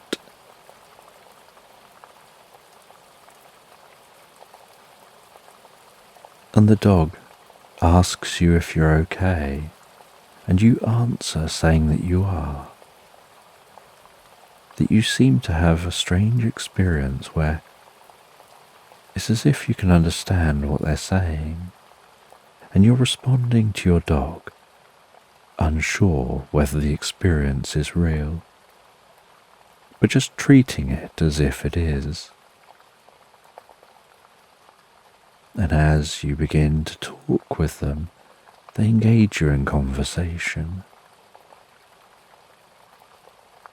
And they explain that they could smell that the mushrooms you'd picked were a specific type of mushroom that creates altered states. And perhaps, when cooked, that altered state connects you with a consciousness that allows you to somehow understand the dog.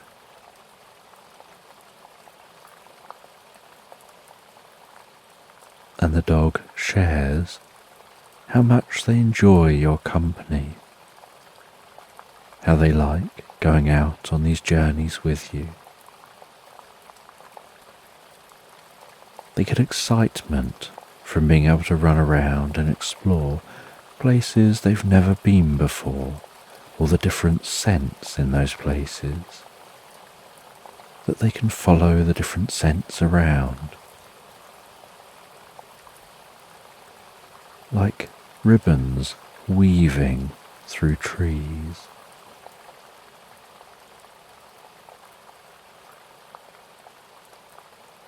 And you wonder how long this effect will last.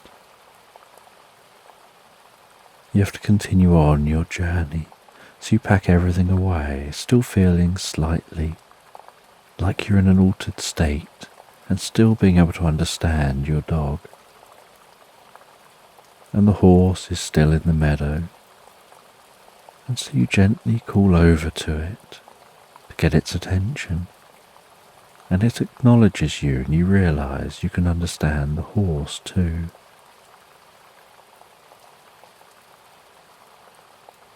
And you walk over to the horse, and the horse walks to you. And the horse is more than happy to carry you on the journey. And as you continue on the journey, so you have conversations with the dog and the horse about their different experiences of reality.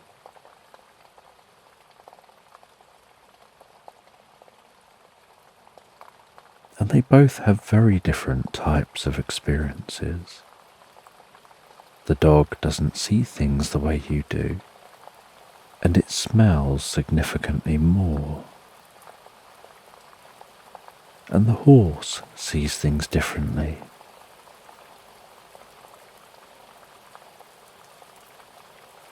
And so you start to understand the world from these different perspectives.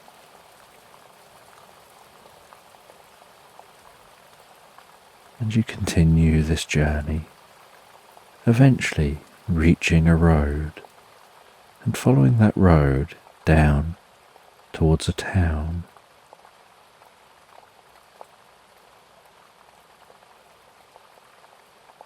And the horse's hooves change how they sound as they go from walking on the grass and mud to walking on the stony ground. And you dismount in the town. You walk through that town, over a stone bridge across the centre of town, where a river passes through this town. And there are people milling around and markets, different scents of different herbs and spices. And you head through to a specific building. You knock on the door of that building. You hear the latch go and the door creak open, and you're greeted by somebody who looks a lot like a wizard, and they invite you in. And you and your dog head into their home, and the door closes behind you. And in the main room are walls of old books, piled floor to ceiling, and a deep scent of old book smell, and a stillness to the air.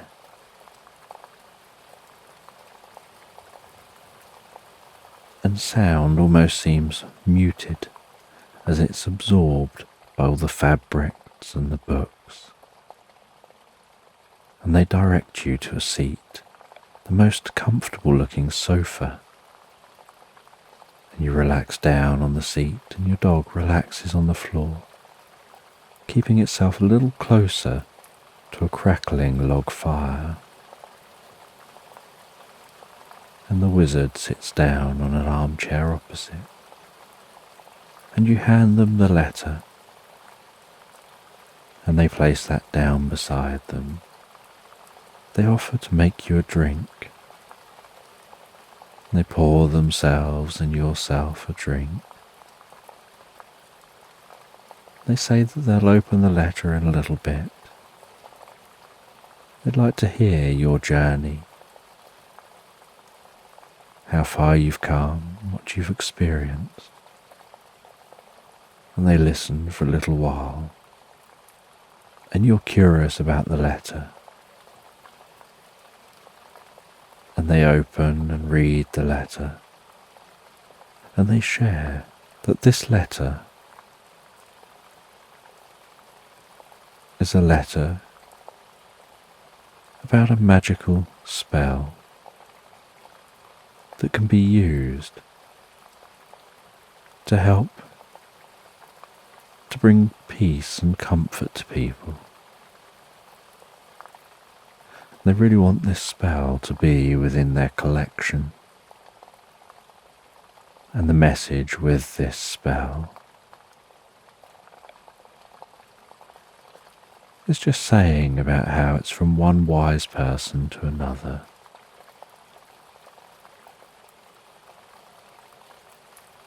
And it had been hand copied from an older document.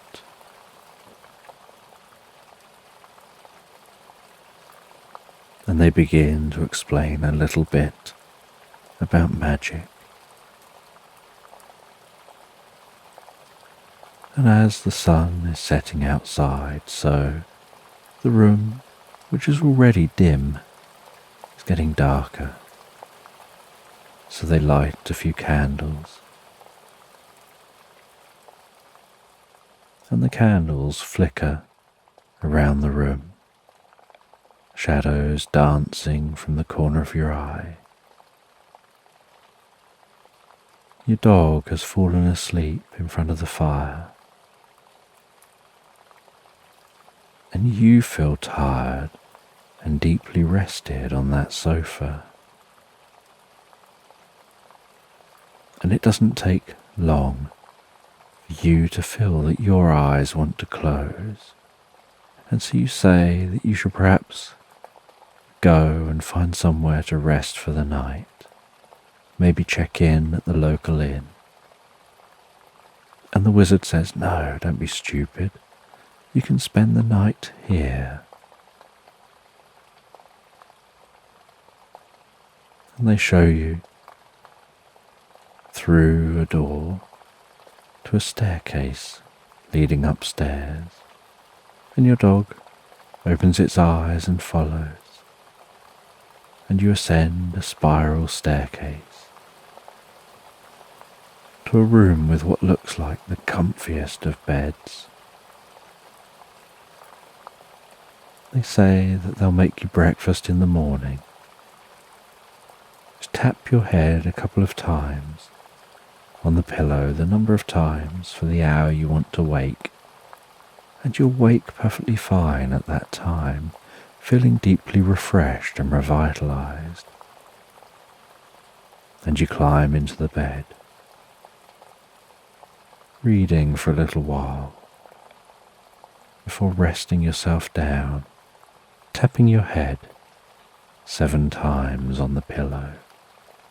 The 7th time sends you into the deepest, most pleasant sleep.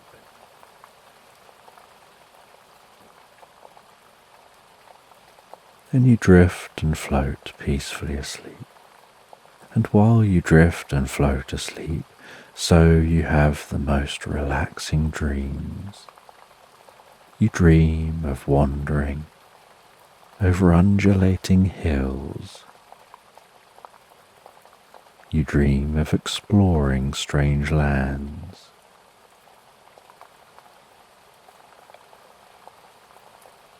You dream of travelling on a sailing boat through the lunar sea.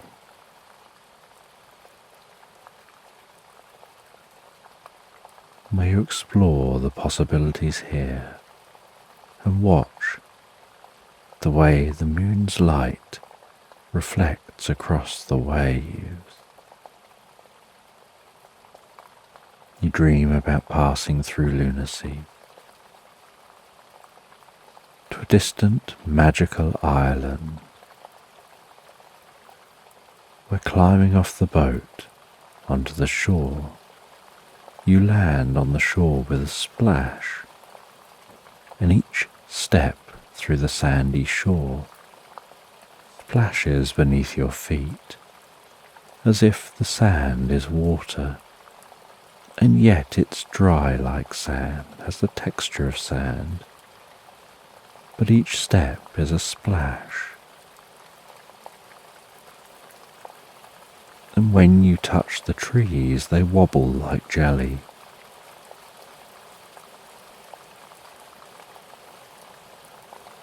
And birds fly, flapping their wings backwards. And their chirps are made with inhalations rather than exhalations.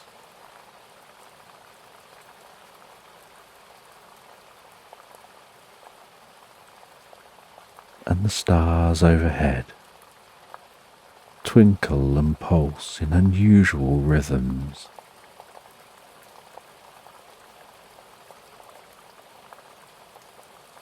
And the glowing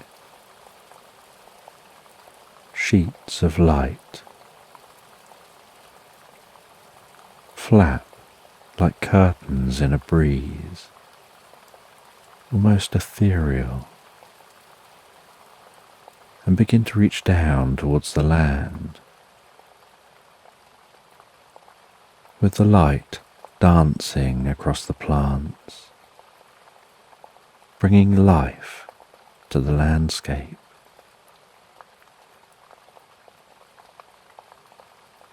And at the deepest point in the night, when the sky is darkest,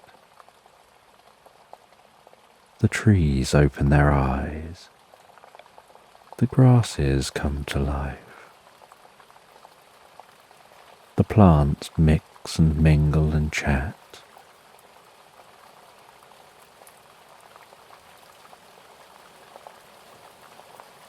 And then by the morning, they all go back to sleep, and as the sun rises, the island looks like any other island.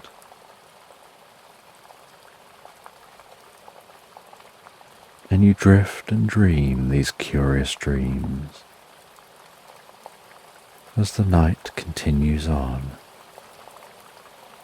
and in the morning you're awoken to the most pleasant smell of food being cooked downstairs.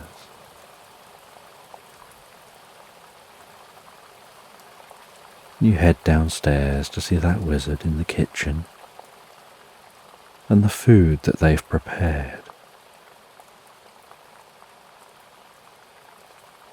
And you sit down and enjoy that food.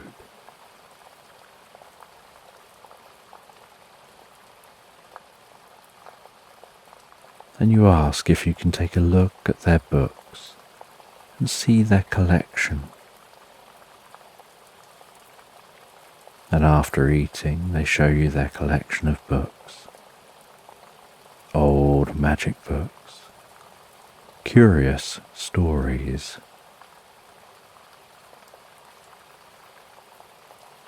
books about adventures and strange encounters, and a long-lost history of the world, unknown to most mortals nowadays.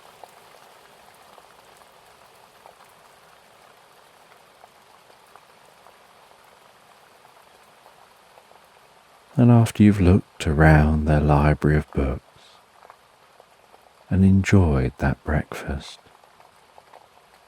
you know you have to make your journey home.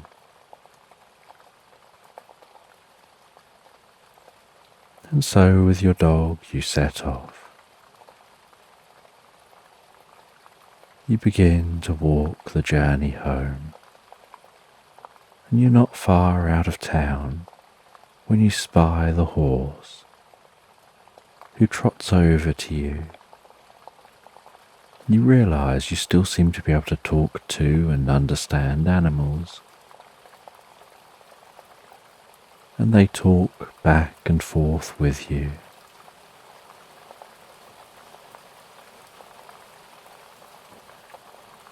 And you climb up onto the horse. You make your journey towards your home.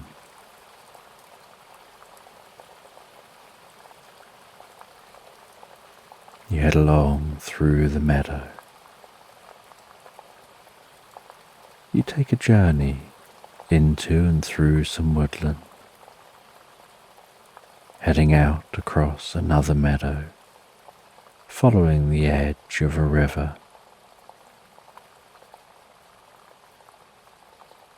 And you're curious how long this connection to the animals will last.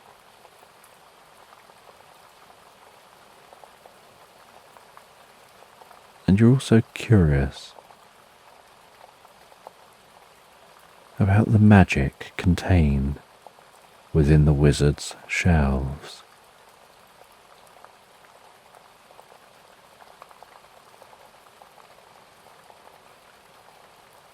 And eventually you find your way back to your hometown. And the horse continues the journey all the way with you.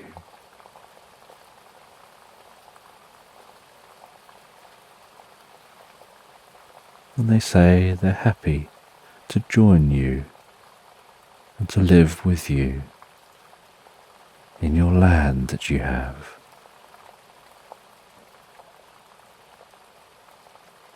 And as you work mainly as a courier, travelling messages here and there, and you've always been happy to just walk wherever, taking your time to go from A to B at a leisurely pace where you can really enjoy the journey, where you can ponder your own thoughts rather than rushing from place to place and missing the journey in between,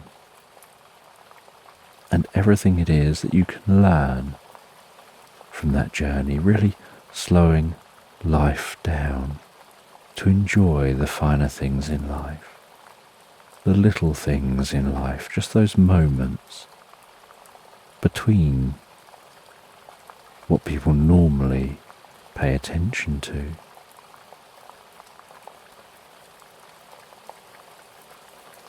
where you really feel a sense of discovery, where you find calmness and peace in travelling from place to place, in the stillness between the places. But you're happy to do so on horseback, as long as the horse is okay with you taking your time.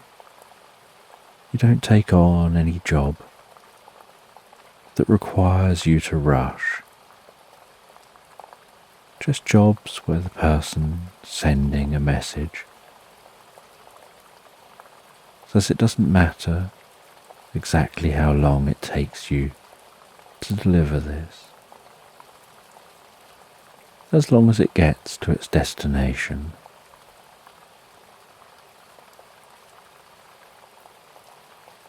And yet you always like the idea of returning home to your own sanctuary, your own safe space, your own little bit of the world, set up and designed how you want it to be, where you can deeply relax.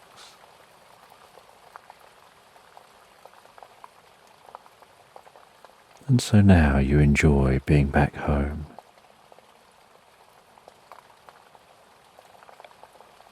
You enjoy a comfortable meal, and then relaxing at the back of your home on a swinging bench, looking over land, watching as the sun sets, listening to the sounds around you, feeling a deep sense of peace, curiosity at what future missions you might be sent on, never knowing where you're going to explore from day to day.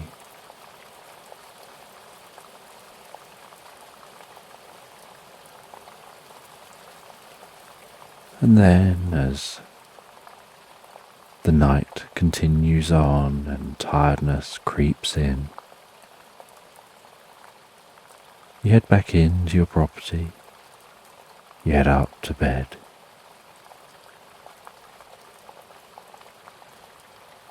You sit in bed for a while, your dog climbing up on the bed and settling down on the end of the bed. You read a book for a little while, absorbing yourself in the story in the book,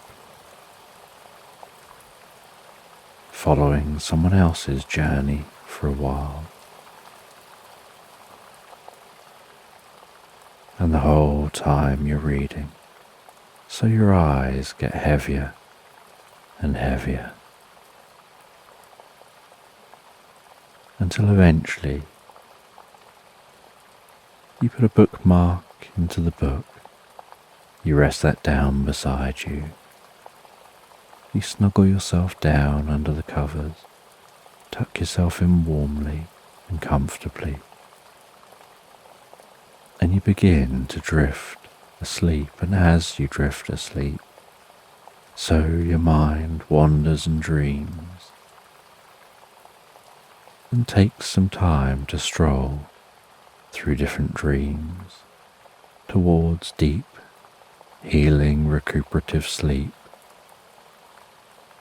cycling through deep, recuperative sleep and dreaming through the night, as you easily and effortlessly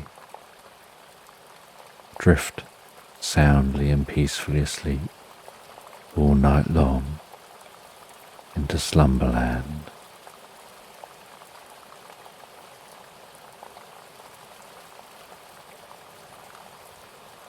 So just take a moment to allow your eyes to close and allow yourself to begin to relax. And as you begin to comfortably fall asleep, I'm just going to count down from 10.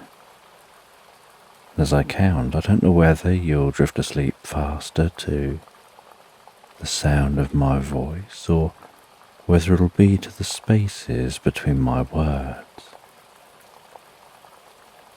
10, and while I count, you can imagine a healing light softly passing through your body, healing and relaxing the muscles, gently calming the mind, relaxing the muscles around the top of the head, around the face, around the jaw and the temple and your forehead, smoothing, calming, relaxing those muscles so peacefully.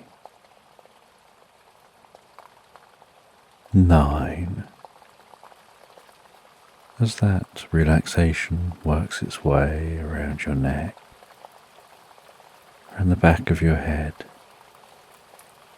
around your jaw, tingling gently with peace and comfort. And with each out breath that you take, you can find yourself relaxing deeper and deeper asleep. And I don't know whether you relax deeper to the sound of my voice or the spaces between my words. That's 8. As that relaxation moves down from your neck, along your shoulders, down around the upper back, around your chest and down into those arms. And I wonder which arm will relax the fastest as you continue to drift and float deeper and deeper relaxed asleep. As the relaxation continues moving down those arms towards those fingertips. 7. The arms can perhaps feel heavier or lighter, or maybe some other sensation as they drift deeper and deeper.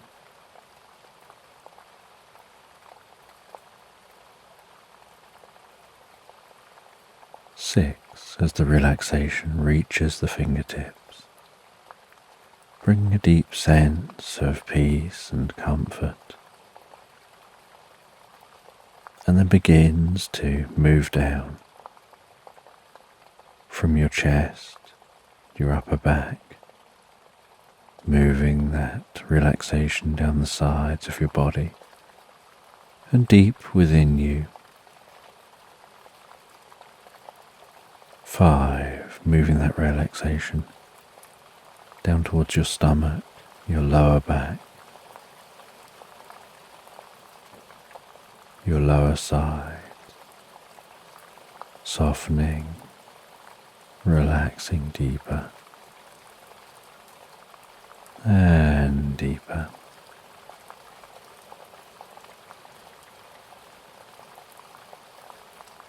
4. Moving that relaxation down around your bottom, around your legs, carefully moving the relaxation down towards your feet.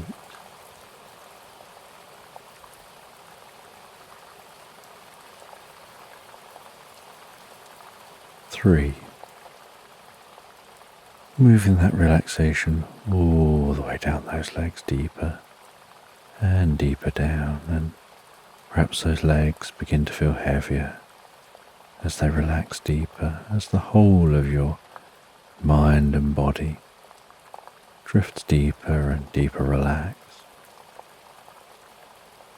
bringing a deep sense of peace and calm.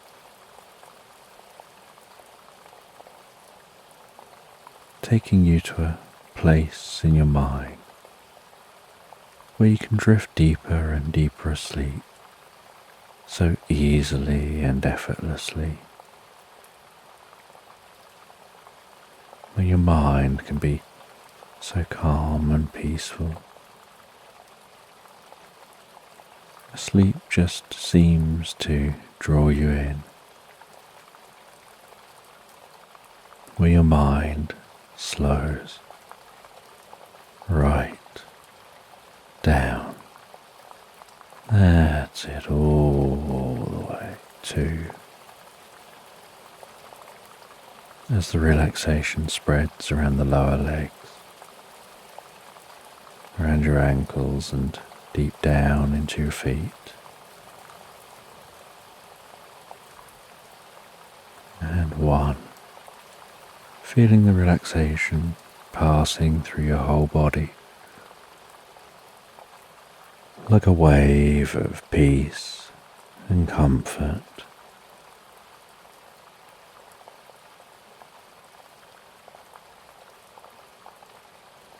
And you know the process of sleep involves the body relaxing fully as the mind begins to drift almost into its own reverie before passing into pleasant dreams.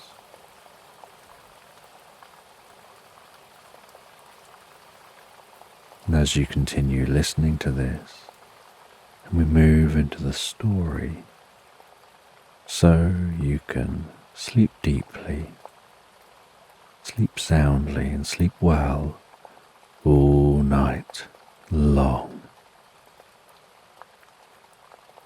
That's it. And as you continue drifting deeper and deeper asleep, you can have a sense of resting under a tree in a meadow,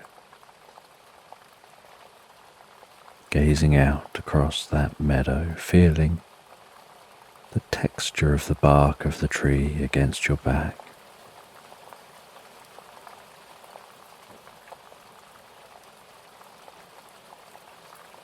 And while you rest there, feeling deeply relaxed,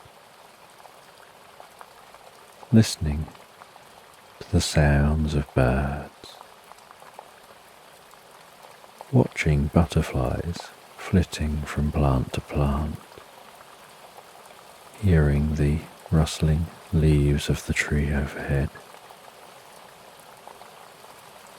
so you can feel a deep sense of peace and gratitude for where you are, the experience that you're having.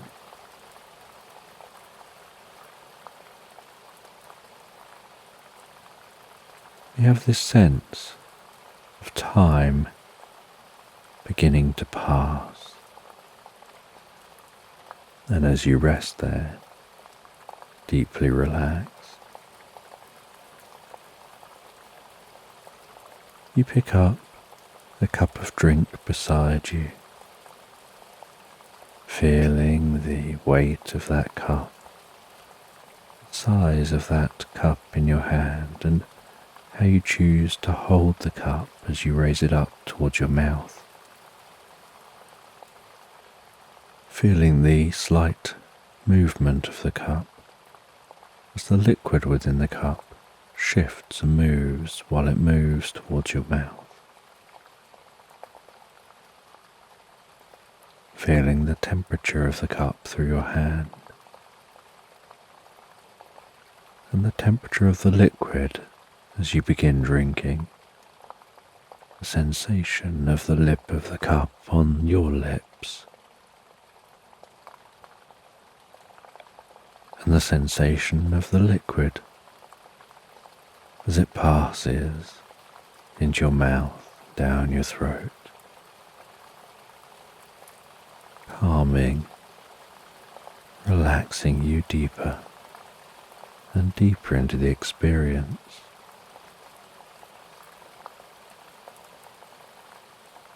And although you have this sense of time passing,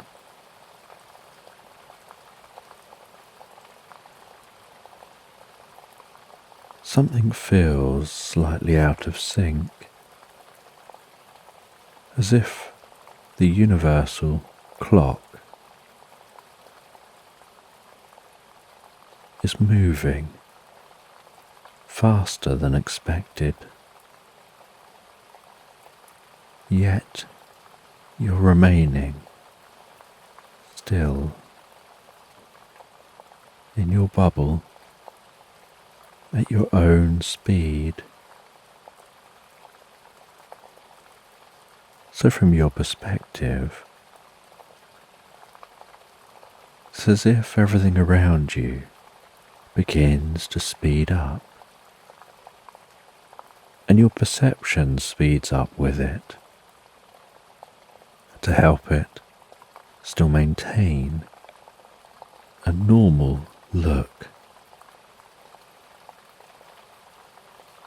And yet you're aware that it's speeding up, and you're not, and the tree's not. The tree and you seem to be almost in a time bubble, watching time pass out there. And as you watch time passing, you see the sun passing across the sky. You watch as that sun begins to set.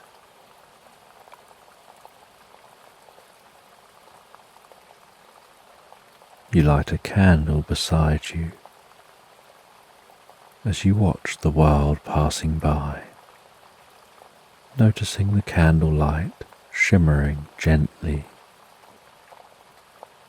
its glow making shadows dance around, those stars twinkling in the night sky.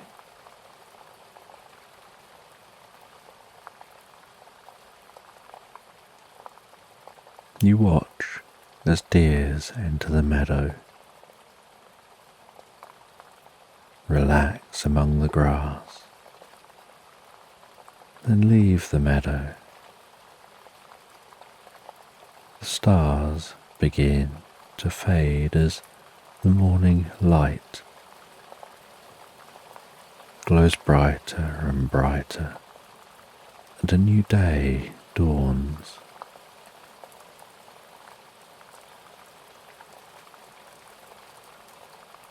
And while you rest here, on that grass beneath that tree, your back resting against the tree, drinking that drink, putting out the candlelight,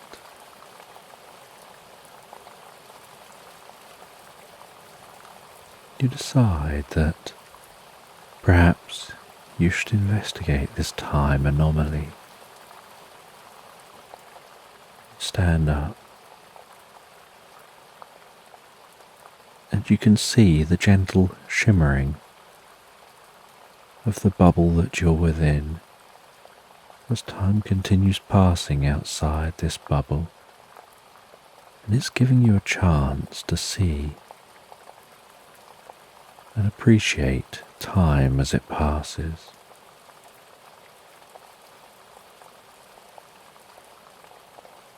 And you touch the edge of the bubble and you feel the sensation of the bubble under your fingertips. A slight tingling sensation, almost like there's energy contained within the bubble. That sensation like touching a soap bubble that doesn't pop. But as your fingers move along the bubble, so you begin to notice time shifting even more, like as a hand moves from left to right, time speeds up, and as a hand moves from right to left, time slows down. And if you move your hand far enough to the left, time begins to reverse. And you watch from within this bubble as you move your hand and time speeds up.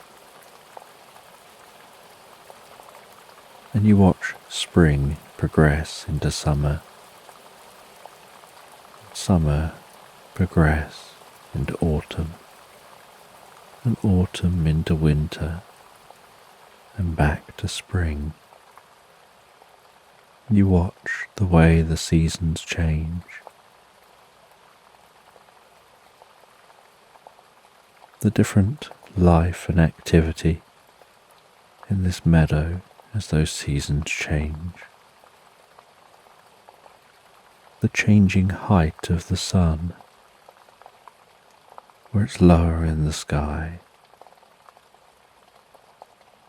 as it approaches winter, and it begins raising again, being at its highest point in the summer.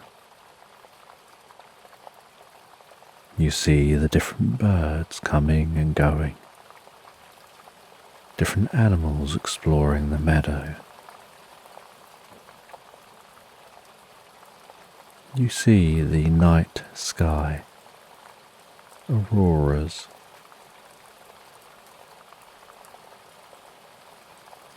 the stars overhead, shooting stars, perhaps a comet travelling through the night sky. You feel a deep sense of curiosity with this experience.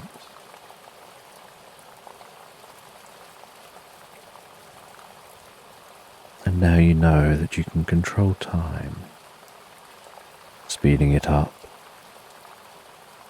in one direction or the other. You're also aware that you could move your hand swiping to a point where it isn't going in reverse and it isn't going forward, but slows right down to a stop.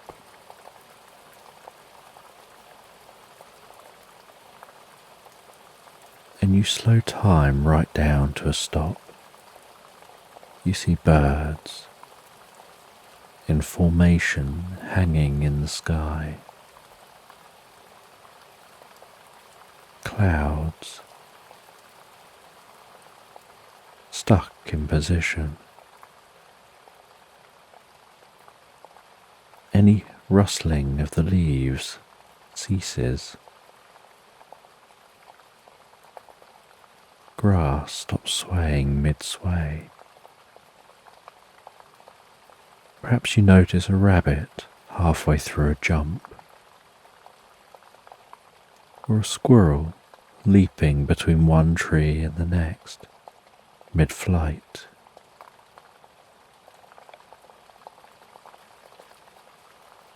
You're curious what it is you can learn from this experience of watching the world from within this bubble, and what it is you have to do to be able to leave this bubble.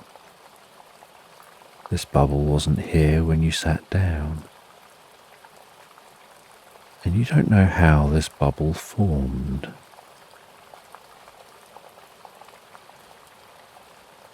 And you start the time moving again, watching as it ticks on, 1 second at a time, each second into the future. You hear the rustling of the leaves overhead as the wind softly blows a breeze.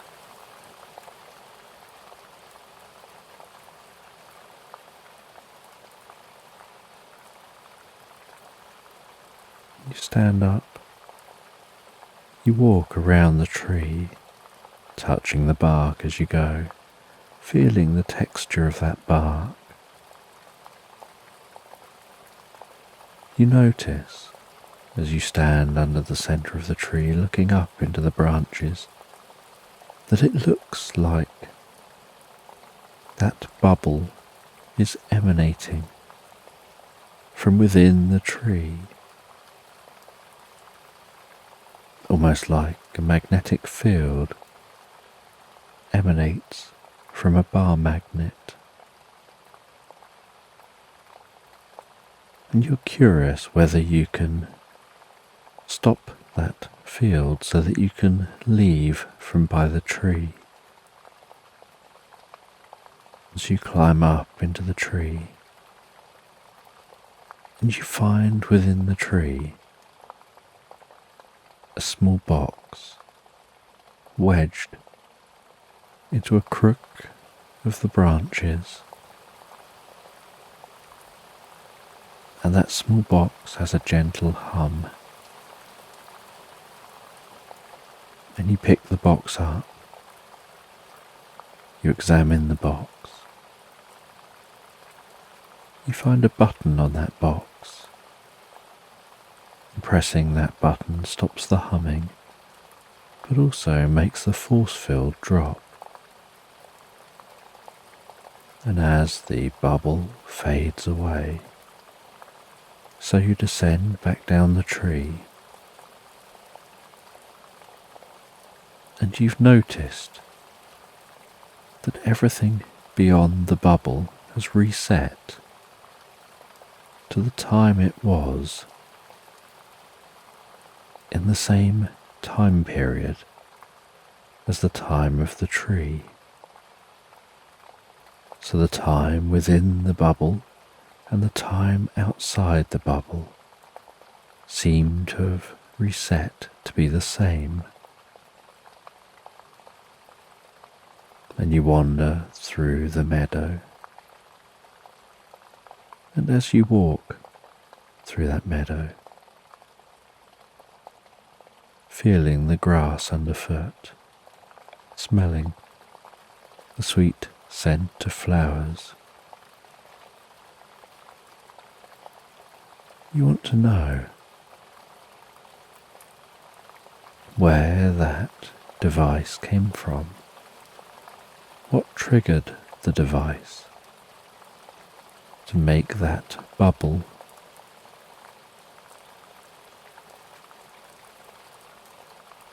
And to explore the experience that you had, to try and process that.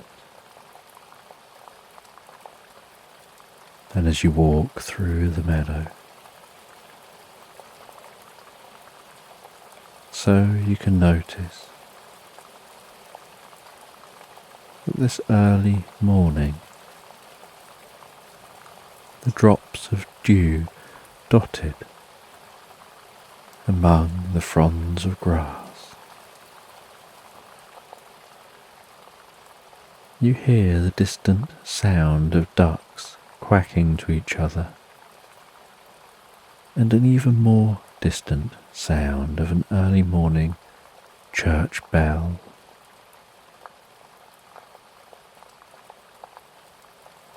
And you feel the warmth of the morning sun on your skin as the water begins evaporating from the grass, and the finest of mist tickles the tops of the grass.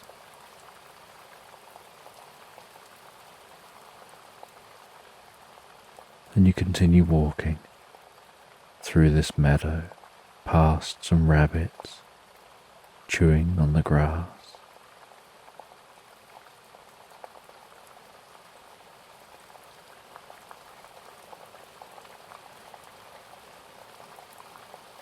And as you continue walking, you find your way to the tree line. You begin to head into those trees, the sun continuing to rise.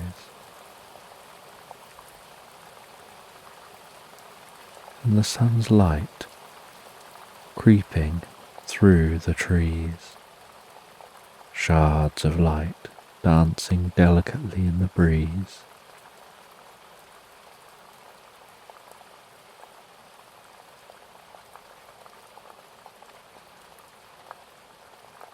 And as you walk among the trees, you feel yourself relaxing deeper and deeper. You feel the muscles around your face relaxing, your shoulders gently relaxing, as if the sound of the trees rustling around you, the scent of the undergrowth, the sounds of birds brings a deep sense of peace and relaxation to your mind and body, automatically and unconsciously.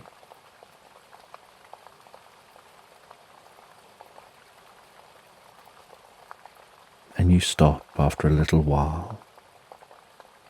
You rest on a fallen down tree, which has left a slight clearing here among the trees.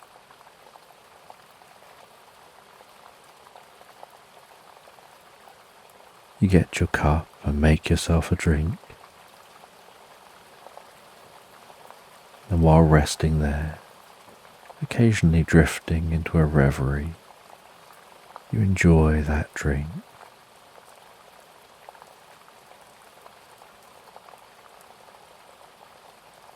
And you think that the sun's light, now golden, weaving its way through the branches,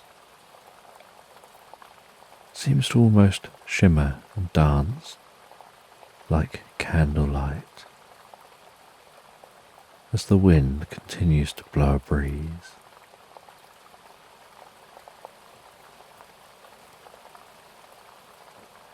And after relaxing for a little while here, you continue on your journey, walking deeper and deeper into this woodland. Each step so rhythmic, calming, the sound of the footsteps on the undergrowth, the rustling of leaves overhead, the movement of your body as you walk and weave around and among the trees. The environment seeming to bring a deep sense of peace and calm to your body as your mind begins to relax deeper and deeper into the experience.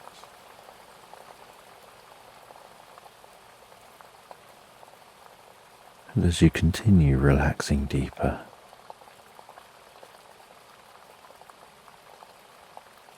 so you start to see what looks like an orb weaving among the trees in the distance, and with curiosity you quietly head towards that orb, walking slowly, a very measured kind of way. The closer you get, the more you see that orb looks like a small sprite that just seems to be glowing so bright. You can hear its wings buzzing as they flap so fast behind its back. And that sprite sees you and stops flying around and heads towards you, settles down on a branch near you. They introduce themselves as being a nature spirit. They head around among the trees. They look after this environment. They protect the environment from any trouble.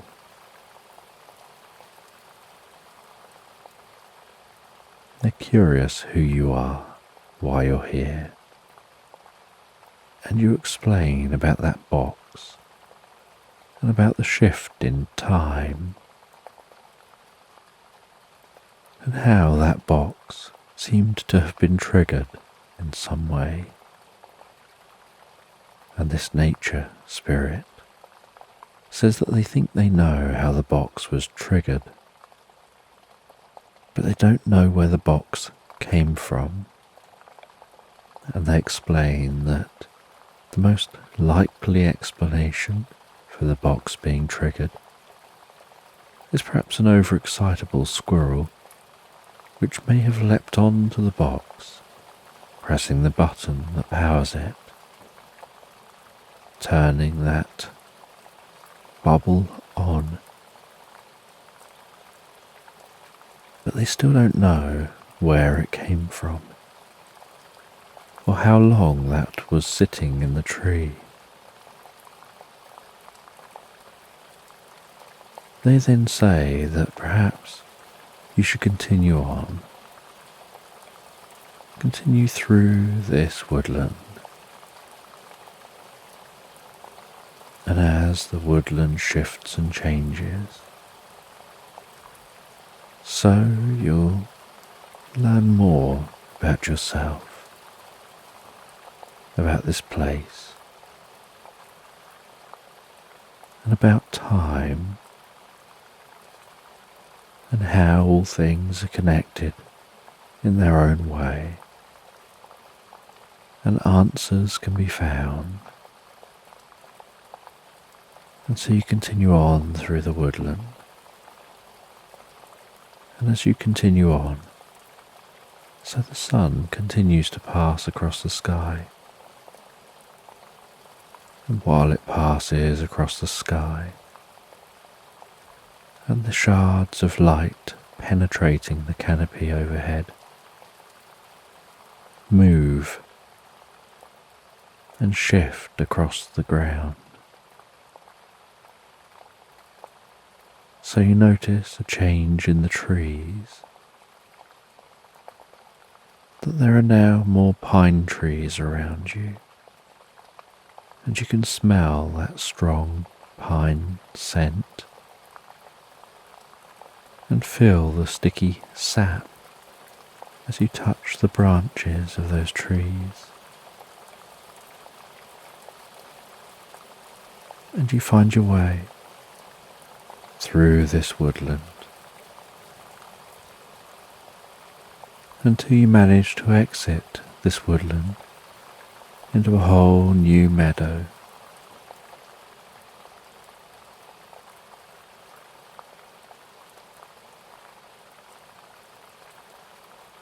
Then you walk through this meadow as the sun is just beginning to set.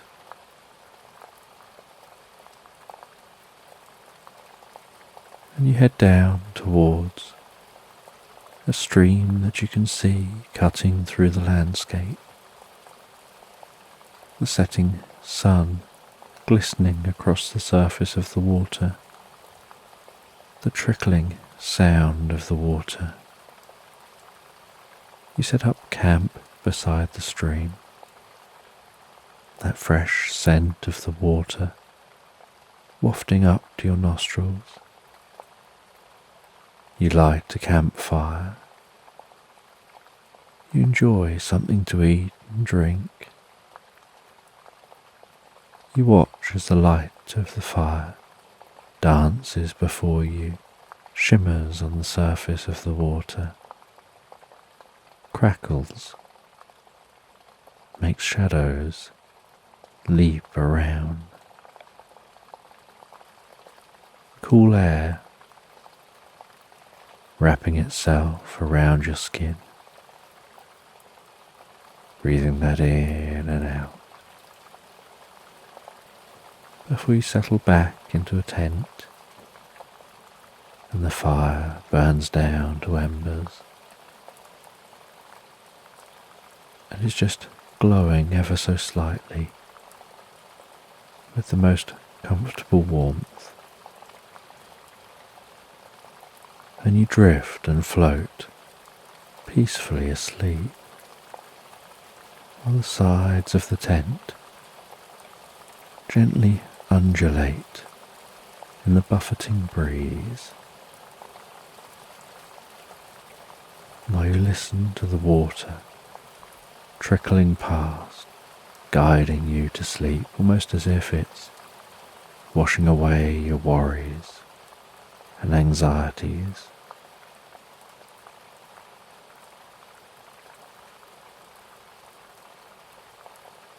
And while you relax and drift and dream, you dream of being in a bubble, and being in a bubble that's within a collection of billions of other bubbles, and each bubble is like its own universe, as if space is filled with bubbles, and each bubble is a universe of its own. And so you have space within space within space. And within your universe, you can explore a myriad of planets around an almost infinite number of stars.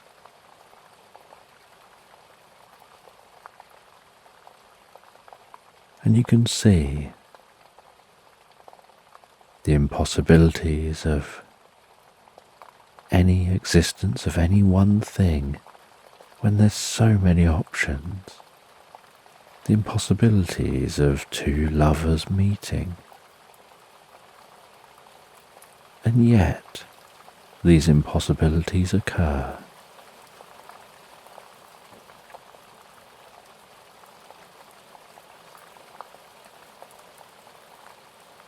And within your bubble,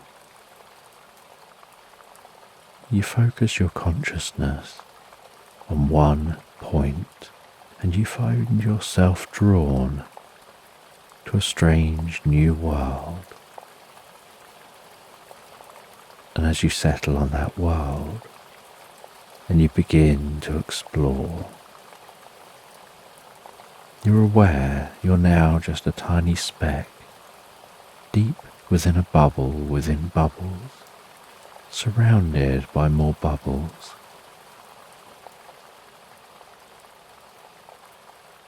Just one speck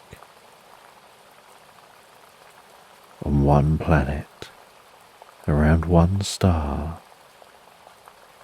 circling one galaxy, in one universe of many.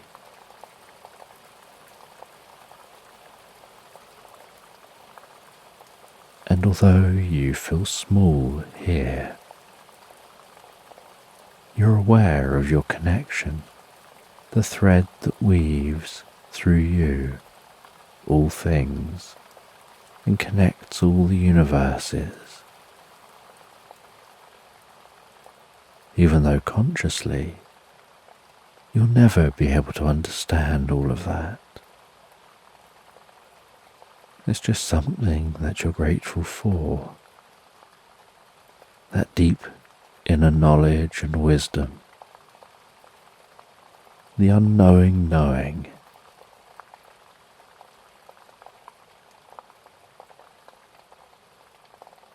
And as you explore this place, you meet curious creatures you've never seen before.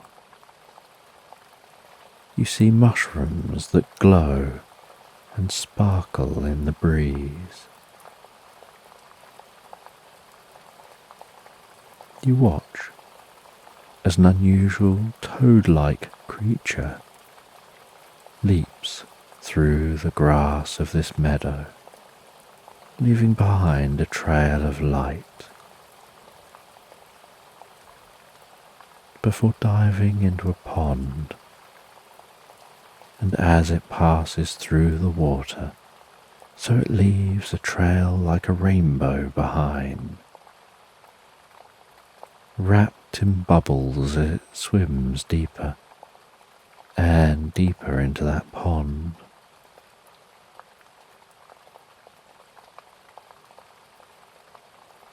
And you drift and dream from one dream to another, processing your experience,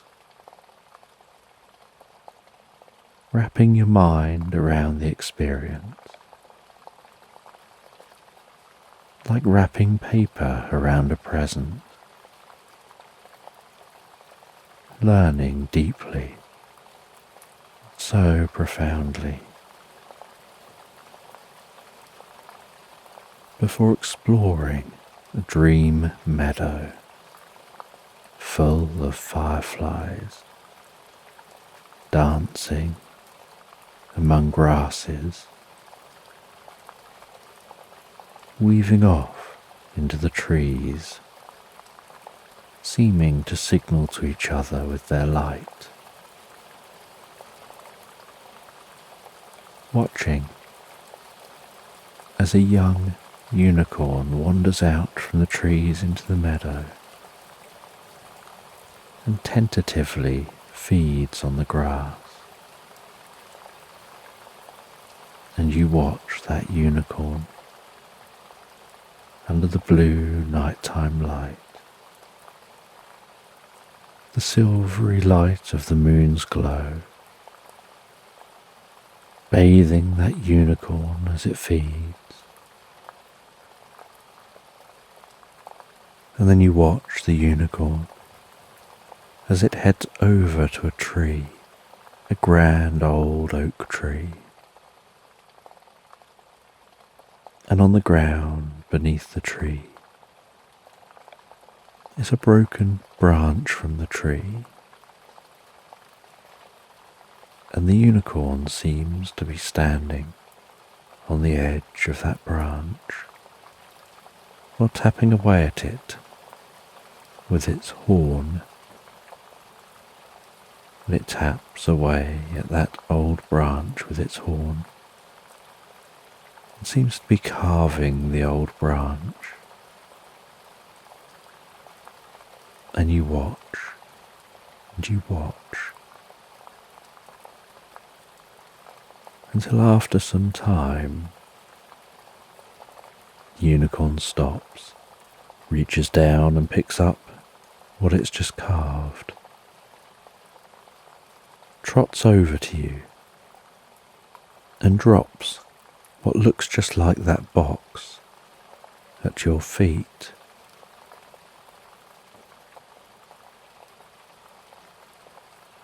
And you pick that up,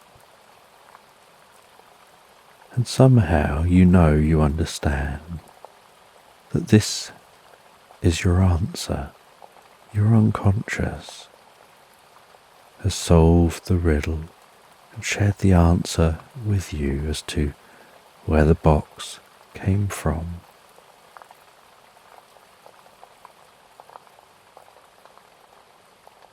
And this world fades away as you drift deeper and deeper asleep, drifting from dreaming sleep into deep, recuperative, healing sleep,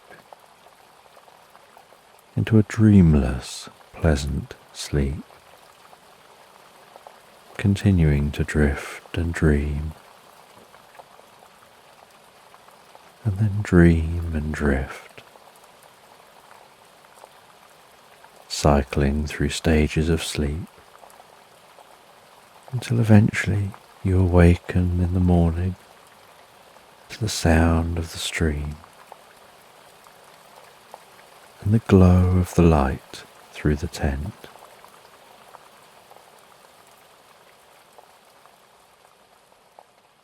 And when you awaken and open the tent and feel the cool air, you relight the fire. You feel a deep sense of relaxation passing through your body. You cook yourself something to eat. You warm up a drink. You take that cup in your hands and bring that drink to your mouth. You drink that drink and feel deeply relaxed.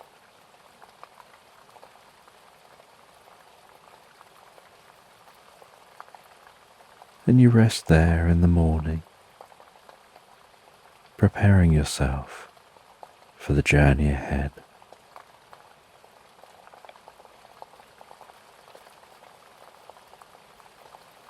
You decide that you're going to follow the stream. So after your drink, you pack everything away. You walk along the side of the stream.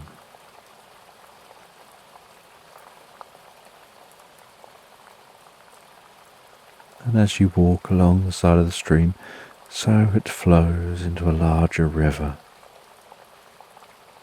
And the river gets wider and wider.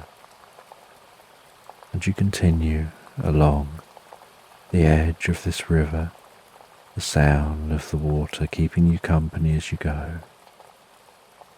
Clouds passing overhead. And while walking, you feel like there's a presence around you, someone watching over you, or perhaps something. And then in a tree you spy a wise owl, and the wise owl greets you and talks to you about the journey you're on, and seems to know about the dreams that you had. It supports you in better understanding your discovery.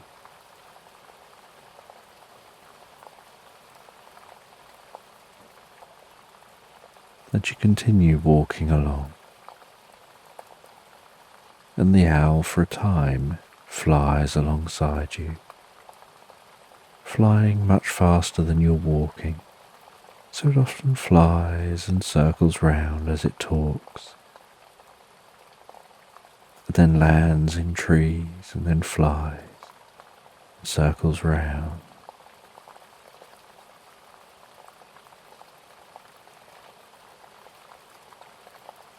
And you stop from time to time. You watch as the sun's light twinkles and sparkles on the rippling water of the river. You see some ravens perched in trees, walking around on the grass. You watch one raven as it uses a stick to pluck something from the river.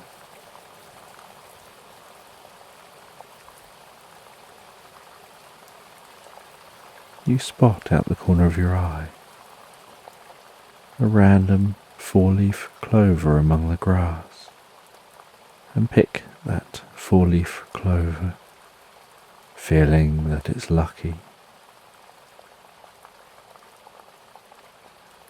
Place that within your pocket.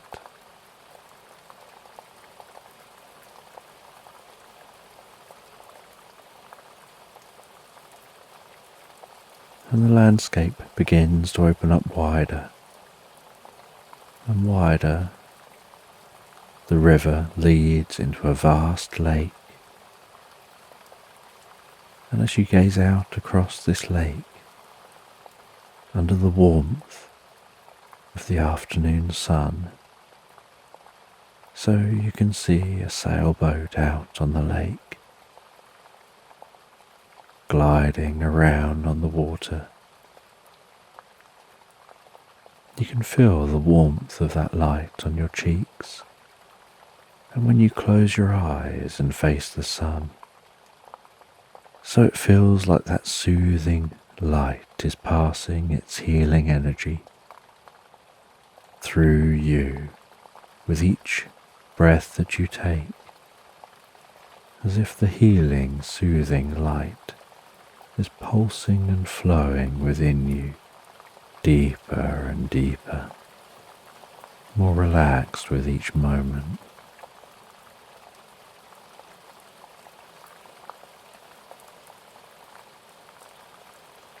And you sit on the edge of this lake for a while, just resting on the grass, water lapping so gently on the shore, exploring the environment. The owl landing near you, talking to you, educating you, sharing its wisdom.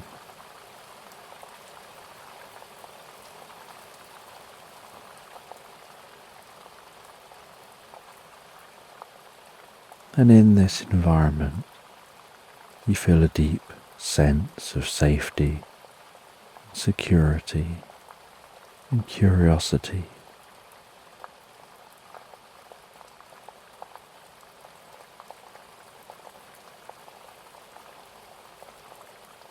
You decide as the sun begins to set, just to stay rested here. You set up your tent here. You light a fire. You make yourself a drink and enjoy that drink.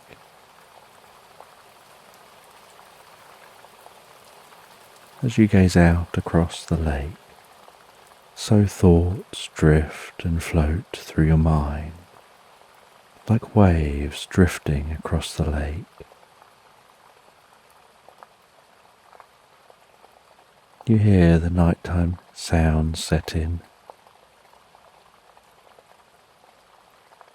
You begin to have a sense that this is like a sanctuary, a safe haven for you. Somewhere you can relax, somewhere that can feel so peaceful and calm and like home, as if there's something magical about being out in nature. Distant trees, leaves rustling gently in the breeze, lying back on the grass, watching the stars twinkling overhead, eyes adapting to the dark and seeing the dusty stretch of the Milky Way arching overhead.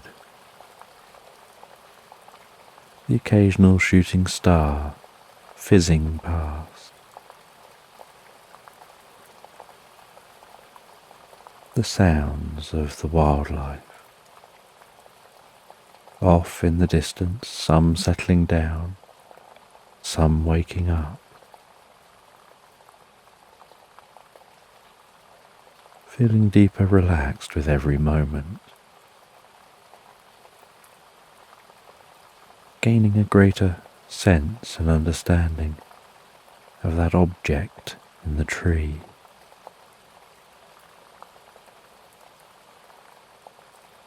Having a sense as you gaze up at the stars that that is where it came from, that it's a very unique item, and you don't exactly know how it got in the tree. Perhaps it got lost and it was a chance encounter, and it was just luck that you happened to stumble across it.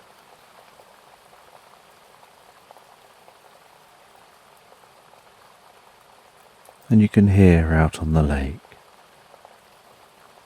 the splashing of a duck, the occasional sound of ducks quacking.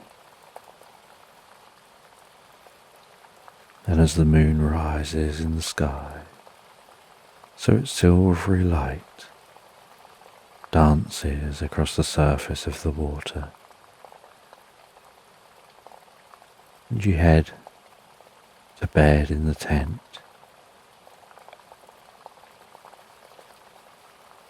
And you feel so fortunate to be able to have this time to explore nature, from that tree to here, to be able to give this time to yourself, to your own inner discovery and well-being, to being able to follow curiosity and explore the wonders of the world, and explore the pleasant thoughts that can come to mind.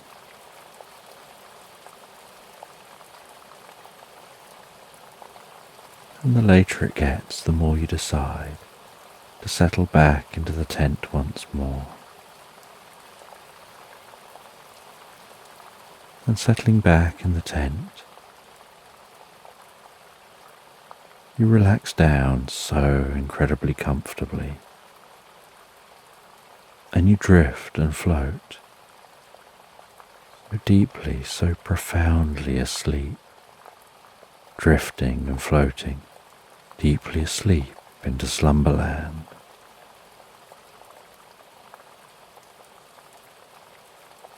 So just take a moment to allow your eyes to close and allow yourself to begin to relax.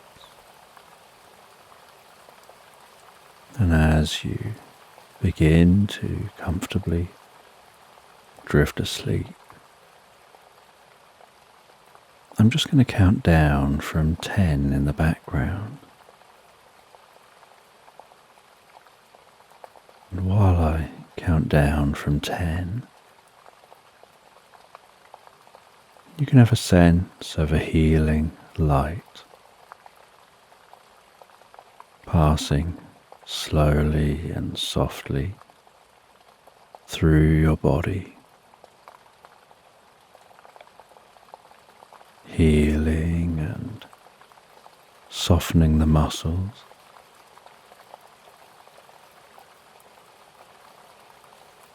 and calming the mind. From 10, relaxing the muscles around the top of the head, around the face, around the jaw, relaxing those muscles around your temple and your forehead, gently smoothing those muscles out, calming, softening, so peaceful.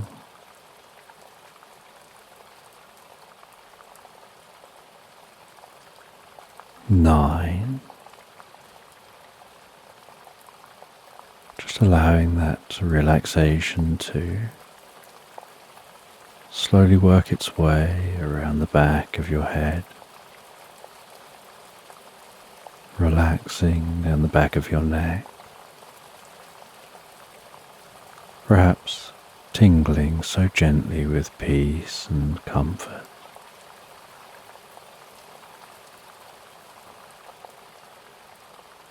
And with each out-breath that you take, you can perhaps find yourself relaxing deeper and deeper asleep. And as you relax deeper and deeper asleep, I don't know whether it's the sound of my voice that helps you drift deeper asleep, or whether it's the spaces between my words.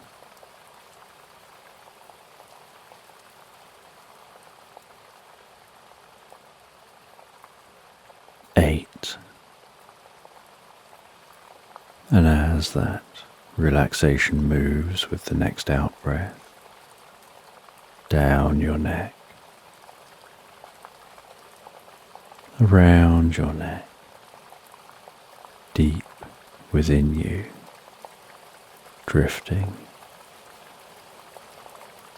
floating deeper and more peacefully relaxed.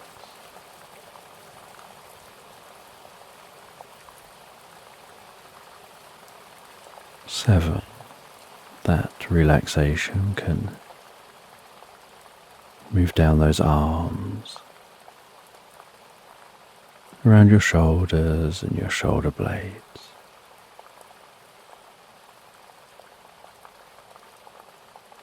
Softening and relaxing the muscles. Perhaps making those arms begin to feel heavier and heavier, just as the eyelids can feel heavier and more relaxed. 6. With that relaxation moving down those arms, it can begin to reach the fingertips, bringing a deep sense of comfort and peace to those fingers.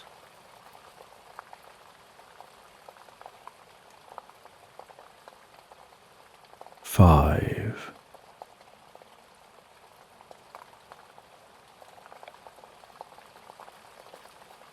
Relaxing down around the chest, the upper back, then deep within you. And the relaxation can continue to move down to your stomach, your lower sides, and your lower back. Softening, relaxing, so calmly as a mind and body.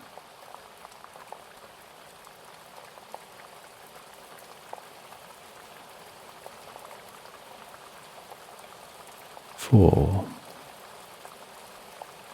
With the relaxation moving down around your bottom and around your legs, carefully moving down towards your feet.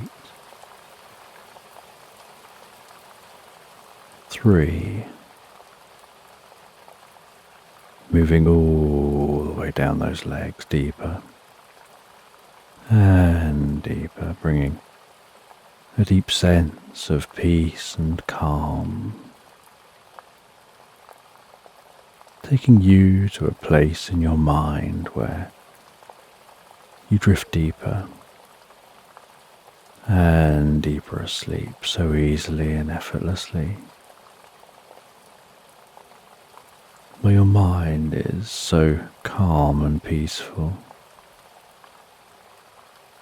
where sleep seems to just draw you in, where the mind slows right down. That's it.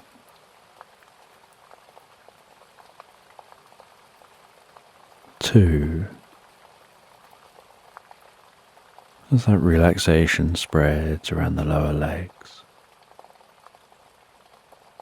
around the ankles and down into the feet. 1, feeling that relaxation as it flows through your whole body like a wave of peace and comfort. And you know the process of sleep involves the body relaxing fully as the mind begins to drift almost into its own reverie before passing into pleasant dreams. And as you continue listening to this, and we move into the story, so you can sleep deeply and sleep well all night long.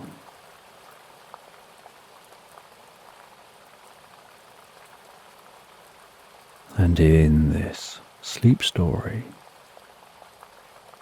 you're walking through an orchard at twilight,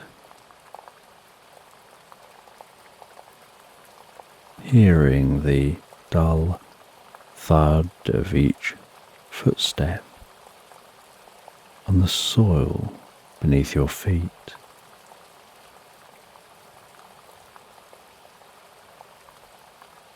And the soft rustling of the leaves on the trees as the wind calmly blows a breeze.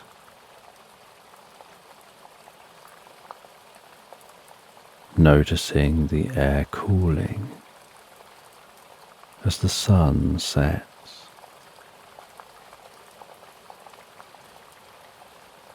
And the way the sky is changing colour from blue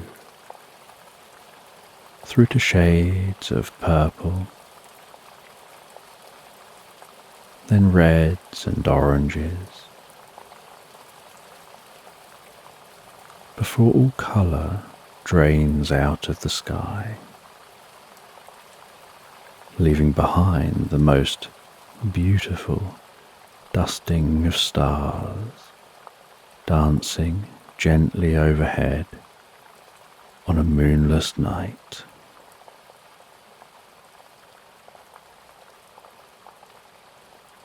And you continue walking, songs of the birds all but gone,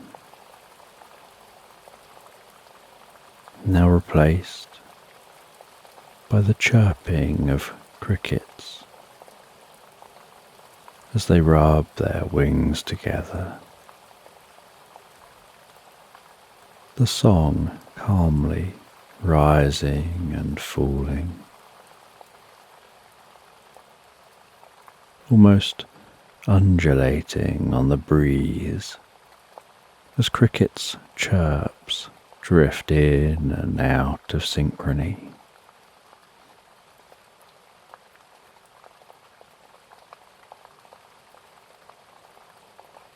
And after a while of walking through the fresh, cool countryside air, you could notice the lights of your cabin gradually come into view.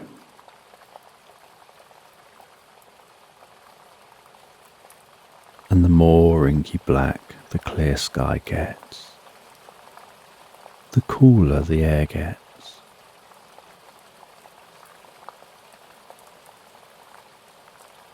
And although calming and beautiful outside at night time, you look forward to getting into the warmth of your cabin.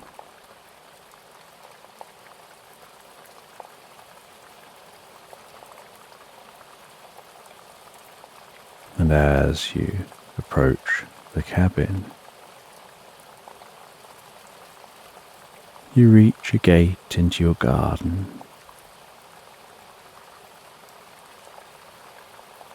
You unlatch the gate. You swing the gate gently open, turning as you pass through the gate, and carefully closing it behind you.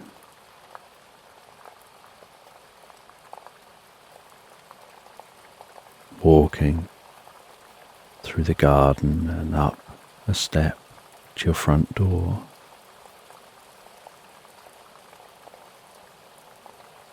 You carefully fumble around in your pockets with cold fingers for your keys, feeling the metal of the keys and instinctively working the keys into position in your fingers, even as you're pulling the keys from your pocket, ready to open the front door. fingers slightly numb as they grip the key, jabbing and scraping around the lock slightly clumsily, until the key finds the keyhole and slides in, feeling the sensation of that key entering the door in small jumps as the serrated edge of the key pushes and works its way past the lock pins until it's fully embraced by the lock.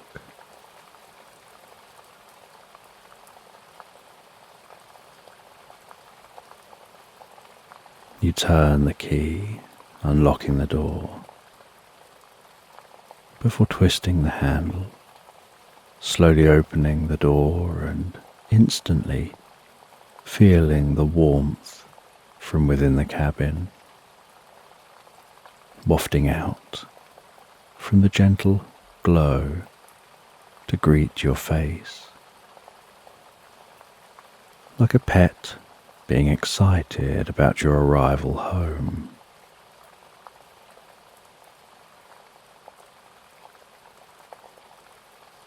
You place your keys into a small pot beside the front door. You take off your shoes, placing them down against the wall by the door. Shimmy your way out of your jacket, twisting it around and hanging it among a few other jackets on a hook, about head height on the wall by the front door, and walk from the entrance space across the soft, thick, warm carpet towards the kitchen area.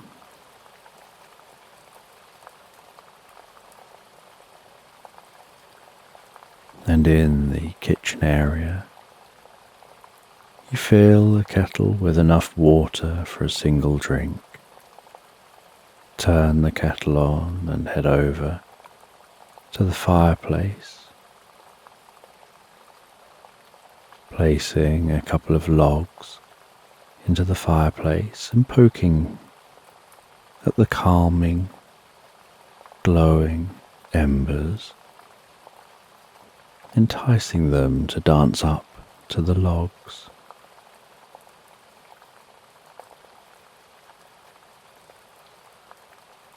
You watch as a few of the embers take hold of the log, and the fire begins to slowly crackle to life.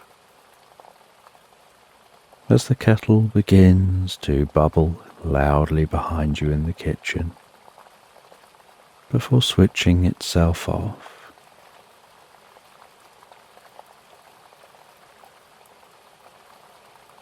And you head back through to the kitchen. Pour yourself a hot drink and decide to sit for a moment in the chair beside the fire, drinking the drink before making dinner.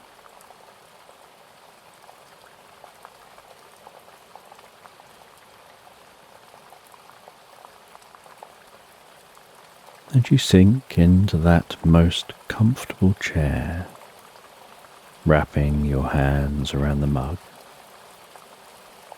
feeling the warmth permeating your palms and fingertips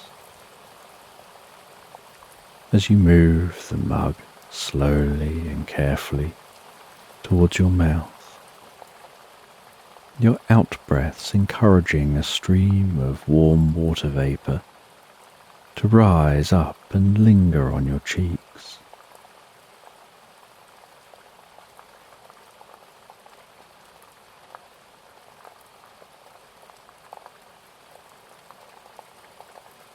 And with each sip of the drink, you can feel the warmth of the liquid travelling down into your body, warming your body and calming your muscles, your breathing slowing as you relax deeper and deeper without even trying.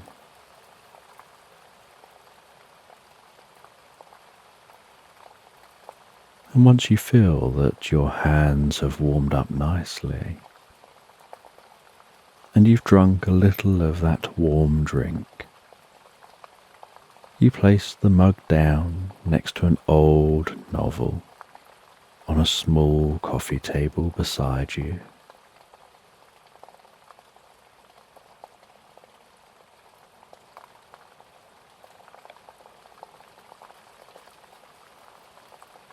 You pick up the novel, feeling the texture of the cover between your fingertips, the weight of the novel in your hand, getting a slight hint of the old book smell lingering under your nose. You turn to your bookmarked page and decide to read a few chapters as you finish your drink before making your dinner.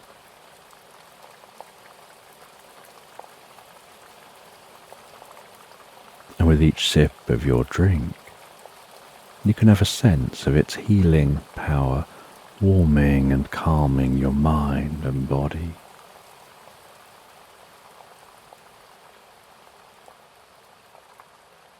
Then you open the book and begin to read. And it only takes a few pages of reading for you to find yourself deeply absorbed in the story once again. Almost as if you start off consciously reading, paying attention to each word, and then at some unknown point, you become one with the story. You no longer feel like you're reading, but rather you're experiencing the story as it unfolds, discovering that it's just unfolding automatically around you, with your mind playing out the story, almost as if it's a real experience.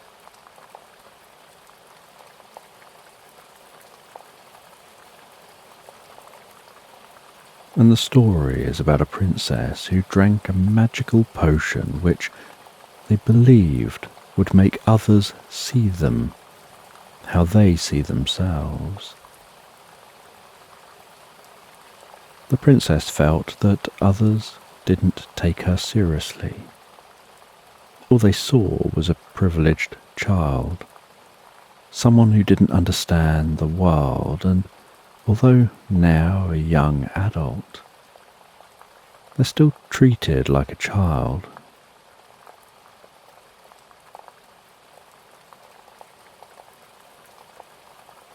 She feels that she presents ideas to people and they almost seem to humour her. They listen and then metaphorically pat her on the head and tell her what a good idea, before continuing on as if she hadn't said anything.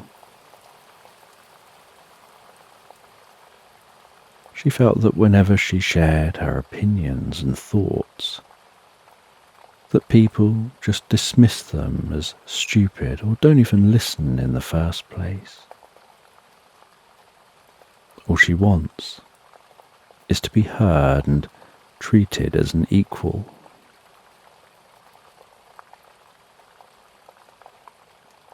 After drinking the potion, she sets off on a journey from the palace to the town hall in the heart of the nearby city. Most of the duration of the journey is actually just travelling through the grounds of the palace. The palace is surrounded by vast swathes of meadows and woodland. It takes about half a day's travel by horse and carriage just to clear the palace grounds before passing through an ornate marble arch out onto the road to the city.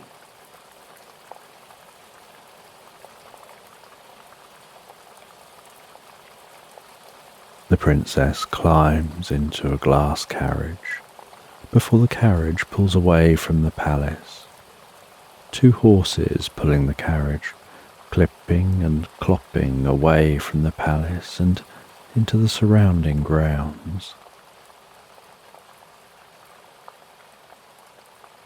From within the carriage, the princess gazes out over the landscape, the rolling hills and meadows, the distant woodland, the most beautiful blue sky and occasional wispy clouds. A buzzard circling high overhead, catching an updraft of warm air. A family of deer chowing down on the meadow grasses. The soft scent of wild flowers working their way to the princess's nostrils, evoking happy memories of times long past. The carriage continues on through the palace grounds, as the sun continues on ambling across the sky.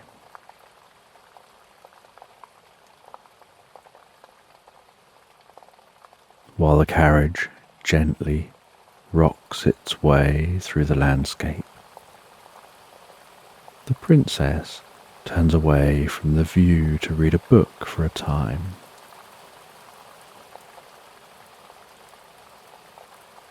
She reads her favourite book, one which she has read dozens of times since childhood, about a snow angel.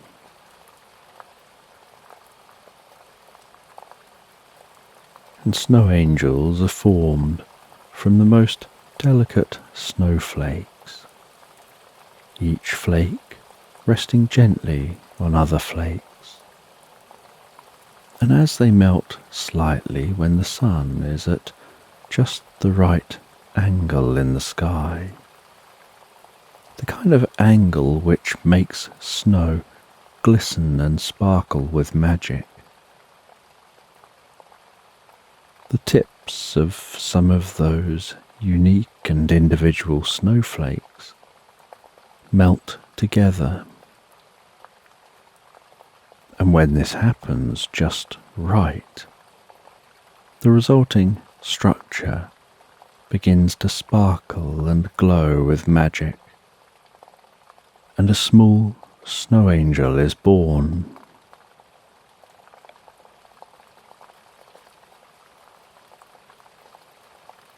And these snow angels have one purpose: to go throughout the land, whispering kind thoughts into the minds of children and adults who believe.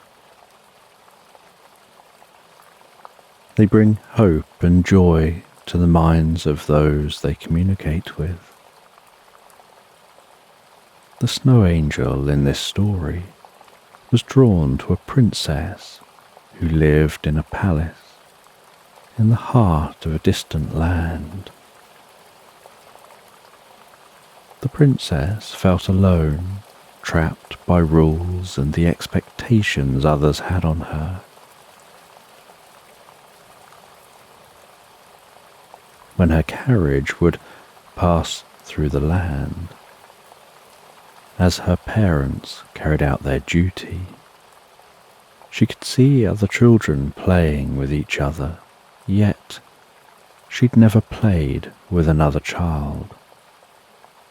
She didn't know what that experience was like, and dreamt of being able to laugh and play like the children she saw.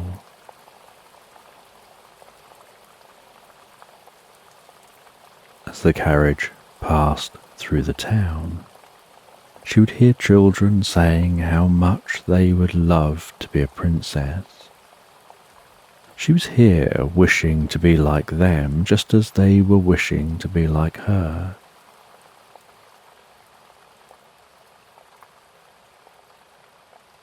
And one day this snow angel visited the princess. They shared thoughts of playing with other children. The princess became lost in the reverie playing out in her mind. And on waking from her reverie, she had a thought.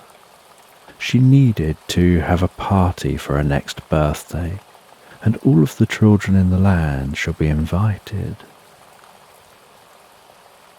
She asked her parents whether she could have a party, but they refused, telling her that she's a princess, she doesn't mix with those people. As she started to lose hope, the snow angel shared thoughts of a future where her parents will allow her to have the party. They just needed to know why this was important.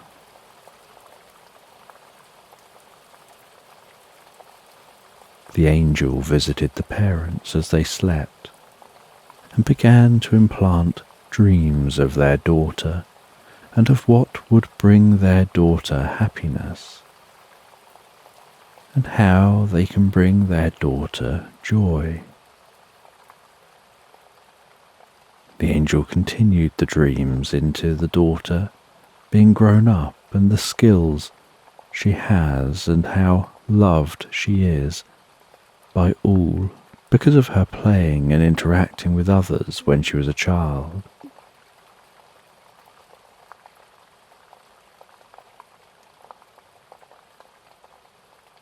The next morning, the parents tell their daughter that she can have the party. She designs the invitations herself before sending them to the royal printer. Every child in the land receives an invitation, and all but one responds to say that they'll attend. One response, from a young boy, says that he's unable to attend because he's too busy. He has to work to provide for his family, to care for his mum. The princess has never had to do any of these things and doesn't at first understand. She'd never thought about children having to work or having to care for their parents. She'd grown up where her parents don't work, and if anyone needs caring for, staff do that. She learns from her parents that everyone in the kingdom pays them money, but they don't get anything in return. Her parents tell her that this is the way things have always been. They are royalty. This makes them special.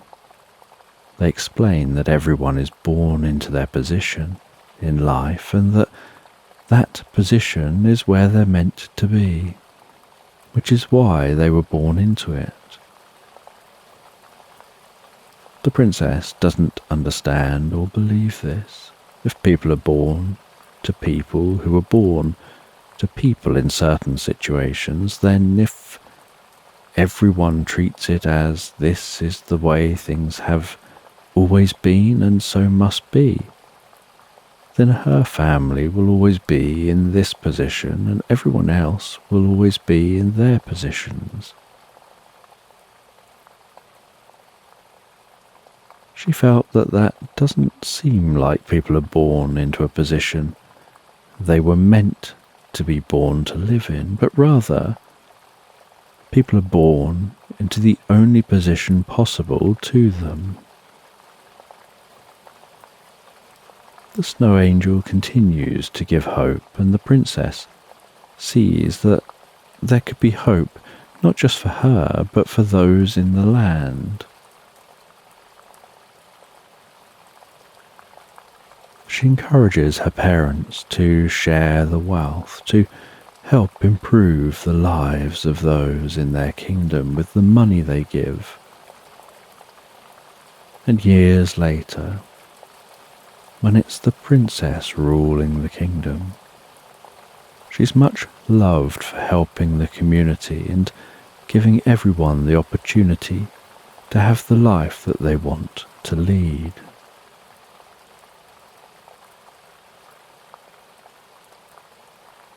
and the princess enjoys reading and rereading this book, seeing it as inspirational. She wishes that real life was like that and has taken this magic potion to try to be taken more seriously, and perhaps she can change things for people like the princess in the story.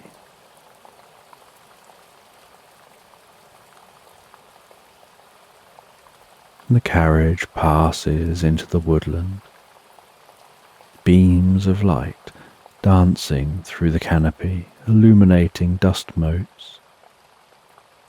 And it takes many hours before finally making it out of the woodland and onto the road leading to the city.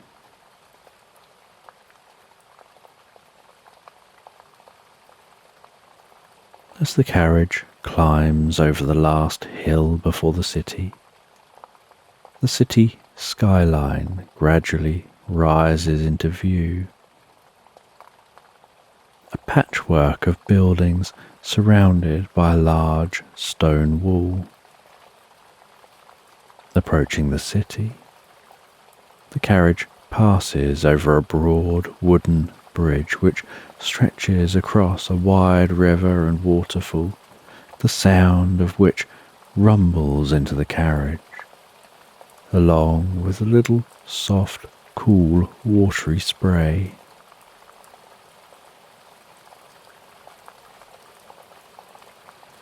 And almost as soon as the carriage passes through the city walls,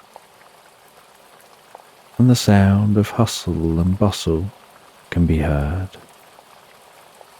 with people busily darting around the streets, a place of life and activity with almost too much to look at.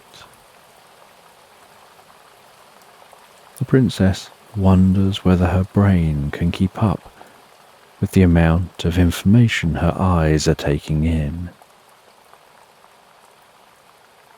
And eventually, the carriage arrives at the town hall. The carriage comes to a halt. The driver can be heard climbing down and walking to the carriage door, before opening the door, reaching a hand out to support the princess as she climbs out of the carriage and onto the street.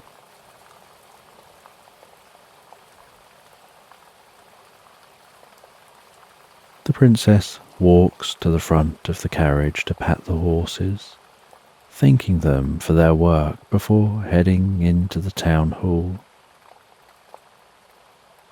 As she enters the town hall, her footsteps echo through the building. She walks to the room a meeting is being held in and pushes the doors to the room open.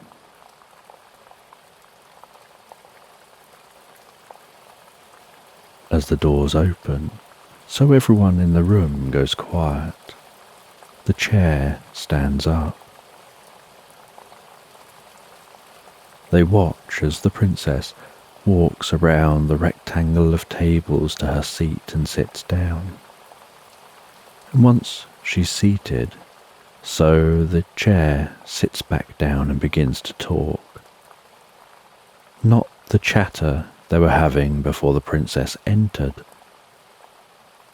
but now focusing on what the meeting is actually about.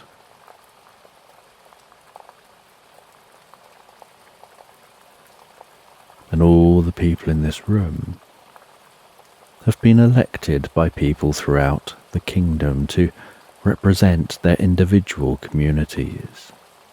However, they've been arguing and not coming together as a group, which hasn't been beneficial for anyone. The princess wants to change that. She wants them to all work together for the betterment of the kingdom.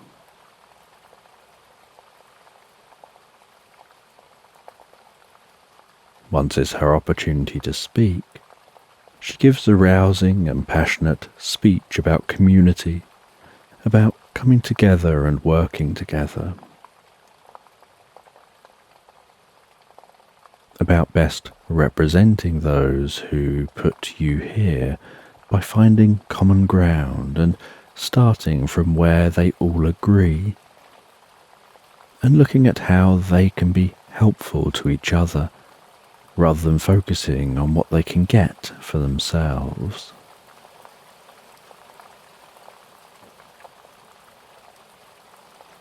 She explains about how each of their communities that they represent want certain things for their specific community, but by arguing and just focusing on what I want, when in many cases many of the communities want very similar things, they could be focusing on what can we do to achieve this for all of us. And she's holding her favourite book that she'd been reading in the carriage. And she shares an overview of that book, sharing the points from the story that are relevant to this situation.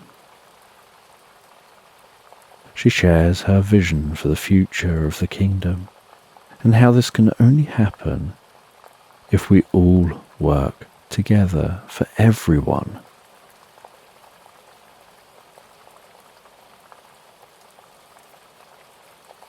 And everyone in the room sits quietly listening and seems engaged and moved by what the princess says. And after the meeting, everyone present gets to mingle and have drinks and eat sandwiches and biscuits before people start to say their goodbyes to each other, and eventually the princess leaves. She heads back to the carriage and begins the long journey back to the palace. But she's surprised by how well everyone listened to her. She was so happy to have drunk that potion. Maybe there's now hope for the future of the kingdom. Perhaps it'll become the kingdom she dreams that it will be. And by the time her carriage arrives back at the palace, it's now dark. She heads into the palace, kicks off her shoes and rests in the most comfortable chair. The potion bottle she drank from earlier is still sitting on a small table by the chair. She picks up the bottle and there's still a small amount of the potion left in that bottle. She wonders how long taking the potion lasts for. It lasted long enough for her to do well and be taken seriously at the meeting. But would its effects last a day or 2 days, perhaps a week or maybe even longer? She looked at the bottle to see if the small print revealed how long its effects lasted. But all she could see was the ingredients. She noticed something odd about them. There was only one ingredient: water. And next to the ingredient was a sentence in brackets: powered by belief. She thought to herself, smiling, as a realization popped into her mind. And you continue reading the story through those last few pages to the conclusion of this novel, before realizing the rest of your drink had now gone cold. You've been sitting here reading for over an hour. The fire is in full flow in the fireplace. The cabin is comfortable and warm. You take your mug to the kitchen, pour away the last of the cold drink before beginning dinner. putting on a pot of water, placing a little oil in the water and giving that water a gentle stir. And as the water is heating up, you chop various ingredients, the smell of which dances within your nostrils, tickling your taste buds. You begin to cook and blend the ingredients together in a frying pan, hearing it calmly hiss as you move the ingredients around with a wooden spoon. As the water begins to boil, so you place spaghetti into that water, fanning it out and watching as it starts to relax, go loose and limp and sink gently into the water. And while the spaghetti's cooking, you continue to stir the food in the frying pan. And once the spaghetti has completely submerged, you use a different wooden spoon to move the spaghetti around, just to make sure it doesn't stick or clump up. It doesn't take long for the food to be cooked.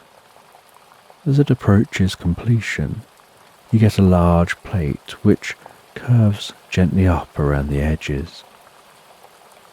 You drain the water from the saucepan and place the spaghetti onto your plate, using a fork to carefully shape it into a nest. You pour the bolognese into the middle and decide whether to add cheese or not this time, before heading to a table and enjoying your dinner.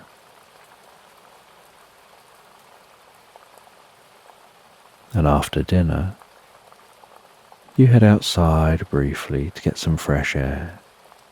Gazing out across your garden, you can see the patchwork of stars peppered across the sky, feeling the stillness, noticing how more stars come into view as your eyes adapt to the dark. You sit on a bench which leans against the wall of your cabin, just out of the cool, slight breeze.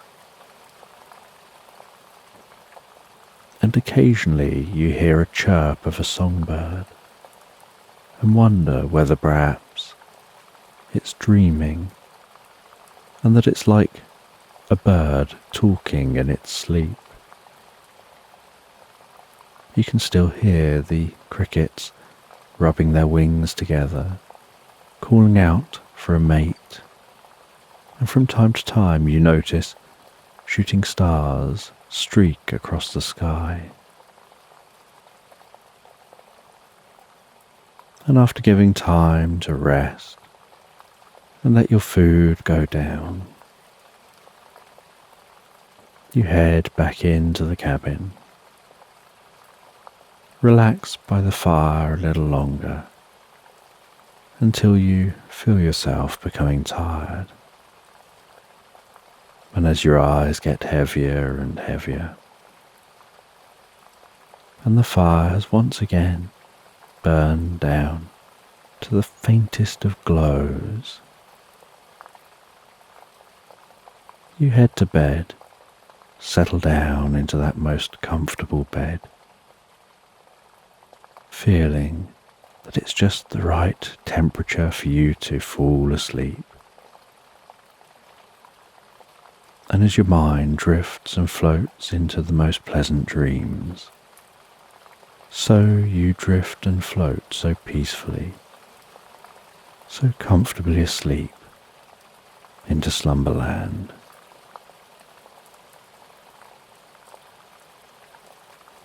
So just take a moment to allow your eyes to close and allow yourself to begin to relax. And as you begin to comfortably drift asleep, I'm just going to count down from 10. And while I count down from 10, You can imagine a healing light passing slowly through your body, healing and softening the muscles and calming the mind. From 10, relaxing the muscles around the top of the head, around the face, around the jaw, relaxing the muscles around your temple and your forehead,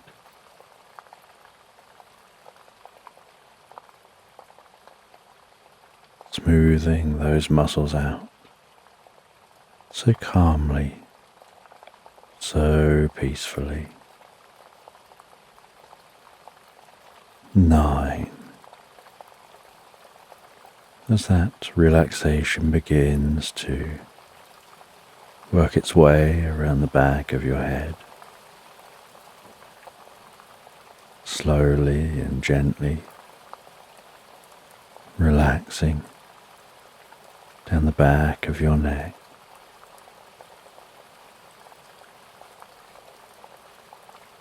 perhaps almost tingling with peace and deep relaxation. And with each out-breath that you take, you can find yourself relaxing deeper and deeper asleep. And as you continue to relax deeper and deeper asleep, I don't know whether it's the sound of my voice that helps you drift deeper and more relaxed, or whether it's the spaces between my words.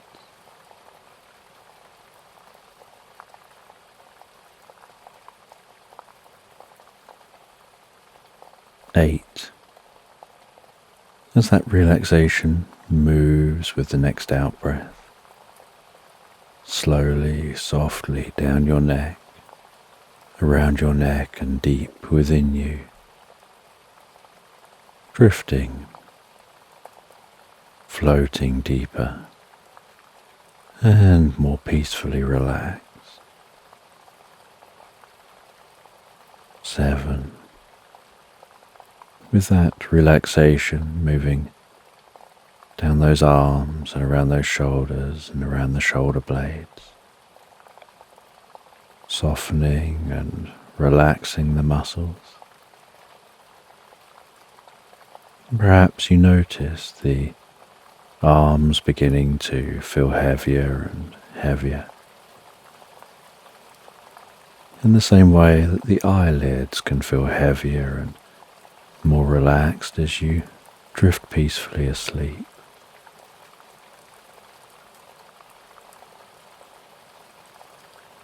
6. With that relaxation moving down those arms, it can begin to reach the fingertips, bringing comfort and peace to those fingers.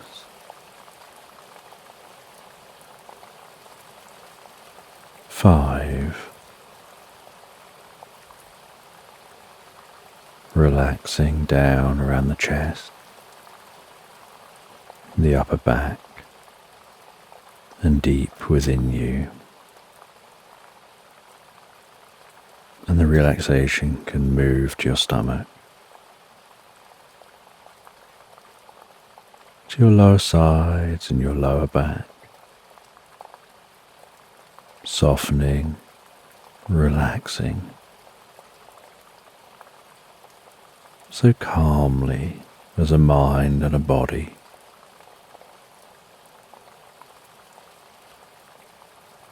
4.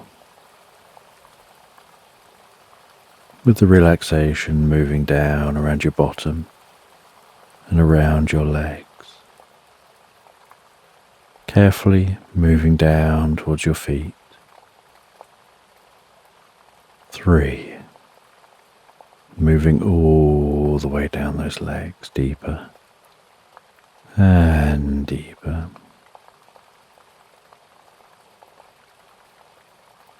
Bringing a deep sense of peace and calm, taking you to a place in your mind where you drift deeper and deeper asleep, so easily and effortlessly, where your mind is so calm and peaceful, where sleep just seems to draw you in, where the mind slows right down. That's it. 2. As the relaxation spreads around the lower legs, down around the ankles and all the way down to the feet. 1. Feeling that relaxation flowing through your whole body like a wave of peace and comfort. And you know the process of sleep involves the body relaxing fully as the mind begins to drift and dream, almost into its own reverie, before passing into deep and restful sleep. And as you continue to listen to this, and we move gently into the story, so you can sleep deeply and sleep well all night long.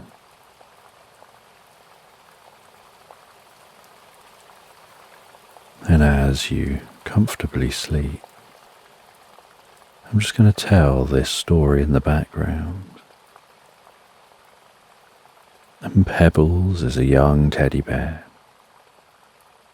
with freckles across her nose and fluff growing out of her ears. And one day, Pebbles is out walking through a rainforest.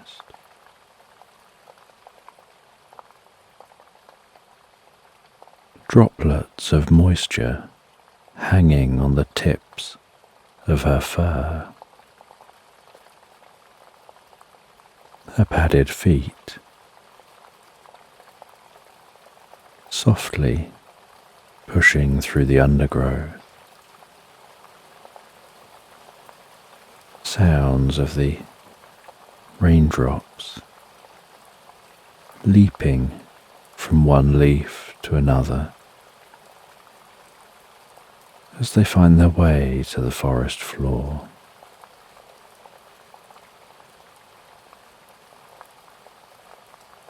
And sometimes Pebbles manages to pay all of her attention to a single raindrop and follow its course, bouncing on one leaf, sliding along the leaf, dropping to another leaf, the leaf waving a bit, sometimes the leaf springing the water droplet up into the air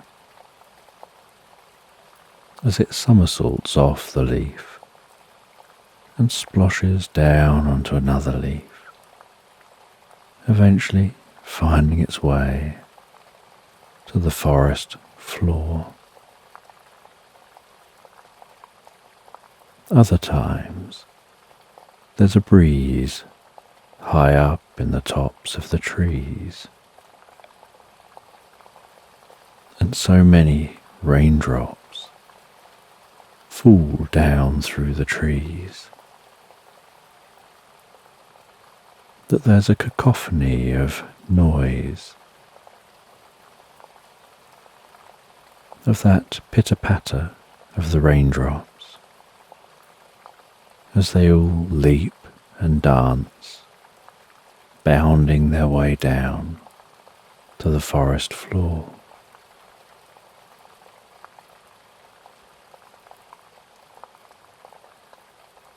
And within the forest, there's a lot of moisture in the air, which is gathering on her fur. But she feels incredibly comfortable and so peaceful in this environment, enjoying the feeling of being out in nature.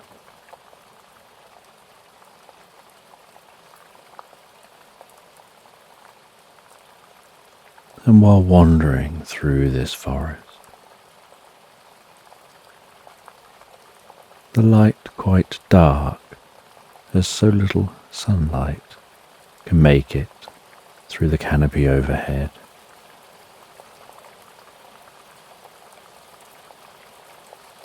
She sees some friendly bats hanging and sleeping in the trees, the branches gently swaying, causing the bats to gently rock back and forth.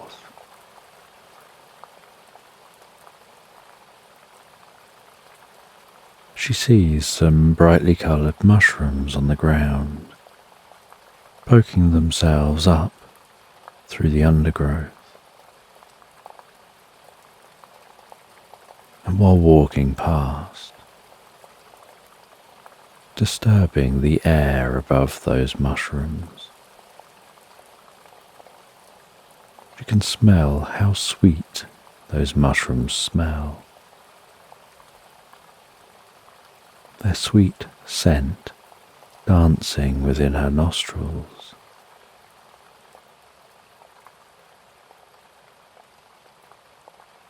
And Pebbles continues on through this rainforest until she finds what it is that she's seeking.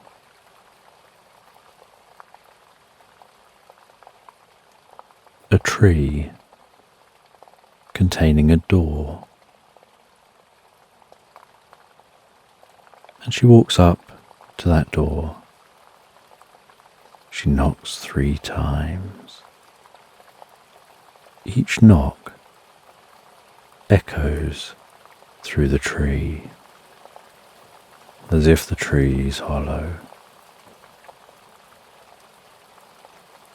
After the 3rd knock, she waits. She can hear some movement within the tree. And after a few moments, the door latch seems to release, and the door hangs slightly open.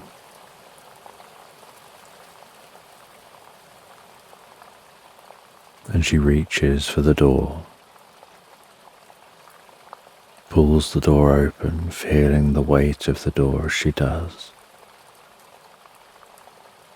steps inside and pulls that door closed.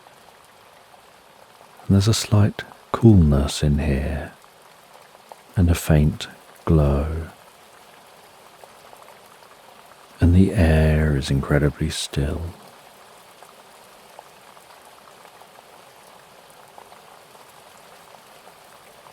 And she begins to descend a spiral staircase, descending deeper and deeper beneath this tree.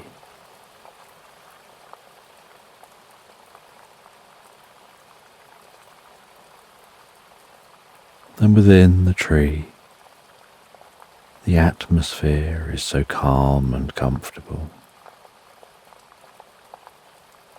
And at the base of the spiral staircase, the area opens out into a vast cavernous space.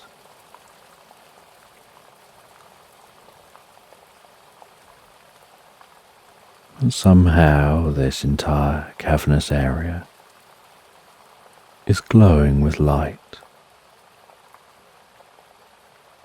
and Pebbles looks around and can't see any lights, and yet the whole space is illuminated.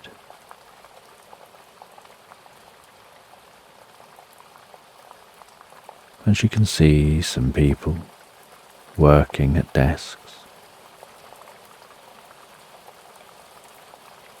and everyone going about their tasks. And she walks past a room full of people working,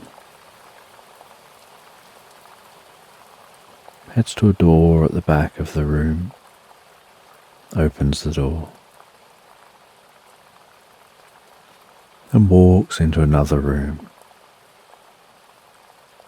And this room appears to be made of metal. And she walks across the metal floor,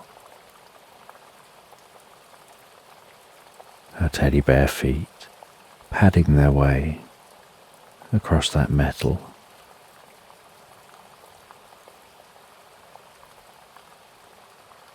And this room has windows around 3 of the sides. And out of the window as she walks into the room, she can see the darkness of space. She can see the grey lunar landscape and the view of the Earth rising over the horizon. And in this room, people are working at computer consoles.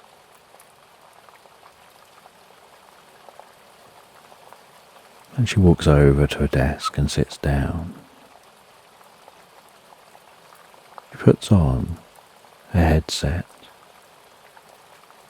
turns on a computer,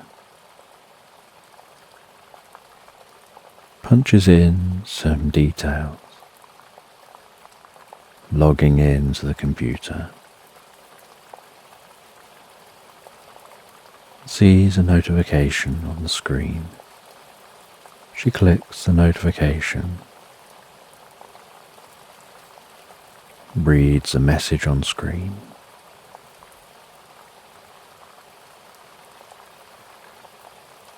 and the message informs her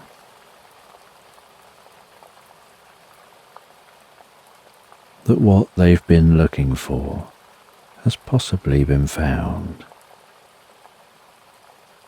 And attached to the message is a map and the location. And so Pebbles takes note of that location, heads to what looks almost like a large cupboard against one wall, walks into that space, places on a spacesuit,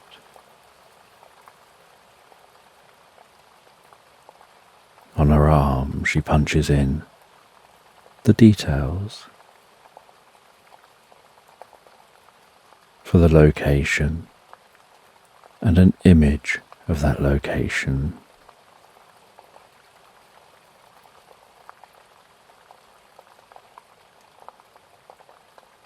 She does a final check of her suit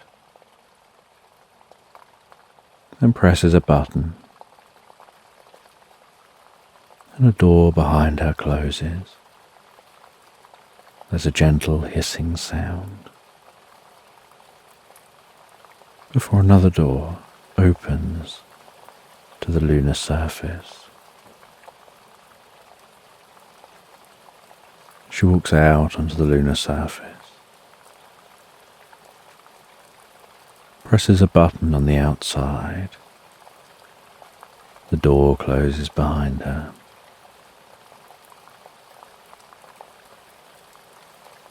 and she feels almost like she's walking in slow motion as she gently bounds her way across the lunar surface, heading over towards a rover. When she reaches that rover, she boards the rover and straps herself in, starts up the vehicle, punches in the coordinates, and then accelerates away from the moon base.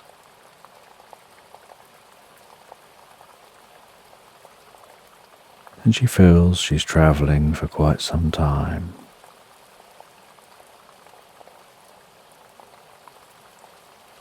And while travelling, the sun begins to poke its head around the edge of the earth, illuminating the moon. She pulls the visor down, continues on as the sun rises above the earth and rises above the moon.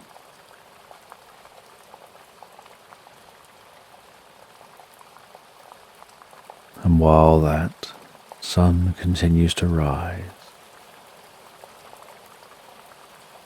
the part of her attention is on admiring this sunrise, although she finds it does make seeing the earth more tricky in the glare of the sun. And she continues on, heading to those coordinates, and on arriving at the coordinates, she leaves the rover. She can see what looks like a cave, and it's the entrance to an old lava tube.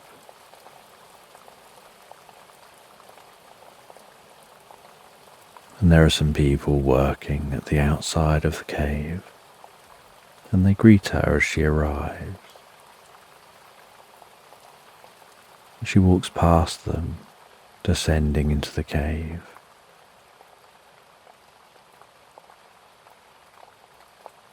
And there are strip lights lining this cave.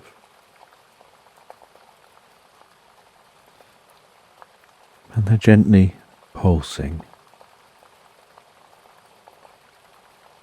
in the direction deeper and deeper into the cave. And so she walks deeper into the cave until she finds a chamber. And within that chamber is what looks like a spacecraft, only nothing she's familiar with.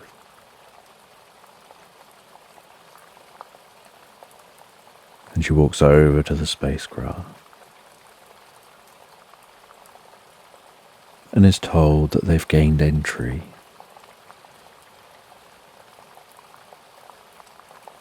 And it's an enormous spacecraft, seemingly embedded within the rocks here.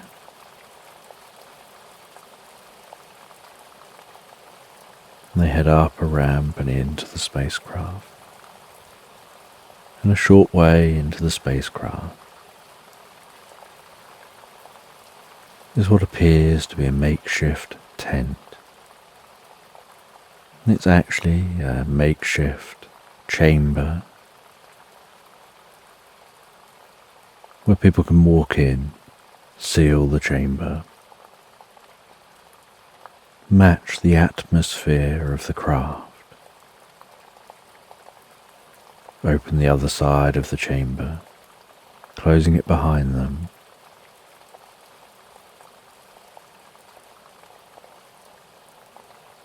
and then there's another chamber. They walk across that chamber, opening another entrance, finding themselves in the craft. And so Pebbles heads through and into the craft, removes her helmet in the craft, removes her gloves, places them into the helmet, holds on to the helmet and gloves, while looking around at the inside of this craft. And nothing about the craft seems familiar. The craft both seems highly futuristic and ancient at the same time. And so she finds her way around the craft to the person she's due to meet. And she meets that person. And they direct her to a tablet. And on that tablet seems to be unusual writing. And the tablet is made from a metal that almost feels soft to the touch. A little bit like handling clay. And she tries to gently scratch just one tiny corner of the tablet, but finds that although it feels soft like clay, and it looks like the unusual writing was scratched into the tablet, she's unable to mark it herself. Pebbles asks if anyone's been able to understand the writing, and they say that they'd scanned it into their computers, and the computer is just processing for patterns right now. And it takes a while for the computer to process and give a result. But eventually on the computer screen, up pops the tablet. And where the text is on the tablet is a translation. And this translation demonstrates one thing they already know, which is that aliens definitely exist. But another thing, that aliens had visited the Earth.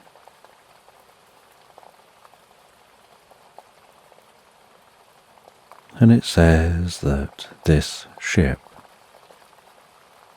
had run into some difficulties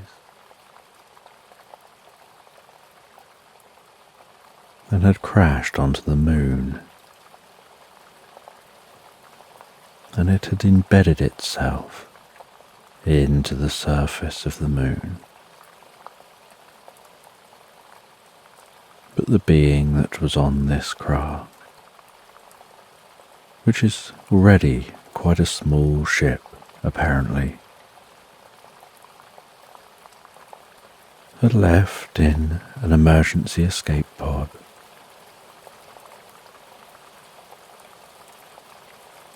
And headed to the planet Earth.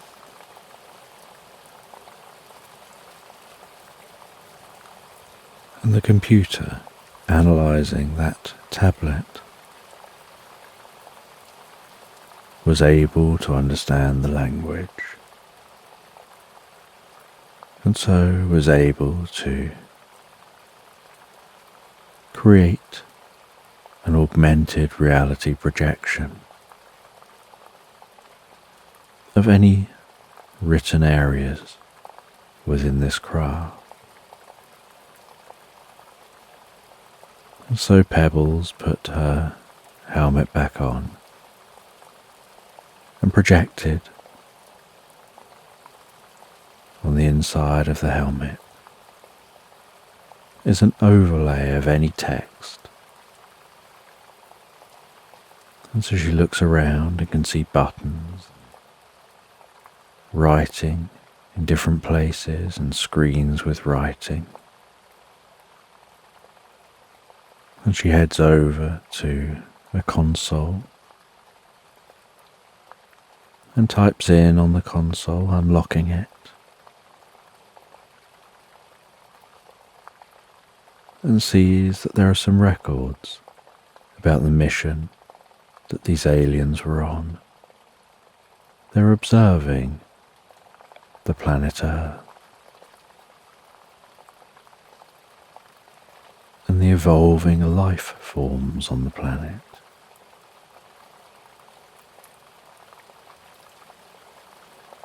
They were curious about how some of the life forms had begun to use tools.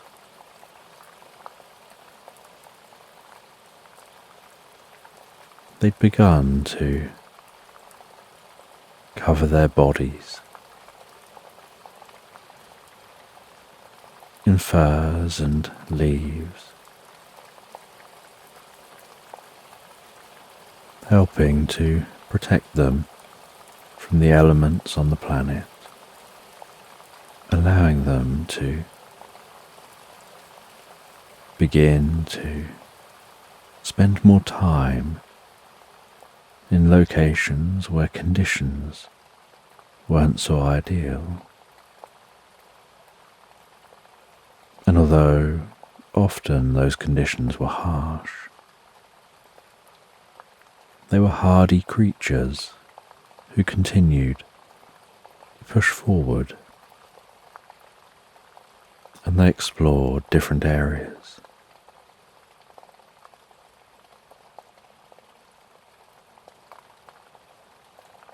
And so the aliens had set up bases. They were confident that the beings on the planet wouldn't understand who they were or any of their technology, or even that their technology is technology, and would perhaps just think that their bases were just rocks, not understanding what metal is. And so they didn't do much at the time to hide their bases. They just made sure that they could keep separate from the life forms here, so as not to be seen as other life forms and potentially cause any alarm.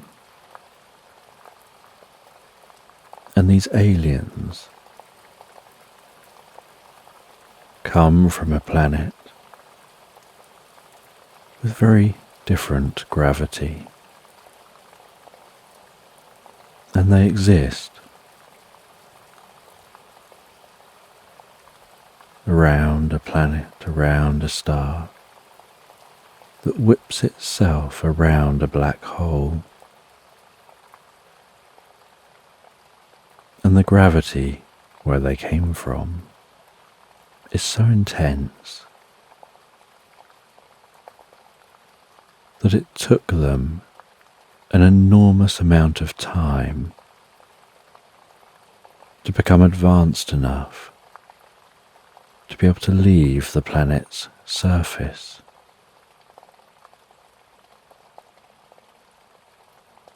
The gravity was so intense, no chemical rocket would be able to leave the surface.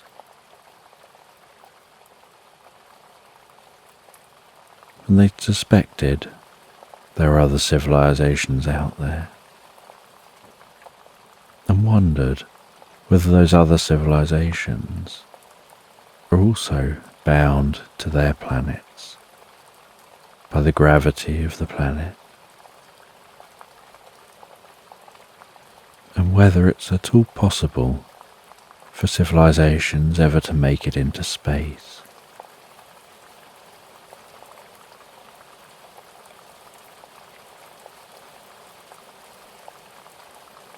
And they became increasingly advanced,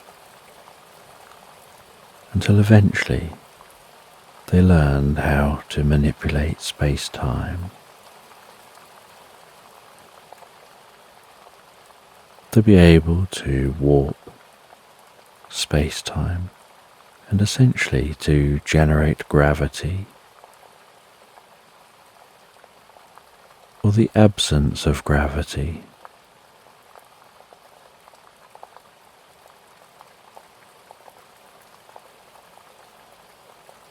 But they found that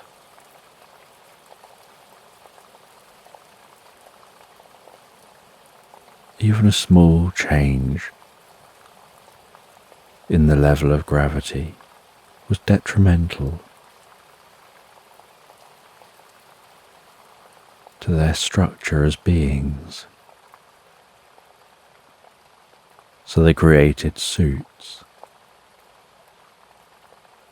And those suits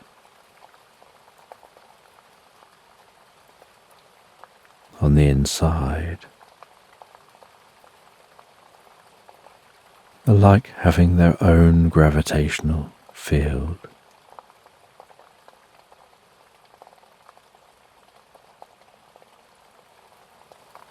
Making it as if they're in an incredibly high pressure environment within the suits. And a side effect of these suits is that relative to beings and existence outside of the suit, time runs at a different speed.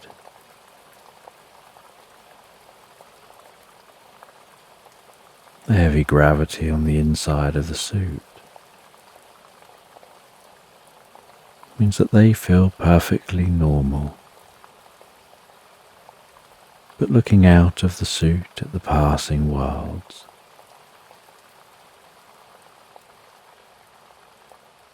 it's as if everything is moving incredibly quick.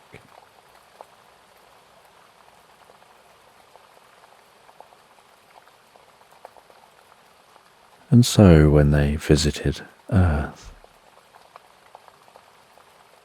to them it was as if everything on Earth was flashing by rapidly,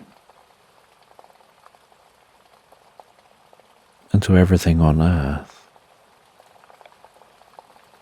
it was as if these beings lived almost an eternity.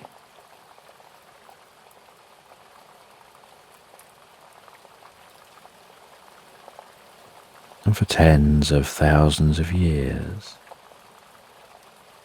the aliens managed to not make any mistakes, to keep themselves hidden. It was only when this alien crashed onto the moon, having left a large ship that was in orbit of the Earth,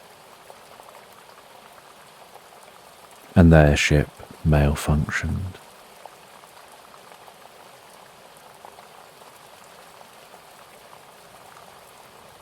And they had to take it down. The nearest and safest location from where they were was to the moon. And so they crashed onto the moon and left the moon in an escape pod towards the Earth. But then they had to get from the escape pod to the nearest settlement of the aliens. And humans had seen the glowing orb in the sky that crashed to Earth, and the being that left that orb and the crater the orb left behind, and the scorched earth, and the orb emitted so much heat. They could feel the heat while at some distance from the orb, and the alien had to try and travel as fast as they could from their escape pod to the nearest community, and they were seen, and to the humans it was like the alien was running in slow motion.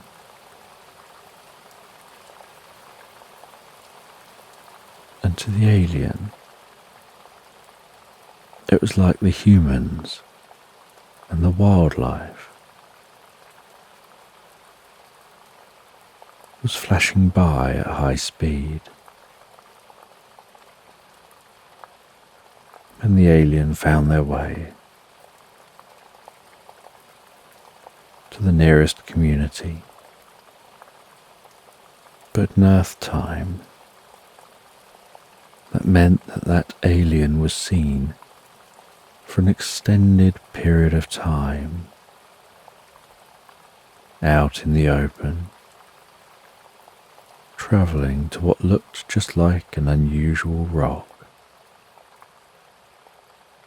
And Pebbles decided that their next course of action was to go and visit that location. There's no records on the ship beyond the alien explaining that they were heading down to the planet and sharing their journey back to the ship to the point of arriving at the settlement.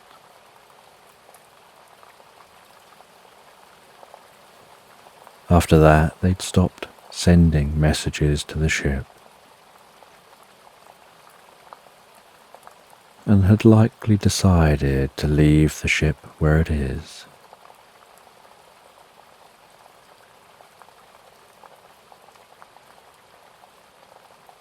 But Pebbles knew where they were situated back then, and wondered whether there's any evidence of that now. And the ship that was orbiting the planet has clearly left now, and she wondered when that happened.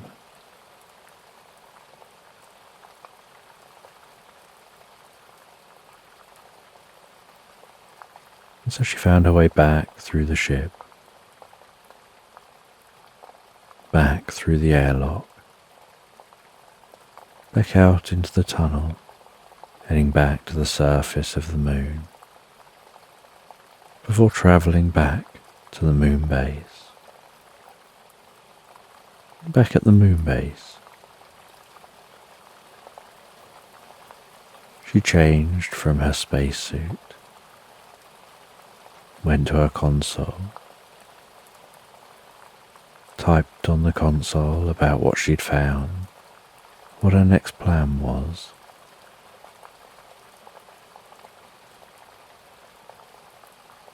and then left the moon base. Found her way back to that rainforest. And she headed back through the rainforest, back to her home here in the rainforest. And while in her home, she did a little more research and made her plans.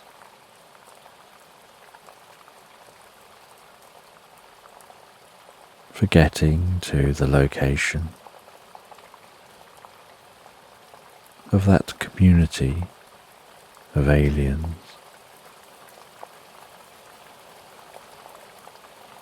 And she didn't expect the community to be there now.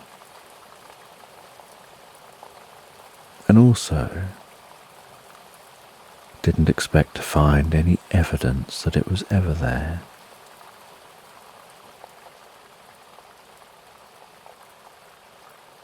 But she thought it worth having a look around. And once she was ready,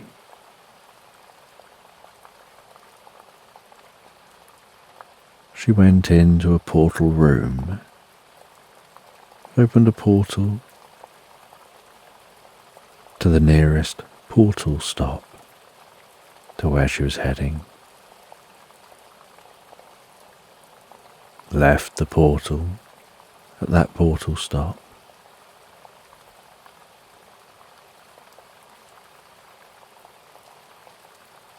and began her journey to a location that's now a vast savanna.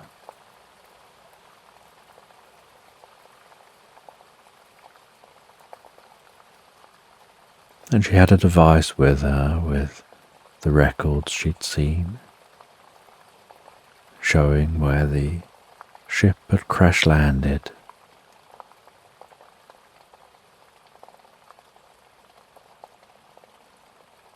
She headed to that location, and in the location here in the savannah, there was an indentation, totally overgrown now, but an indentation. She explored the indentation and found signs that the ground had been compacted.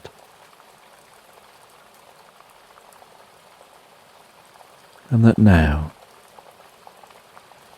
a lot of earth had grown up over the top of the compacted ground, but the evidence was still there.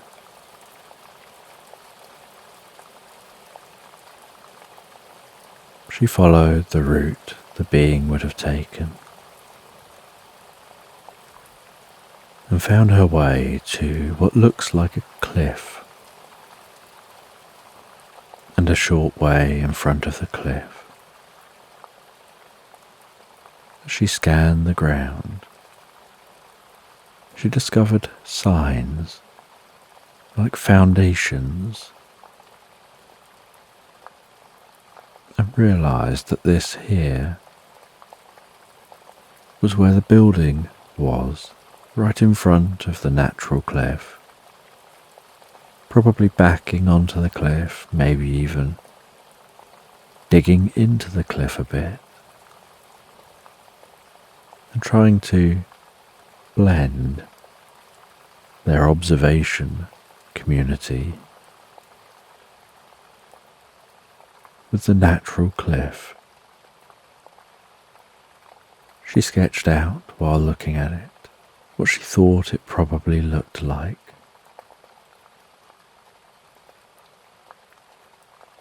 Before scanning the area to try to get other information, and from the depth of the indentation and the depth of the foundations, she worked out that this structure was here probably all the way through to just a few hundred years ago.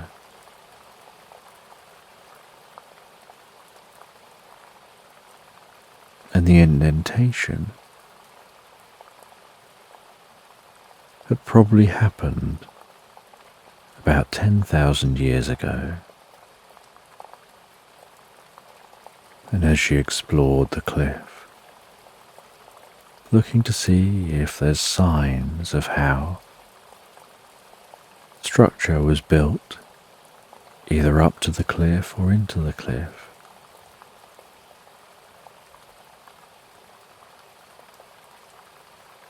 she found an artificial looking rock embedded in the cliff.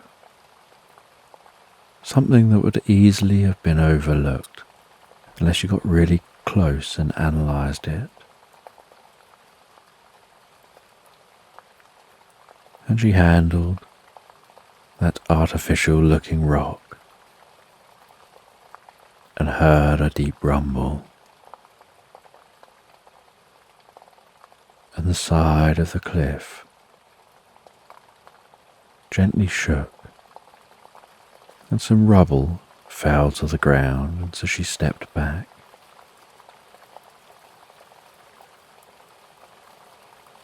And an entrance opened into the cliff.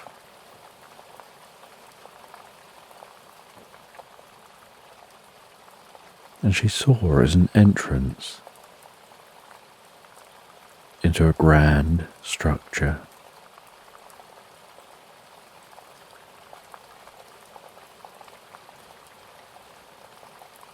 And this grand structure seemed to contain observation points and screens looking in lots of different locations around the planet.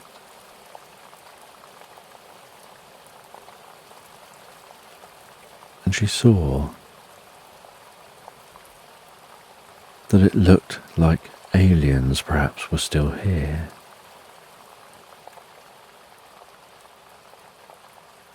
And she heard a noise and saw an alien approaching,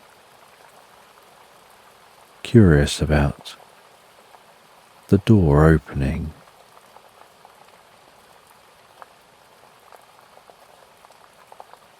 And the alien was in a suit, appearing to move incredibly slowly.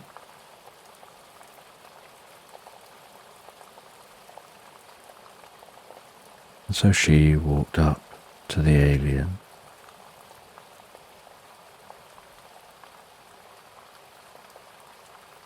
And she tried to talk to the alien.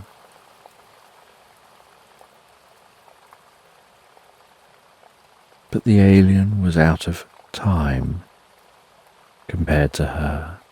They were both running in different times. So to the alien she spoke incredibly quickly and appeared out of nowhere.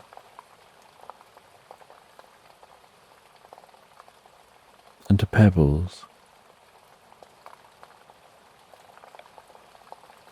the alien was moving incredibly slowly.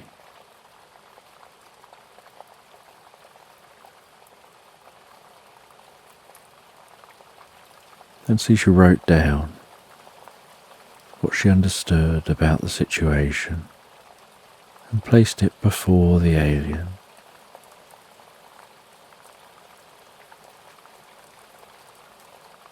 And it took a while, but the alien looked.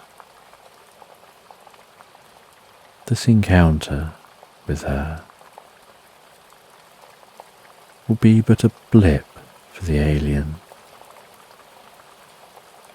And so she learns what she can, studies what she can, before leaving this place and sealing it back up,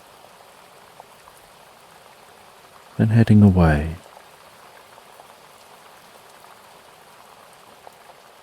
And she finds her way home, writes up a report of what she found, and that the aliens not only visited Earth, but they're still here.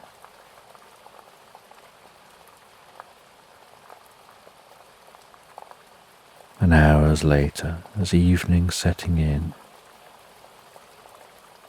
she receives a work email.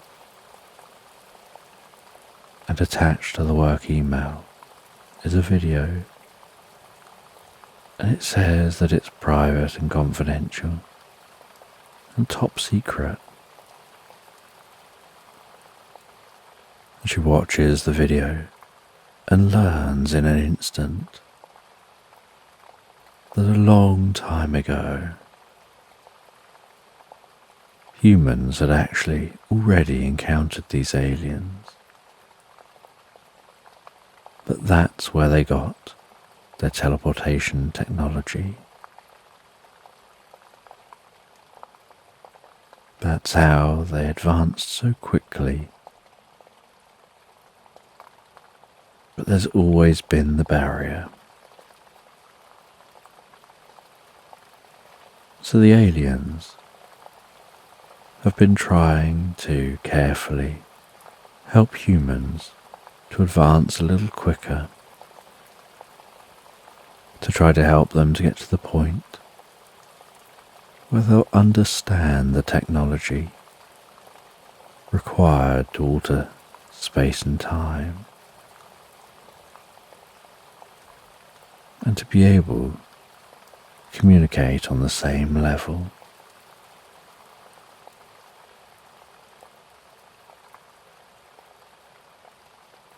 And Pebbles sits back for a while, relaxing in front of the fire, pondering what she knows, the implications of this on the planet, and what she's allowed to say and not say before heading to bed, drifting and floating so peacefully, so comfortably asleep into Slumberland.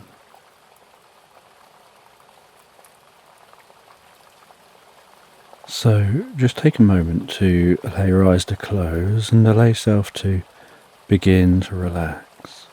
And as you begin to comfortably drift asleep, I'm just going to count down from 10. And while I count, you can have a sense of a healing light gently passing through your body, healing and softening the muscles, calming the mind. From 10, relaxing the muscles around the top of your head, around your face and around your jaw, relaxing the muscles around your temple and your forehead,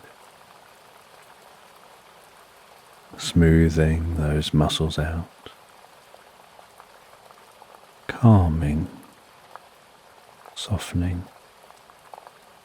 so peacefully. 9. And that relaxation can begin to drift around to the back of your head and slowly begin to relax down the back of your neck, perhaps tingling gently with a sense of peace and comfort.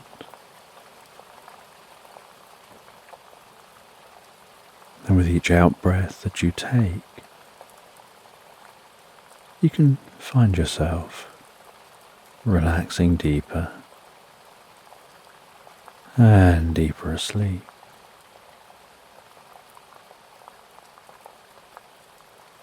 And I don't know, as you continue to relax deeper, whether it'll be the sound of my voice that helps you drift deeper and deeper asleep, or whether it'll be the spaces between my words.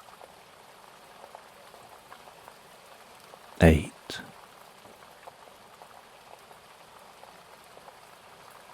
And as that relaxation continues to move down through your body with each out-breath, down your neck, around your neck, deep within your neck, drifting and floating, you can continue to relax, more asleep, as you listen to me talking here. 7.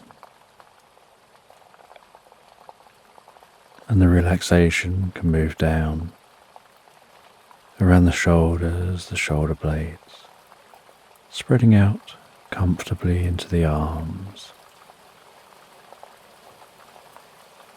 softening and relaxing those muscles. And perhaps the arms begin to feel heavier and heavier,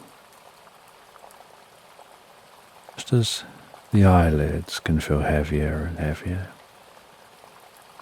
and more relaxed. 6.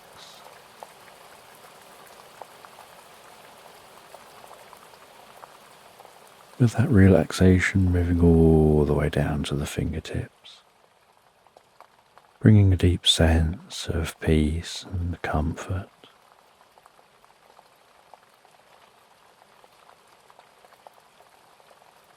5, as the relaxation begins to work its way carefully and gently down around your chest, your upper back, deep within you. And that relaxation can move down to your stomach, your lower sides and your lower back, softening, relaxing, so calmly as a mind and a body. 4. That relaxation can move down around your bottom and around your legs, deeper and deeper down through, bringing with it a deep sense of peace and calm, taking you to a place in your mind where you drift deeper and deeper asleep so easily and effortlessly, where your mind is so calm and peaceful, where sleep seems to just draw you in, where the mind slows right down. That's it. 2, as that relaxation spreads around the lower legs, around the ankles and down into the feet. 1, feeling that relaxation flowing through your whole body like a wave of peace and comfort. And you know the process of sleep involves the body relaxing fully as the mind begins to drift almost into its own reverie before passing into pleasant dreams. And as you continue listening to this, and we move into the story, so you can sleep so deeply, so soundly, all night long.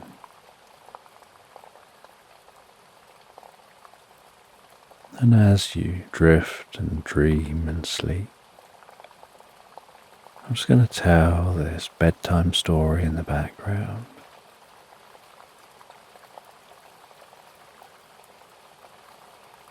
And you find yourself on holiday, and you're in a mountainous region, and it's night time, and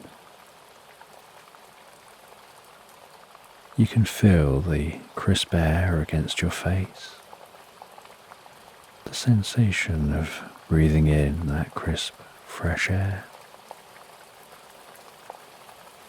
the gentle crunching as you walk through snow.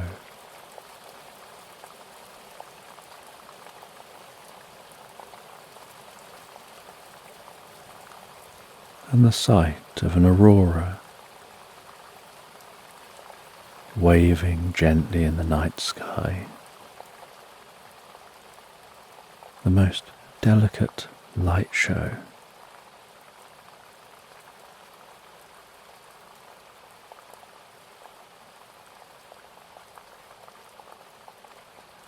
Seeing the pinpricks of twinkling stars beyond that aurora.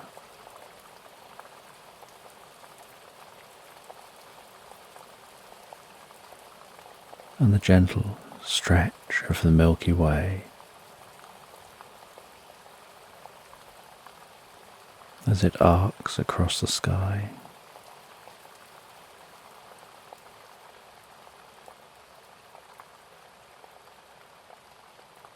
And you walk through this environment.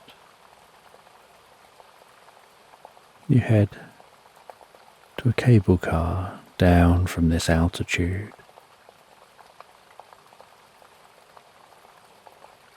Travelling down in that cable car, seeing the forest below, the lights of a small town nestled within the forest, the smooth sensations of that cable car moving its way down from that altitude.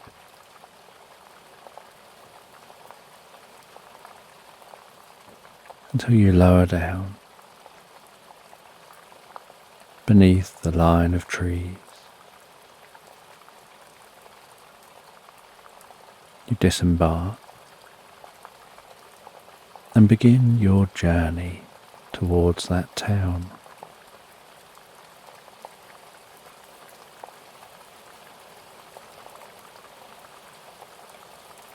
And as you walk into the town, so it's lit with the coziest of lighting. You can hear the soft conversations going on among those roaming around the town, wandering in and out of shops. The street vendors selling food, the smell of the different foods and drinks, people holding on to their cups of warm drink between two hands, pulling those cups up under their noses, blowing the top, perhaps noticing someone's glasses fog up for a moment before clearing as they take a sip of their warm drink.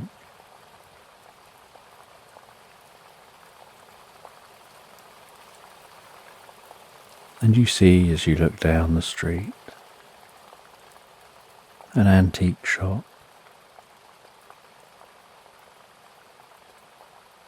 And you head along to that antique shop. Ring the bell as you open the door, carefully closing the door behind you to keep the cold out and the warmth in.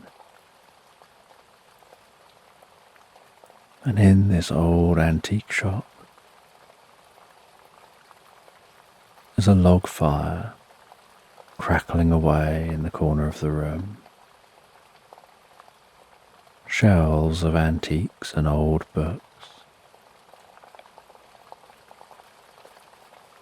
Cabinets containing antiques. Boxes underneath the cabinets filled with bric-a-brac.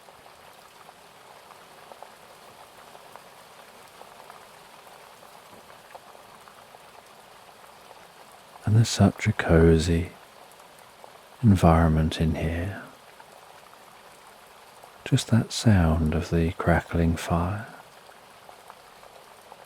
the low lighting and the gentle flickering glow from the fire, and the warmth finding its way across the shop, massaging your cheeks and your hands after your time outside.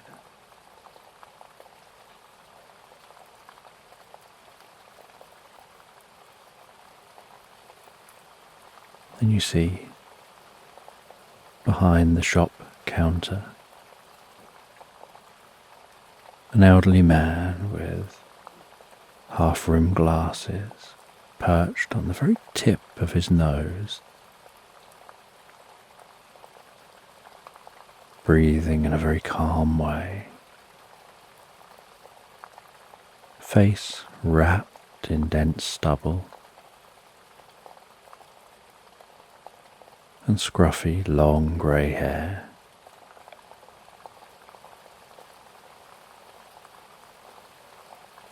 and piercing blue eyes, holding an old book. His eyes glancing through the glasses and scanning the pages before he reaches across with a finger, carefully separates a page from the others with his finger at the top corner of the book.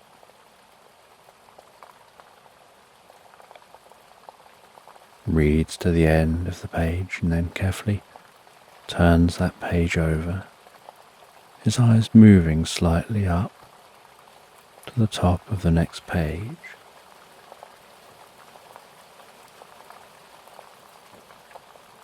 And then reading his way down this page, carefully and methodically working his way through the book.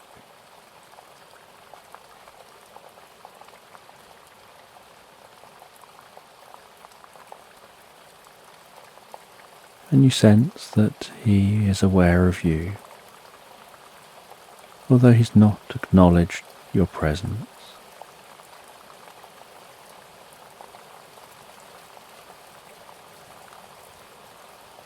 And so you look around the items in the shop.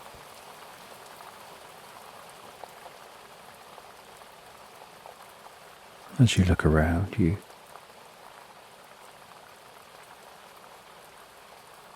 see a tall knight's outfit, wrapped in highly polished armor.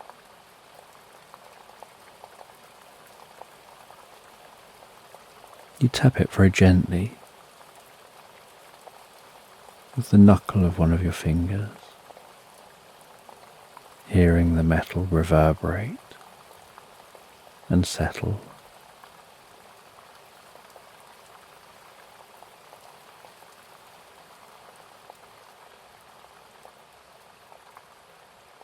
You pick up and handle a couple of the pocket watches, popping their lids open, analysing the watches before closing the lids back up and putting them back where you found them.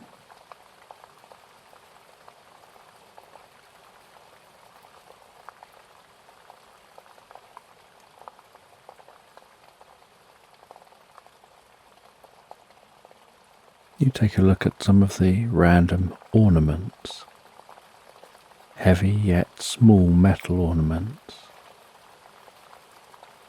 ideal for placing on shelves. You head to a wall of books. You scan from the top corner along the top shelf and work your way down, scanning those books, occasionally being intrigued by the title or the cover of a book, or by not being able to see a title on the spine of a book, and so removing the book to flick through the first few pages and see what the book happens to be.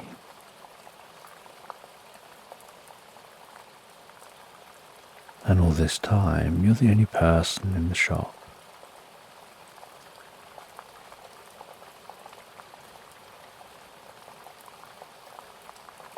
And as you continue looking around, you lift a glass lid of a counter.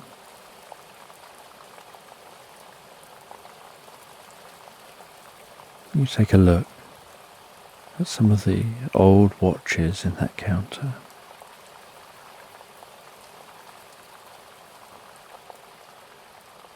You deeply analyse those watches.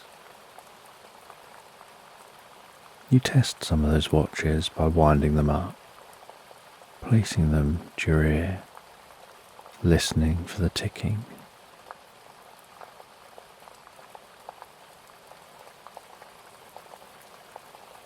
And as you continue looking around,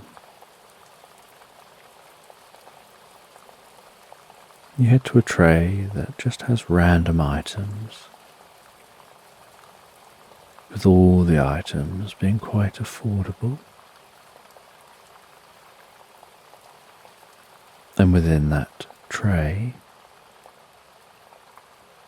you spot a bracelet, and something about this bracelet appeals to you.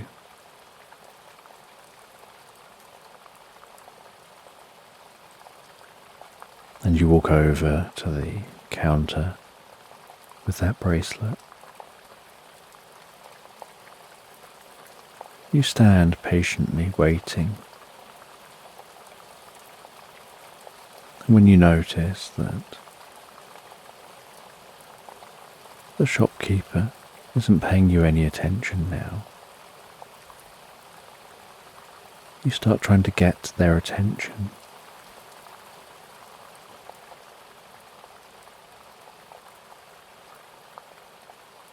You do a fake cough, and then a slightly louder one, and then with a huff, the shopkeeper comes over.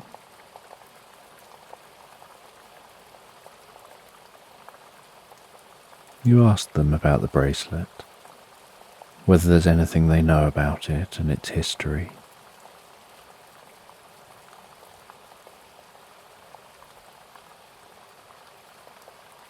And they say they don't really know much. And it's only a cheap bracelet, so they don't feel that they want to waste any of their time on knowing. But you feel that the bracelet seems quite elegant, and you quite like it. And you did feel drawn to it.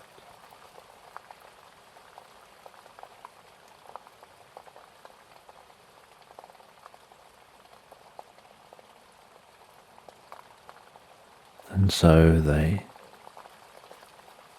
tell you how much it'll cost,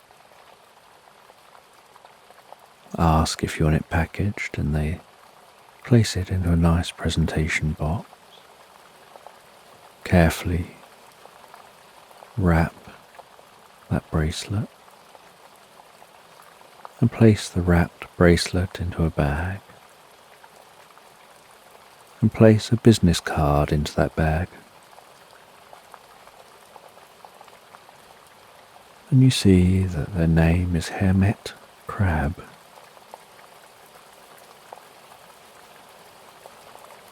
And this brings a smile to your face. And you say, I bet you like to keep yourself to yourself. And they look at you puzzled. And in an almost snappy kind of way,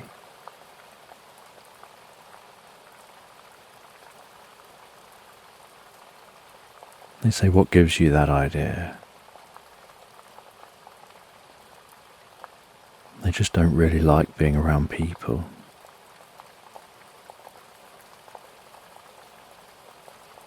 And you say goodbye, and they don't acknowledge you. They just go and sit down and continue to read.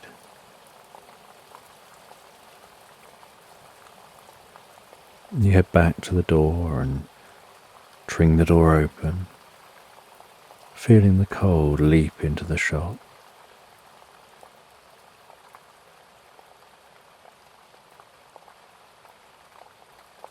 You close the door behind you as you look back while closing the door. You see them settling back down with that book, picking up where they left off, carrying on reading, almost as if you entering that shop was an inconvenience to their reading.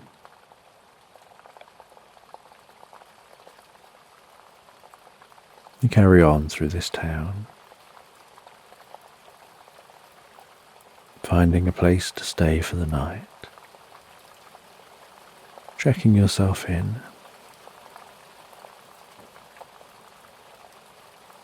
You place that bracelet on the counter beside the bed.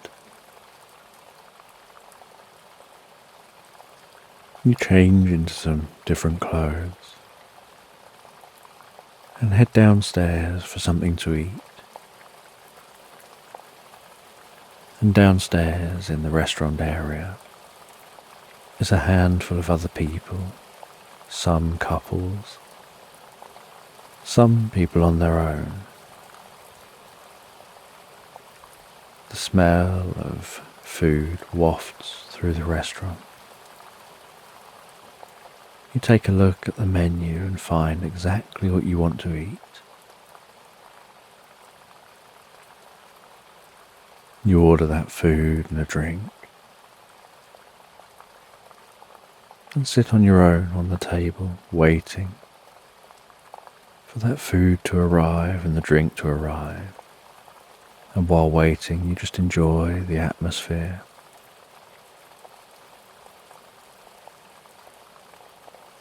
The gentle background sounds of people talking. Almost like indistinct chatter. The dancing light from the log fire. Feeling so calm and relaxed.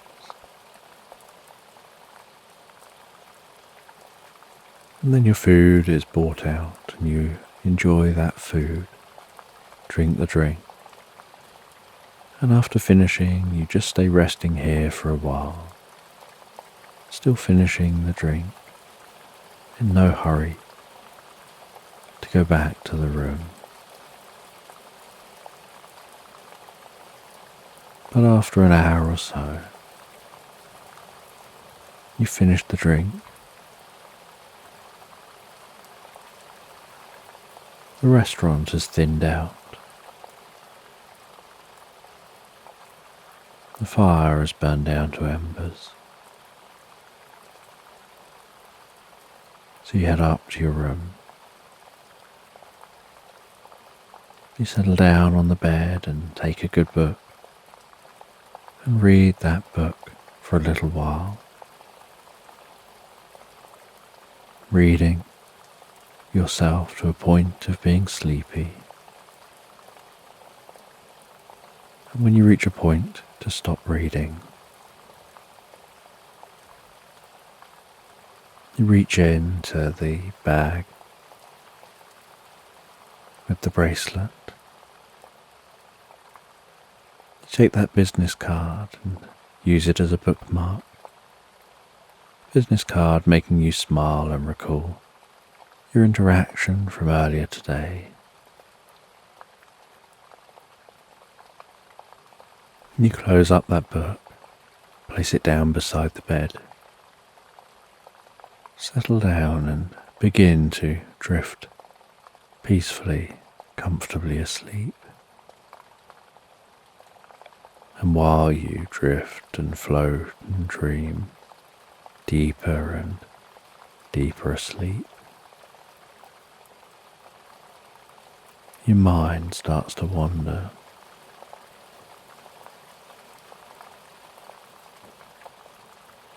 You start to dream that you're walking through the most beautiful meadow, surrounded by magical trees. And as you walk through this meadow,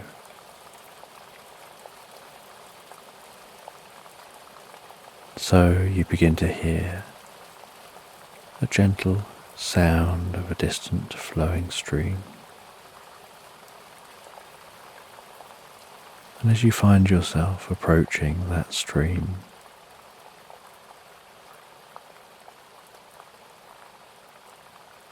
you see a really friendly looking woman resting on a rock, singing softly to herself, her voice, making you think of it being like a voice of an angel. A voice that seems to just flow through you in an almost timeless kind of way. At frequencies that seem to resonate within you. And this woman seems so elegant. And when she notices you, she stands and turns her flowing dress, wafting around her as she moves.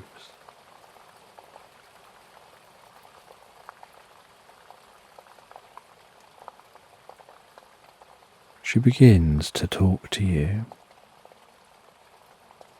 asking who you are and where you're from.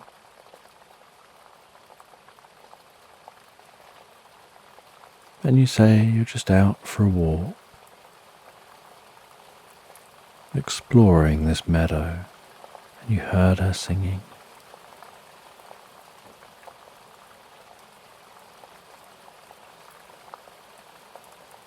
And she tells you that there's a secret world overlaid on this one. And she can show you that world.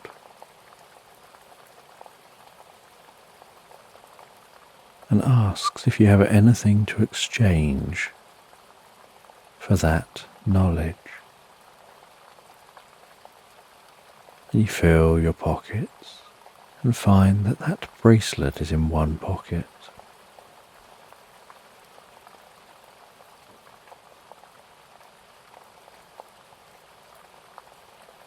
And so you take the bracelet out of your pocket.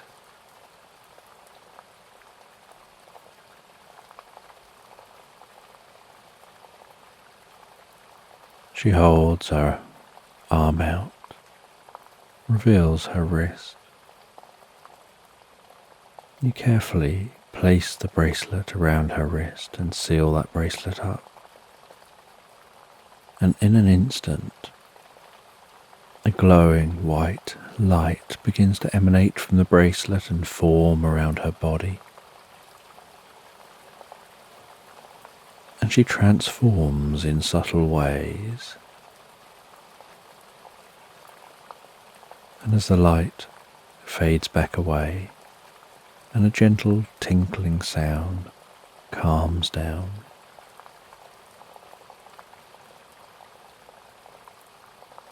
she tells you that that bracelet has upgraded her to a higher being, allowing her to share this knowledge with you.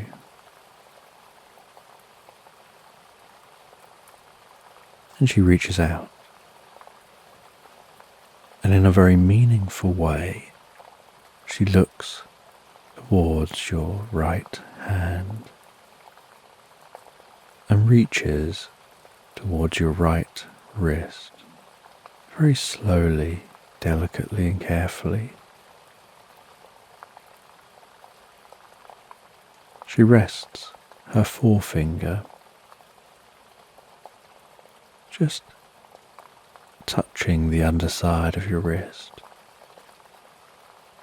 and very carefully communicates through that touch for that wrist to rise.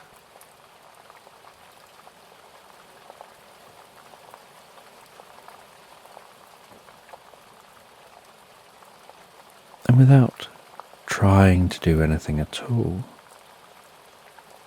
you feel that gentle touch on the underside of the wrist, almost like a puff of air lifting the wrist up.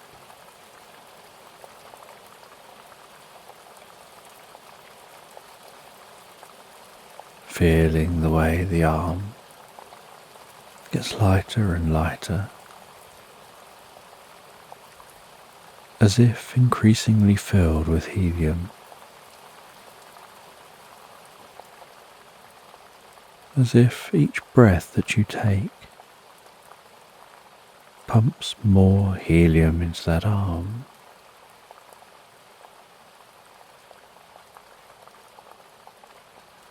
And it takes no effort at all on your part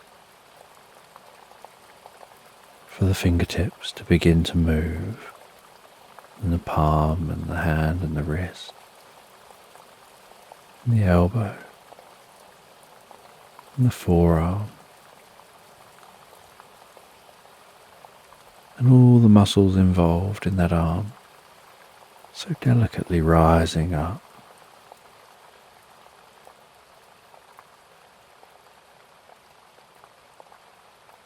And in your mind, you can see that arm rising up. And it almost seems like it's happening by itself. And you feel like they're touching your arm and lifting it. But you can't quite tell if they're lifting the arm or if you lift the arm by yourself. But once the arm is up in the air, with the elbow gently bent, the hand about shoulder height, they move the hand a little closer to you.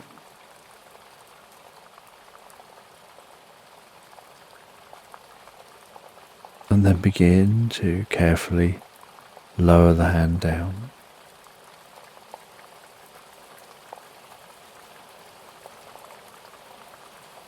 And while the hand carefully lowers down,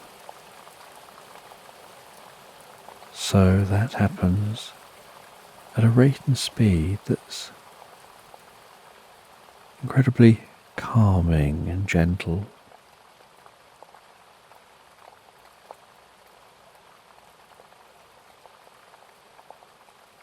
And you notice a glowing forming around this woman and through the landscape.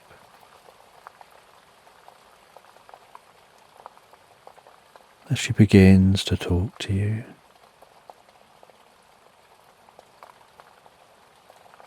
And she says, as that arm carefully lowers,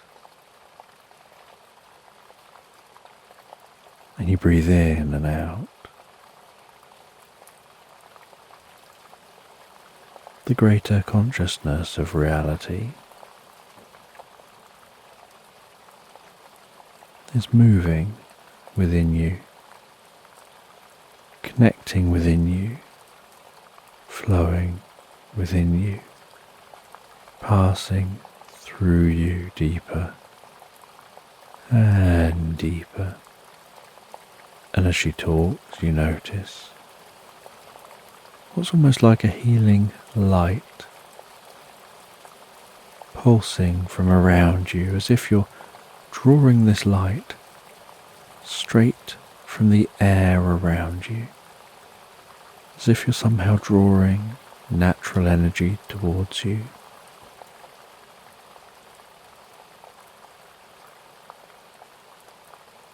And the light flows into you from all parts of your body, but strongest flowing in through the top of your head, passing down through your body, down through your neck, your shoulders, your arms, your upper and lower back, down past your bottom and all the way down to the tips of your toes. And your eyes gently close, and you drift deeper and deeper into the experience.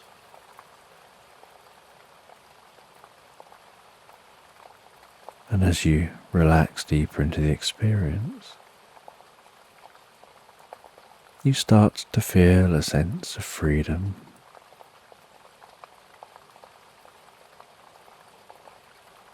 You feel all that deep connection to the world around you.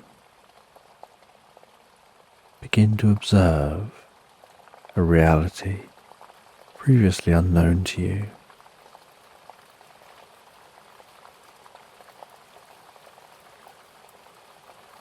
This woman guides you to the water.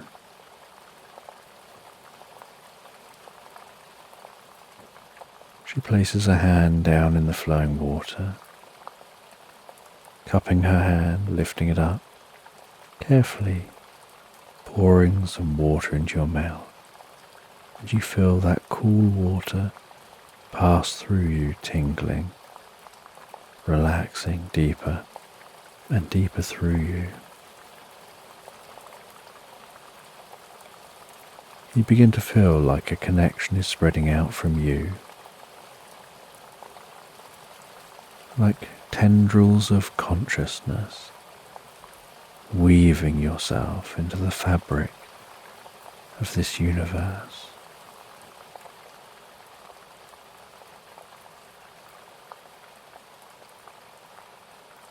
You start to learn about the world, about nature, about consciousness and unconscious communication, and the peace that can be found within stillness.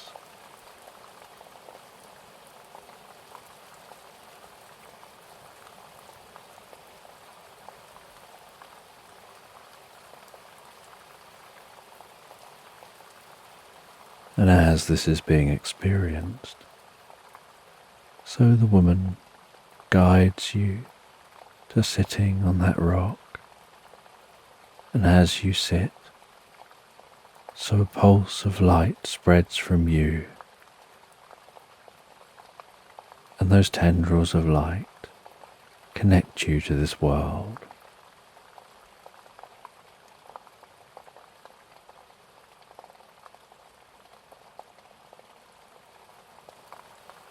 And she just sits with you as you have your experience.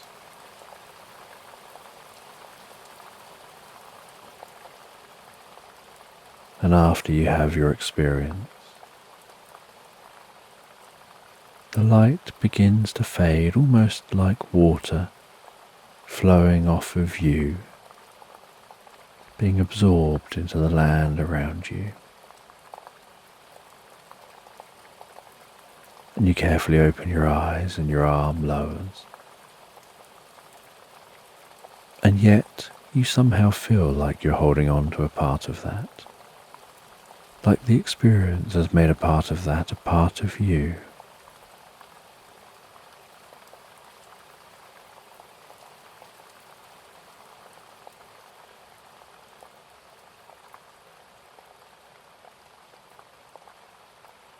And then you relax deeper and deeper, resting on that stone. And all the light fades.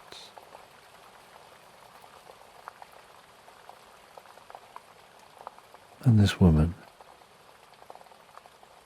hands you back the bracelet.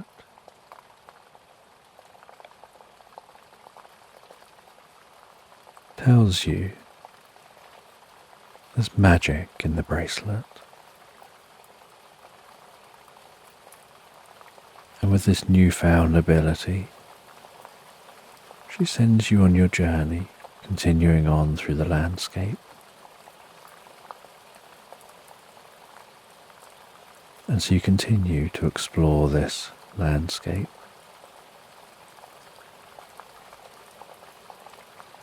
Only now you feel a deeper connection to it and a deep understanding of it.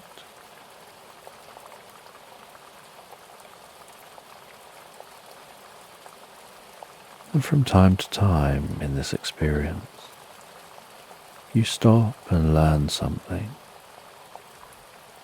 And each time you go deeper and deeper asleep.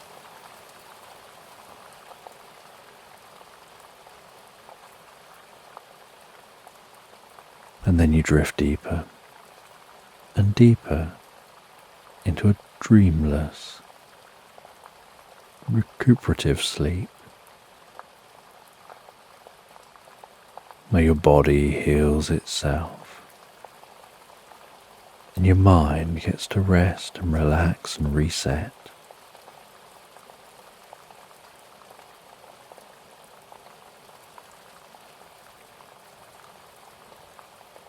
Then you awaken in the morning. You eat some breakfast.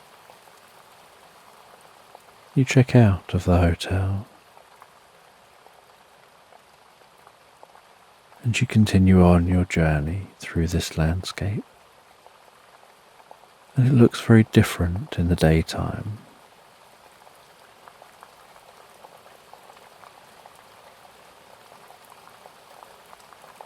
And you head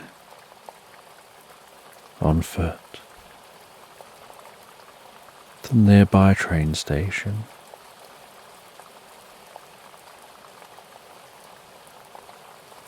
You arrive in good time for your train.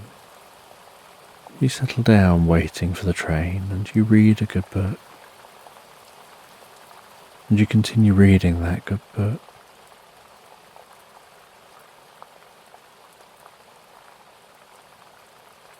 Then you see the steam train arriving, hearing that chugging sound as it approaches, seeing the smoke rising from the chimney at the front of the train, the clickety-clack as it pulls past you, and gradually grinds to a halt. You board the train with a clunk-clunk door. You settle down on a comfortably cushioned seat with a long, narrow table in front of you. You place some items on the table, get your book out and continue reading that as you pull out of this station and your journey home begins. And the train swings round through the landscape.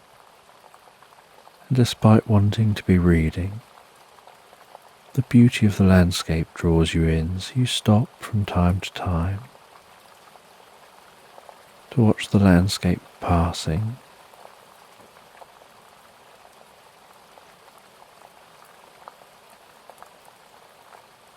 And it takes some time for this journey, so long that a whole day passes and night time sets in.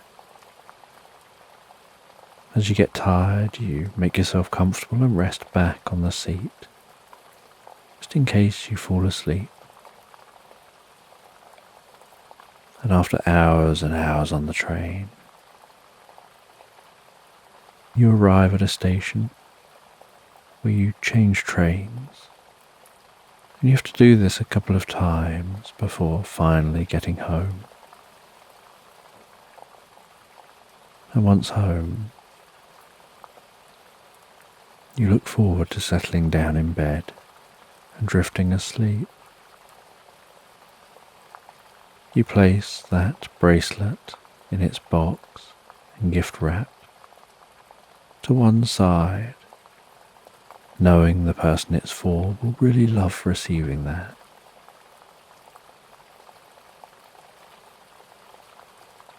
You unpack some of your stuff. You make yourself some food and drink. Your cat jumps up on your lap. You pet them while you rest there. You can see the excitement in their behavior, that you're home.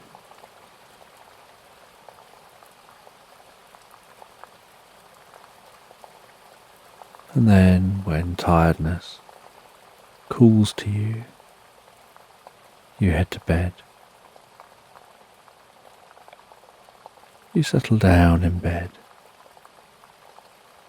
and you drift and float so peacefully, so relaxed asleep into Slumberland.